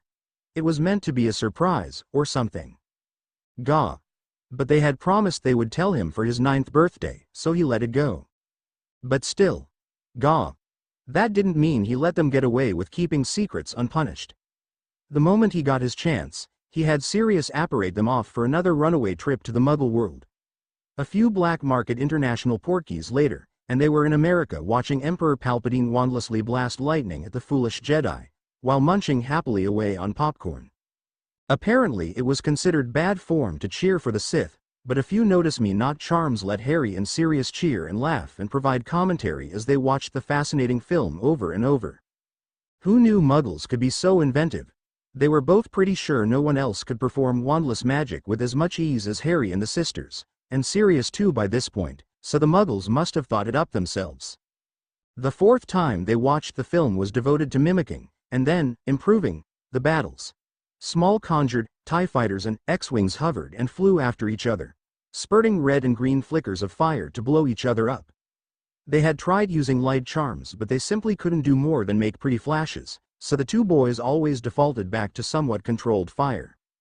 By now the theater was officially closed, but a few little charms and curses had the friendly staff replaying the film and its predecessors for them however they liked. Little replica ships now flew by the dozen around the whole theater, spitting fire and destroying each other in what was the most complicated and fun conjuration of Harry's life so far. He and Sirius cheered and mocked and groaned in turn as the battles raged and ebbed. Then the real fun began. Taking a stance, Sirius solemnly held up his wand like it was a hilt, and silently called up ruby-red fire before shaping it into a thin, solid beam. A flame-freezing charm eliminated any risk save fits of laughter from the tickling sensation it would induce. Harry mimicked him but with an emerald-green blade of fire. They matched the weapons from the film fairly well, save for the flickering candle-like ends, and the fact that their blades could be manipulated at will. They had agreed to keep them consistently sized and in the fixed blade shape, but between a fully-fledged marauder and one in training, it was all but a lost cause. At least neither of them made more than one blade. Both were saving it for next time. Though Sirius always cheered for the rebels and Sith whenever he felt like it, he couldn't fathom why red was the Sith color and green was for the good guys. To him it was as if the world had turned upside down. Gryffindor red, evil. Slytherin green, good. What on earth were the Muggles smoking? Actually he had a rather good idea of exactly what they were high on, but he wasn't going to say that to his young godson. Even if the little devil had more likely than not already viewed those particular memories. Oh well. Harry meanwhile liked the Crimson Blade better, which was why he liked fighting against it so he could stare at it more often. He had to admit though, in the back of his mind, that he knew the vivid green color of his own fire saber, as they had dubbed them, set off his bright emerald eyes beautifully. If there was one thing he was particularly vain about, it was his pretty green eyes. He had been horrified to learn his father along with most of the male Potters had needed to wear glasses, but thankfully that need was not passed on to him. It had absolutely nothing to do with certain rituals he had performed in secret. A small bow and a formal flick of their fiery weapons, and then they were charging at each other with matching expressions of delighted glee. Crimson and Emerald clashed over and over as they sometimes held their ground, other times leapt back and all over the place. Wandless banishing charms launched first random furniture and then themselves foes each other as they grew more involved in emulating the abilities shown in the films. After the first attempted choking, though, they had quickly agreed to leave that and the more lethal lightning for another time and place. Such was their concentration that they failed to notice their new audience. Bellatrix and Narcissa appeared with a small cracking noise that was lost amidst the clashing of fires and the whoops of boyish fun. They had long since placed tracking spells on both males, but this was the first time they had really truly worried about their little Harry. He had been gone almost a full day. They knew all about his little adventures in the Muggle world, both the ones he thought they knew about and the ones they were supposedly ignorant about. But never before had he stayed away for so long. And to find him on the other side of the world playing sword games with fire in some kind of Muggle stadium. What the hell is this? Bella's sudden question broke both combatants' concentration, resulting in what would have been a double decapitation, but turned out to merely induce two fits of laughter as the charmed fire sent tickling sensations over their skin. Bella. Sissy. You're both just in time to see the lightning in the film. Come on, sit down and watch this. The Muggles really have some clever ideas, you know. Shush. Just watch. Both sisters soon found themselves silenced and bound to the edge of their chairs, though without the magic they were familiar with. They watched spellbound as the last of the movie played before them, only to demand answers as to the various characters and plots, as well as what exactly they had just witnessed. So it was that almost the whole surviving Black family sat and watched the decidedly Muggle Star Wars trilogy in a marathon session. The Muggles working behind the scenes were long since exhausted, having been catering to the boys' whims all day, so Dobby was called to learn whatever strange Muggle art it was that keep the pictures moving and relieve them of their compelled duties. And wipe their memories, naturally. Sirius eventually fell asleep after all his rough housing and rather impressive magical feats, but the sisters didn't even notice. Harry napped on and off as well, feeding from the sisters in every intermission they called, and drawing on Sirius magic as well. That had taken quite a long time to get used to. Narcissa had given him the project of learning how to feed, using his hands instead of his lips, and from contact other than there. Both he and Bella had protested this idea at first, Bella not liking the idea of no longer feeding Harry, and Harry not liking the idea of no longer drinking from their rather lovely S. But, he had eventually conceded the point that it was not always practical, and that he might at some point need to feed from a man, and he was certainly not putting his lips anywhere near one of them. Deep down in his mind, Harry had been relieved. Given how hungry he had been lately, and his hunger was only growing, it seemed clear to his unusual intelligence that he would soon have to feed from more sources. As much as Bella's and Sissy's magic was growing under his lips, it was not fast enough to sustain his growing requirements. He feared that eventually he might slip and drink deeper, robbing them of their power altogether somehow and depriving him of his loves. A seemingly baseless fear, but one nonetheless. Harry had started off on some nameless prisoner, a rather weak one who would be no loss if he messed something up. It had taken a while for him to connect with their flow of magic with only hand contact, but he had managed well enough. It did not flow so naturally to him, he had to actually try to draw it into himself and submerge it into his own flow. He had finally felt like he was nearing the finishing point, feeling more full than he had for a long time, when he realized he had utterly drained the man of all his magic. Instead of growing it as he had with the sisters, he had simply drawn it in straight and left nothing behind, as he had feared. It took several days for the prisoner to exhibit any sign of his magic returning, and weeks after that the man was still less powerful than he had been. Meanwhile he had moved on to other prisoners, or playthings as Bella liked to call them, and was working on his little problem. It relieved him more than he cared to show when the prisoner's loss of magic was not permanent, simply magical exhaustion. He practiced this new skill as often as he could, growing more and more proficient and at ease with the counterintuitive nature of imbibing magic through his hands. So by the end of the month he had complete control of his feeding by hand. He could take as much or little as he liked, or take and grow as he did with the sisters, though never quite so easily as when he drank properly. It seemed the nature of forcing the connection through his fingertips or palms allowed him greater access to draw upon the other's magic. This let him could feed far more quickly, but no matter how he practiced he could never come close to matching the scope at which he could cultivate the other's magical potential by nursing from them. Still, Harry kept practicing. Sometimes it was convenient or necessary to have rushed meals, even if they resulted in less growth for the sisters. His hands and mouth were so far the only places he could establish the connection, but he was working on that, too.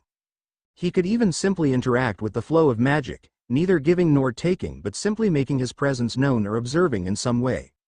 Sissy liked it when he made her magic glow with a rush of warmth. Inside and around her, it made her smile sleepily.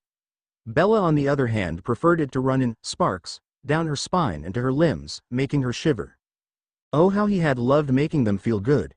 Harry had asked the sisters if he should grow Sirius magic, and after some discussion they had agreed that he should, as Sirius would be more useful to them with more power, though he should never increase it as much as he did theirs, just in case. He could even feel the full Imperius curse clinging to his godfather's magic, much to Bella's glee.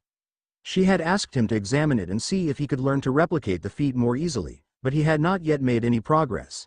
Still, she had high hopes. So every other day Harry saw Padfoot he would pat his back or hold his hand and subtly feed on and grow the unsuspecting wizard's power. Apparently the clueless man thought it was a result of his extra training, and the wandless magic a nifty trick given by his black blood that the sisters were honing. It was surprising that he had not truly noticed anything, but then Harry half suspected Bella had ordered him not to notice or ask questions about it. It was not often Harry remembered that his godfather was under the Imperius, but it was necessary and he wouldn't give up his Uncle Padfoot for something so small as free will. Not when everything was fine just the way it was. Thoughts turned dreams running to happy places. Harry drifted to sleep between two beloved beautiful women to the sound of the Imperial March. HB HB HB HB HB HB HB HB HB HB HB HB HB HB HB HB HB. Come on, sissy. Darth would make a fantastic middle name. Narcissa rolled her eyes and made a sound of something between an exasperated sigh and a scoff, while Harry looked on in amused silence, gaze switching between sisters as they traded shots back and forth. We will not name our little Harry after some character from a drug-inspired Muggle film. We agree that he should keep a first name that can be shortened to Harry, but his middle name at least should follow Black tradition. But Hadrian Darth Black would have them cowering in their boots. Another choked sound. You know full well he will be keeping the name Potter for years to come, either one of the noble constellations, or Black, which could be later swapped with Potter, making it Hadrian Potter Black, then later still it could be dropped for a proper middle name. Besides, I for one am not yet sold on Hadrian in the first place. Green eyes turned back to Bella for the rebuttal. But sissy. Bella tried again with her puppy eyes brimming with unshed tears that affected no one in the room. She saw the writing on the wall in the firm set of her sister's back, and gave up. Fine. I still say, Darth Black would be amazing. But fine. Maybe, Sith. Narcissa arched her eyebrow. Bellatrix pouted. Harry hid his snicker by biting his lips. So, Harry, what do you think of Hadrian Black Potter, after we are ready to be acknowledged as your guardians, of course? Glad to finally be part of the discussion about changing his own name, Harry had his say. Sure. I mean, I get the whole Roman leader, wall, and dark thing, but it just looks so weirdly long. What about Hayden? With the Y, and no E, or maybe that could be short for Hadrian. Either way I think it would be okay to change that first. And for the middle name, there's only really one I like. Harry tried not to shift his gaze to Sissy, but it happened anyway. Bella's eyes followed his, before she looked away. Narcissa bore up with it perfectly though. Not so much as a flicker of pain, no reaction at all, not even the telltale forced stillness. Then she sighed. It's okay, Bella. HB HB HB HB HB HB HB HB HB HB HB HB HB HB HB HB HB HB. After the first Cruciatus curse her beloved Harry successfully cast and maintained, Bellatrix had been thinking of him as her little dragon. The dark glint in his eyes, the snarled incantation as he summoned up his hatred, the fierce yet satisfied expression as the pleasure trailed up into him even as he drank in his victim's screaming. He was no mere serpent to be bound to the ground, sneaking and waiting and hissing and biting. He was more. He had fire, and claws and wings, and he would rule to sky and all beneath it. But her little sister had a son, named Draco. Her own little dragon, and he was lost to her. Every so often she would find her looking at photos of him and fighting back tears. Granted not often, and far less so recently, but still. So Bella had fought against using this particular nickname, biting it back every time it tried to escape out past her lips. It had even worked for almost a week. Then she had slipped. But at least Sissy wasn't there to hear it, and her Harry had loved it. From then on it had become their little secret nickname. Harry knew why it was secret and agreed with her reasons, even if he loathed it. That Draco was standing between him and Narcissa's full heart. Her ex-husband was a bastard who would be put down, but this Draco was in his way. He could feel it every time he drank from her magic. Sissy was not his. Not entirely.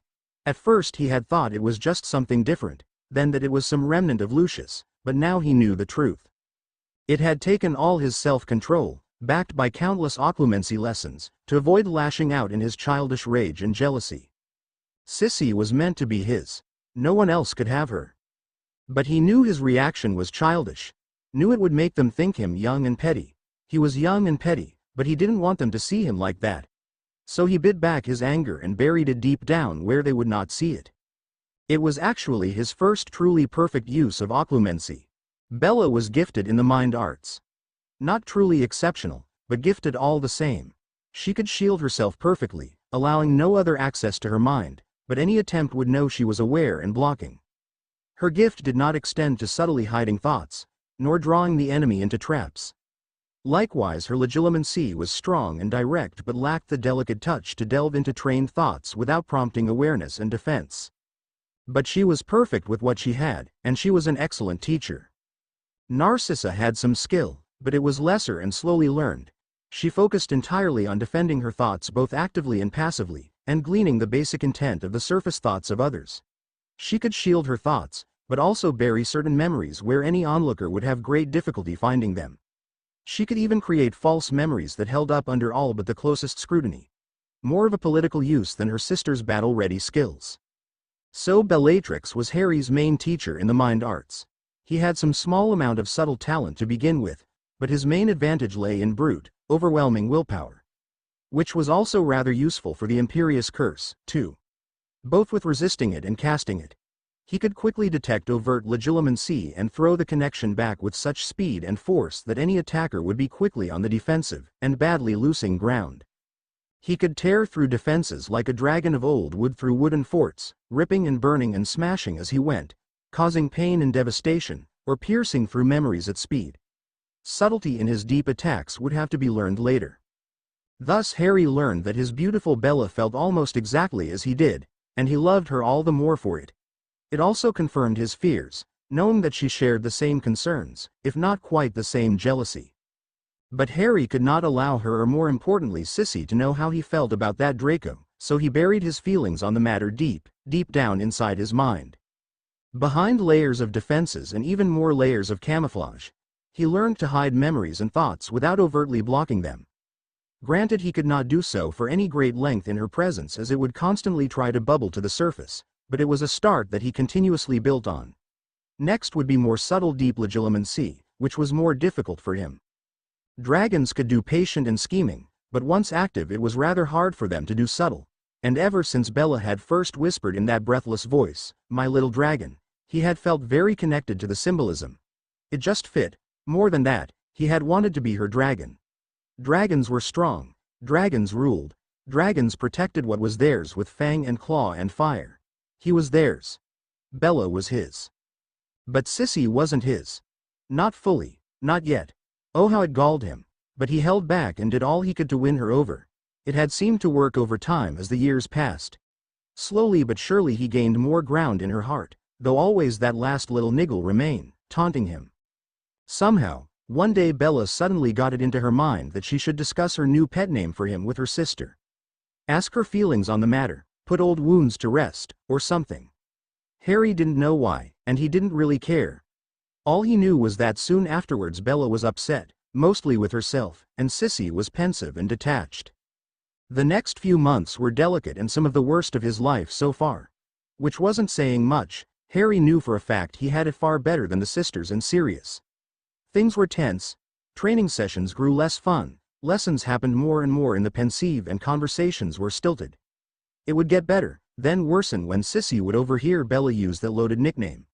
Or more often, when she could tell Bella had caught herself and stopped just short. Eventually things had settled down until almost back to normal, mostly due to the fact that Bella had actually cursed her tongue to heat in warning every time she thought of crooning, "My little dragon." At least in her sister's presence. Outside of that, it was their little secret. So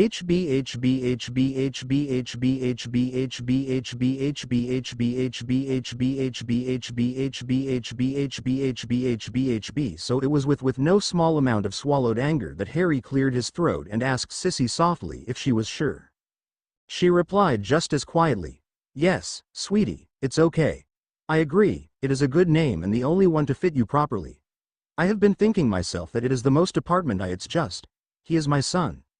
I will always miss him and the years stolen from us. Had things been different, you might have called him brother. In which case it would have been easier to have the brat fall victim to a horribly tragic fatal accident. Oh, if only." A few deep breaths and in a moment of concentration later, Harry had locked away all negative emotion and tried to enjoy the creation of his new name. A name to wear proudly when he was ready to take on the world. It would not do to rush things. Names held very powerful, subtle magics after all. Would it be Hadrian, Hayden, Draco Black? Maybe. They still had some years to work on it yet. Harry loved the den. It was the perfect home and safe house, containing almost everything he could need in absolute safety.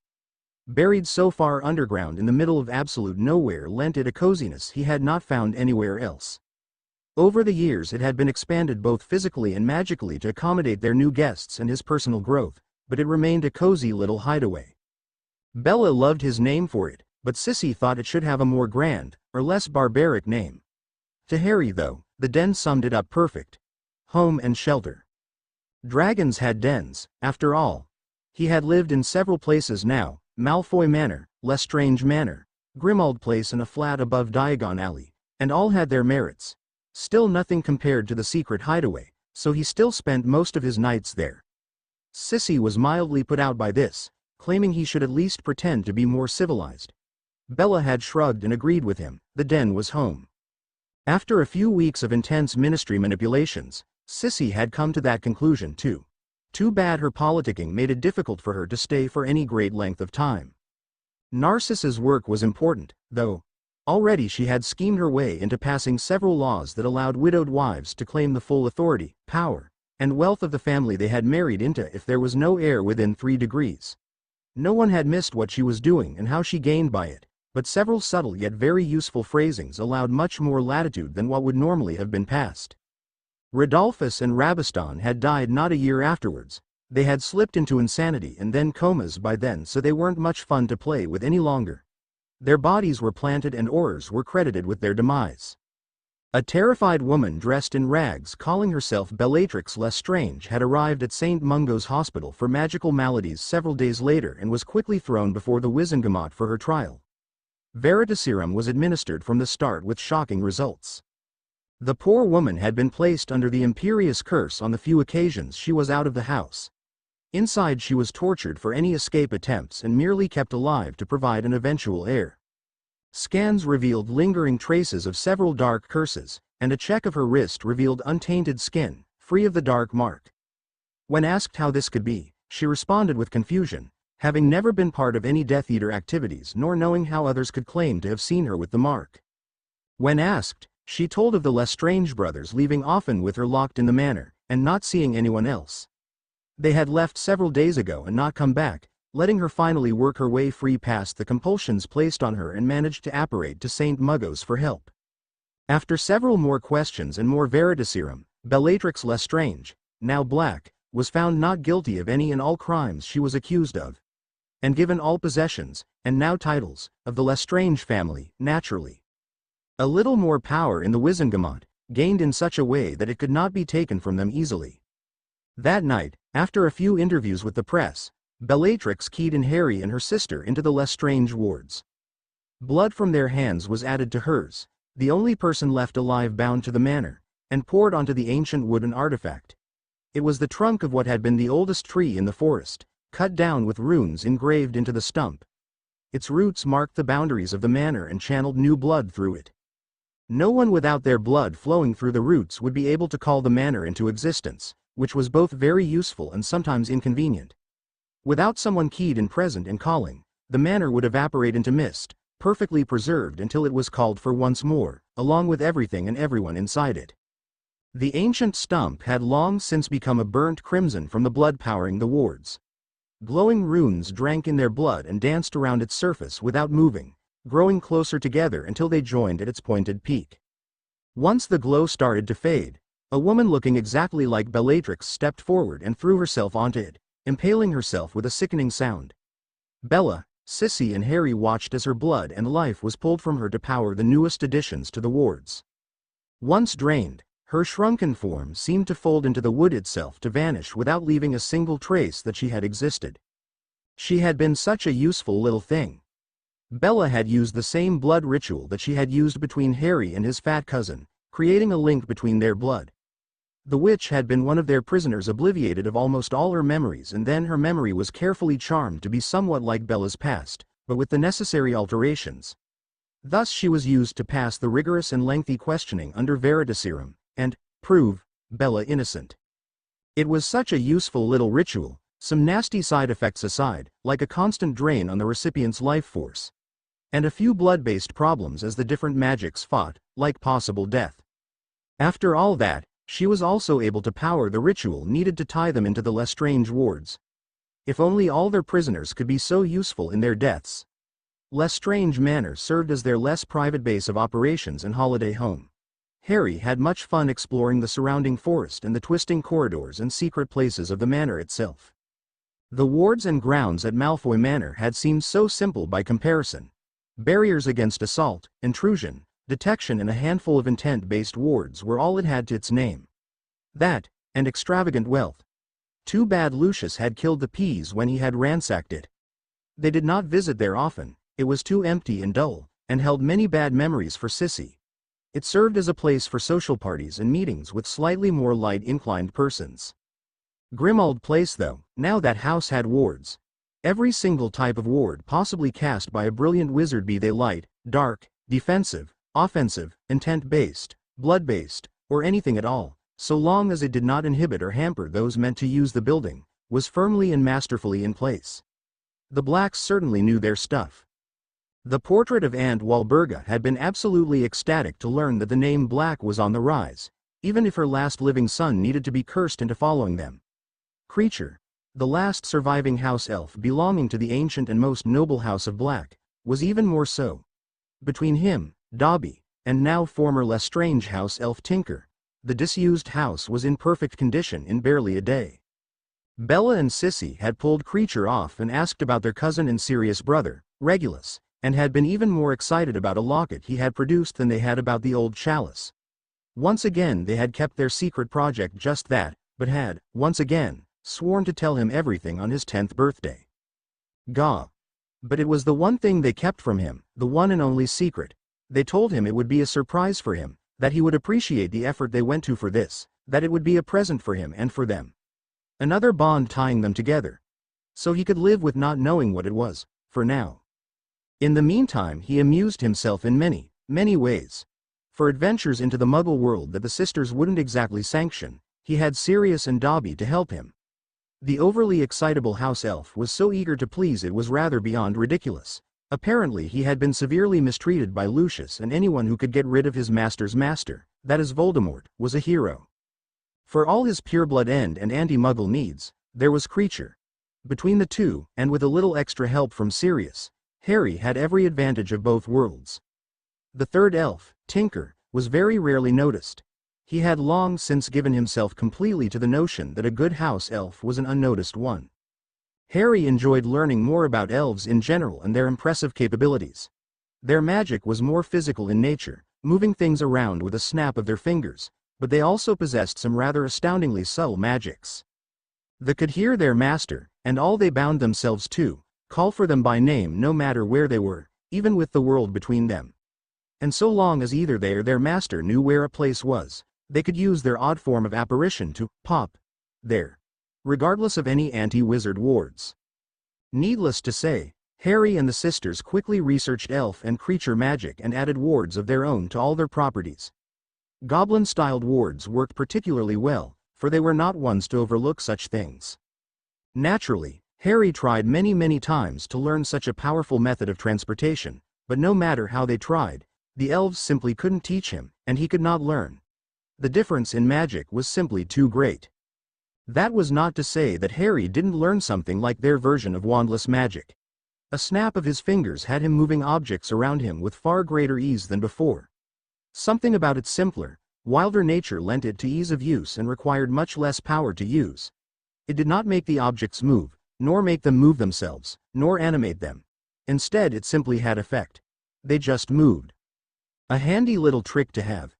It even helped him master a new way to move around. During one particularly ill-fated exploration into werewolf territory during the full moon, when else, Harry had been separated from Sirius. They had been looking for Remus Lupin, the other surviving non-traitorous marauder, every full moon for a while now.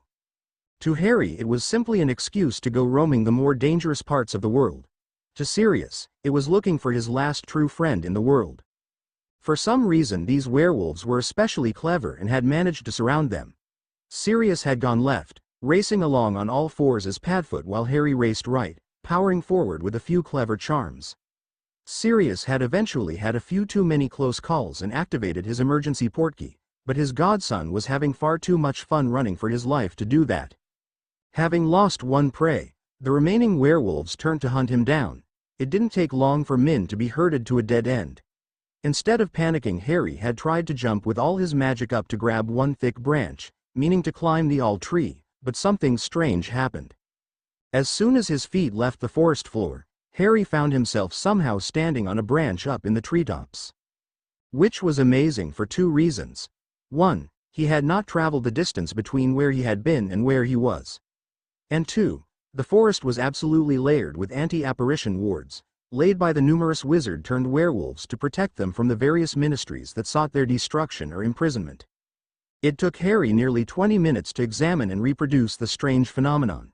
By then the werewolves had long since given up, being no strangers to their prey suddenly vanishing, though usually not inside the forest itself. After another few minutes of practicing, Harry took his portkey home. By concentrating on the desire to move somewhere, not the place itself like apparition, but the need to move away from where he was to the desired spot, Harry learned to vanish from one spot and appear in another without sound or delay. It was a completely new means of travel, and not unlike elf magic, though it was definitely not there, popping around. Unlike apparition, it did not involve a strange sensation of spinning through a tube, nor did it involve turning on the spot or the sound of a cracking whip. Unlike travel by portkey, it did not create a blue light, nor did it cause the traveler to become disorientated. Unfortunately, it could not take him beyond his immediate surroundings. Even worse, he had to have a clear path towards his destination. Thankfully not a straight path, he could go around a corner, but it was incredibly limited compared with apparition. Narcissa had been mildly interested in it as a means to bypass wards, but her interest fell as its limits became more and more obvious. It did not so much bypass wards as simply move through them very, very quickly, and it could not transport him more than several dozen meters in any direction. In other words, nothing a broom or a few self-movement charms couldn't do, albeit less quickly. Bellatrix and Sirius, though, thought it was the best thing since Stupefy. Duels out in the world often involved apparating around the opponent, trying to catch them off guard, but most fighting was now inside or nearby anti-apparition wards. The ability to be suddenly behind one's opponent was priceless, even more so without the disorientation of apparition, and they begged Harry to teach them. Surprisingly enough, Narcissa proved to be the best student at this. At first it had required absolute concentration on the need to move, a jump towards the destination, and a burst of magic. Bella and Sirius were soon leaping across the training room and landing in undignified sprawls when it only sometimes worked. Sissy had taken one look and declared herself above such things, then walked and taken a dainty skip in her step, to reappear on the other side of the room. They called it jumping, except when Sissy did it, then it was skipping. They worked on it almost exclusively for a week straight, and then whenever they had the chance until they could all jump at will at a moment's notice, with much less concentration and physical movement. Sissy stepped. Bella pounced. Sirius lunged. Harry just moved. It was beautiful, actually. They had charmed a mirror to capture the exact moments of his jumping, down to the smallest possible fraction of a second. A small flicker of a frown of concentration. A slight shift of his posture and he was gone. Intense scrutiny revealed a barely perceptible after-image that seemed smudged across the exact same path he would have taken to reach his destination. Theirs showed the same. It was an interesting discovery. Needless to say, their experimentation with different styles of magic increased dramatically. Harry was excited. This was it, the beginning of everything. In just a matter of minutes he would be receiving his Hogwarts letter, and then a few scant months later he would be at King's Cross Station sitting in the Hogwarts Express with all the young, impressionable students.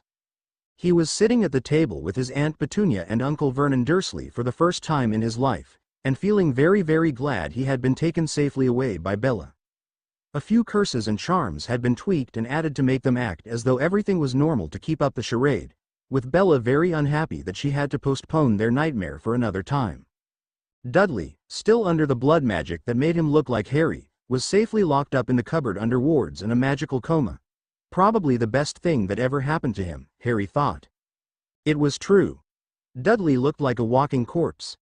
His thin body was underfed and scrawny, covered with bruises and scrapes. His mind had been filled with memories of harsh chores, beatings, and Harry hunting, where the other children would chase and bully him. Funnily enough, it was led by his little brother, a fat, bloated thing called Dudley Dursley, who was, unknown to his family, the second. Ironic how things turned out. Harry had thought that perhaps they should send Dudley the first in his place, just to see the look on Dumbledore's face when he realized what he had condemned a child to. Unfortunately, they had not planned for this, as he himself would not receive a letter in that case. Besides, the name Harry Potter was famous, there was no point in wasting it. So he sat at the table, trying to choke down his single slice of toast while he waited for a professor to deliver his letter and whisk him off to Diagon Alley. Food. How did people stand it? All kinds of strangely textured matter turning mushy and lumpy in their mouths as it mixed with saliva while they chewed, then forcing the resulting glob of foulness down their throats only to be expelled as even more foul waste later. It was utterly disgusting. He would never get the hang of it. The sisters had let him get away without eating all these years right up until just after his 10th birthday. Since then he had been training himself to ingest food and act normally, but it just went completely against his nature. After the first time, he vanished the contents of his stomach, never again. Liquids he could cope with.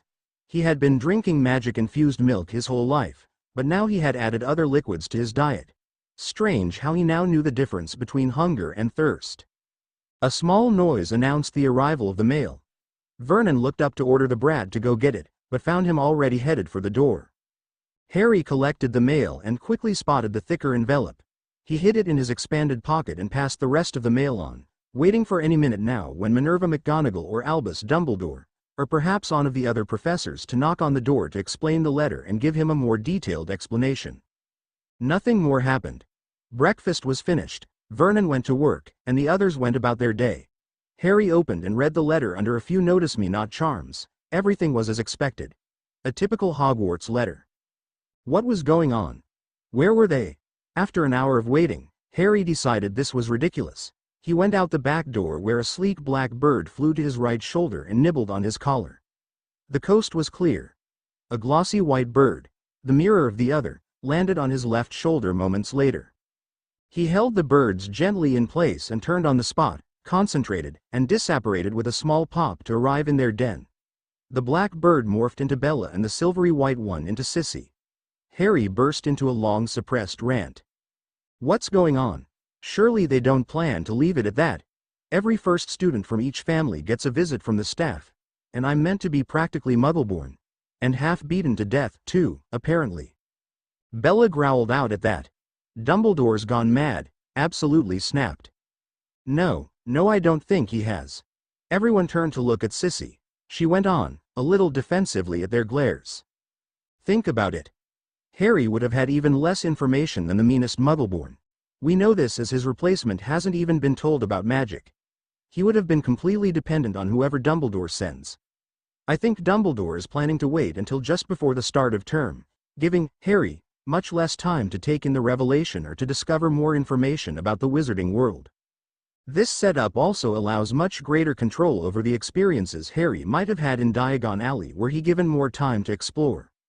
Why, he might have even bumped into a couple beautiful witches willing to train him up. Bella snickered.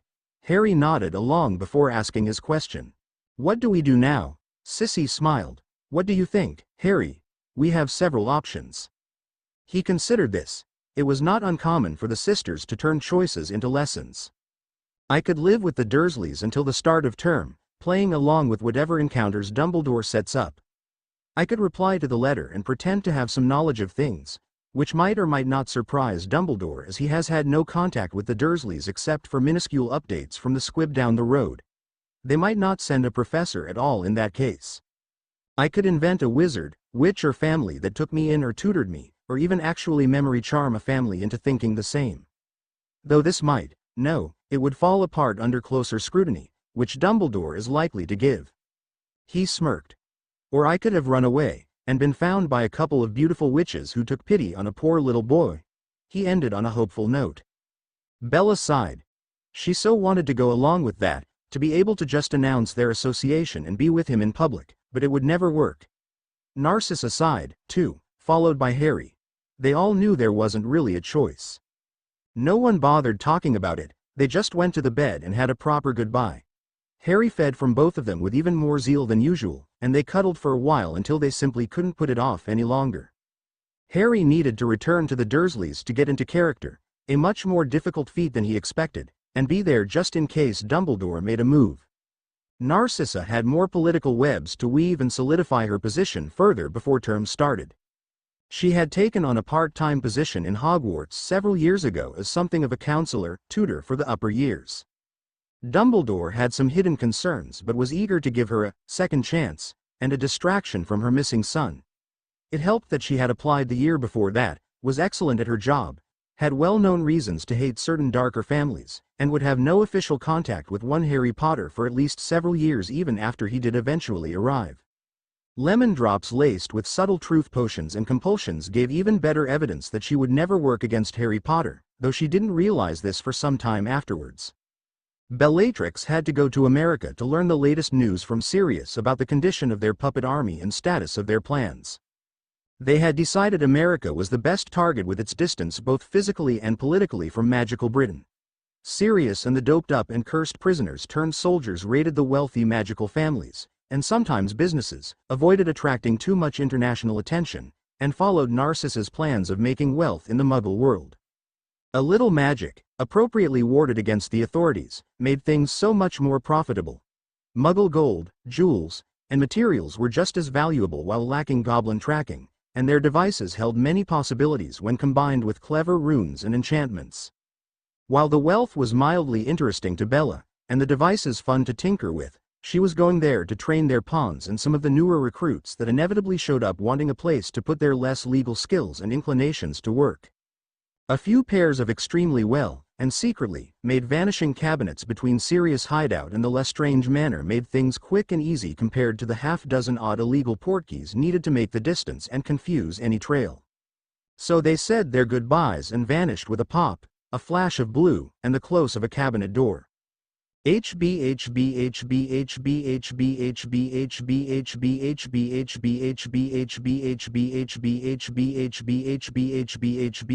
Dumbledore would die a horrible, painful death for this. 2 weeks after the first letter, 2 entire weeks, and still there was no visit from Hogwarts. Harry had not responded to the first letter as the owl had been chased off by Vernon Dursley, thinking that to send it by another owl would ruin the cover he was trying to keep. He should have sent it and let his cover be damned. More and more letters had been sent, with the Dursleys doing their utmost to keep him from them. At least they had let him have an actual bedroom now. Not that he had actually slept in that filthy cupboard, using his personal vanishing cabinet to the flat in Diagon Alley before apparating to their den, but still. Besides, the cupboard was pretty full with his doppelganger, Dudley the First, in there. Eventually Harry had gotten sick of the thousands of letters and snuck one away to reply in what he hoped was a confused yet excited tone. Writing upside down and left-handed to mangle his normally more elegant handwriting, too, just in case. The owls and the letters had stopped, but still no one came. Narcissa still thought Dumbledore was taking his time and would have someone show up at the last hour. Well, the last hour of his patience was rapidly approaching, so whoever it was better get a move on fast before he... Suddenly a massive fist burst through the front door in some demented version of a knock. Great, Harry thought. The half-giant. HBHBHBHBHBHBHBHBHBHBHB. Hagrid was an absolute fool. And a drunkard. And an idiot. And an unforgivable loudmouth. What was he thinking, announcing him like that? He might as well cast a gigantic glowing arrow pointing at his scar, following him wherever he went. And then in Gringotts, only giving up the key to his trust vault, as if his parents weren't dead, and he not the last living Potter, as if he didn't have full access. Though that was probably all Dumbledore's fault. As if the overly large oaf would have the intelligence to attempt to steal from him. Though that fit in with his plans just fine, come to think of it. The journey down to the deeper vaults was just as exhilarating as the first time, though this was the first time he had made the journey in human form. He had made the trip several times as a dog and a bird, courtesy of Sirius and Narcissa's innate animagus forms. Bella's innate form of a sleek black panther was too large for the cart, and would have attracted far too much attention. The dog was bad enough.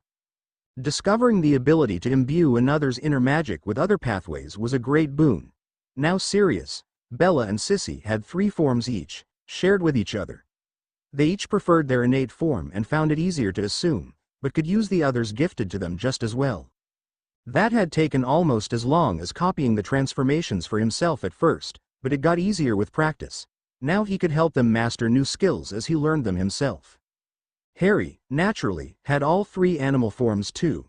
Unfortunately, he seemed to lack an innate form himself, likely an unplanned consequence of copying the forms of others. Or perhaps he simply could not find it yet under the impressions of the other adopted forms. In any case, the ride down was more fun without the threat of being caught on the draft. Harry had removed a sizable amount of gold into one of the charmed bags, adding much more when no one was looking. The most interesting part of the whole excursion with Hagrid was the stop to collect whatever it was that Dumbledore had stored in one of the security vaults. Harry had, naturally, attempted to sneak a look or perhaps even steal it, but the object was highly magical and heavily warded. Even the most subtle attempt at theft would likely have failed against any one of the numerous wards. And it was being guarded by a half-giant. Dumbledore must value this object greatly. They purchased his wand at Ollivander's, where he was intrigued to learn his new Holly and Phoenix feather wand was the brother of Voldemort's. It almost made up for the fact that his new wand was made from holly. Bella would tease him mercilessly for this. He, the next Dark Lord, with one of the most light-orientated wandwoods in existence, known mostly for its protective nature and aptitude for driving away dark spirits? Nope. This settled it. He would learn wandcrafting and make himself a second wand, not merely a backup, more suited to his desires. This would be his first true wand, but he would have 2. Why limit himself to one-handed dueling? An empty hand could be used more easily for more subtle wandless magic, but hand gestures were not strictly necessary. The second true wand would be very useful, as no matter how skilled, wandless magic was weaker than it would have been channeled through a properly made conduit. Fortunately, the Phoenix Tail Feather Core would overcome the Holly's lack of dark arts inclination with its incredible versatility. While it would take longer to master, Phoenix Feather had the greatest range and depth of possible magics. Actually, now that he thought about it, this was probably for the best. One wand for school, another for his hobbies. One best suited for defense, the other for offense. As he reached this conclusion and slipped the wand into his left hand, he felt it warm as if in appreciation of his acceptance. Yes, he thought, this was a good thing after all. Learning to use it left-handed would also make his Hogwarts lessons more challenging and worthwhile, while freeing his right hand for the deadlier wand to come. They went from store to store picking up all the standard required first-year equipment, though with a few additions. Harry made sure to appear very interested in learning everything there was to know about magic, from reading books in the store to asking dozens of questions on every subject. A love of learning and books would account for any information a normal first year wouldn't have. So he bought additional books and dragged the half-giant to a few extra stores. By the end he had replaced his standard trunk with a more expensive, professionally charmed one, with an undetectable expansion charm on its single compartment. Its lid opened to reveal what appeared to be a standard trunk, with perhaps a little more storage space than logic would dictate. By tapping his wand, or a finger, against a particular spot on the underside of the lid, however, the compartment would fold into itself like an accordion to reveal a ladder leading into a large, well-furnished room. Basically, a false bottom covering most of the expansion charm. The fake was normally sized at twice what it appeared, and contained miscellanea in case of curious schoolmates. The actual compartment underneath was a large room that was a combination of study, library and storeroom. The furniture had cost extra and was brought in and installed from a variety of stores, but was worth it. Inside this main room, lining the base of the back left corner and lying side by side were a dozen additional single-compartment trunks. By not combining them all into the one main trunk as separate compartments, Harry was able to save quite a lot of gold and also be able to access them all at the same time, without having to laboriously switch between them. 2 were pure black inside and held blank undetectable expansion charms, making them something like a void with massive internal space that is not available nor noticeable to any save himself and any he chose. Rather like the Fidelius charm, none could discover it without his telling them. He would use one as a storage room and simply summon the desired objects out from it, the other as a messy library for less handled books. The third trunk was a walk-in wardrobe fit for a lord, though mostly empty for now. He would add some of his clothes from home later. The fourth was a training room complete with dueling platform and obstacle course. Another was a potions room set up with stasis charmed cabinets and ventilation charms. The sixth was set up for various rituals and runic enchantments. The 6 remaining trunks, to the right after a placeholder in the corner, contained similarly sized rooms, though completely empty. He could use them as he wished. All inhabitable areas including the empty trunks were carpeted and comfortably decorated in a variety of colors. Harry didn't particularly care which, so long as they weren't offensively bright or ugly. The dozen secondary trunks were shaped and cushioned so they actually appeared to be a comfortable bench to lounge on, a rather clever disguise. A half-dozen large charmed windows gave more natural light in addition to the magical chandelier, and could show any of several scenes depending on the chooser's mood. The single greatest thing about the trunk was that it held a perfectly concealed and protected vanishing cabinet. It and its twin were protected by some of the most powerful of wards and charms known to wizard kind, up to and including the Fidelius charm, with Tinker as the secret keeper. Ordered not to tell anyone, and hardly communicating anyway, the solemn house elf was perfect for the role in that he could not accidentally reveal the secret by dragging someone along through it. By accessing its portal linked to its twin, Harry could travel to and from the Lestrange Manor without anyone in Hogwarts knowing. He could then apparate wherever he pleased. It was his link to home. Hagrid did not know exactly what the new trunk contained, having not paid attention when Harry purchased it. Fortunately, he missed the detail of it having been commissioned months prior.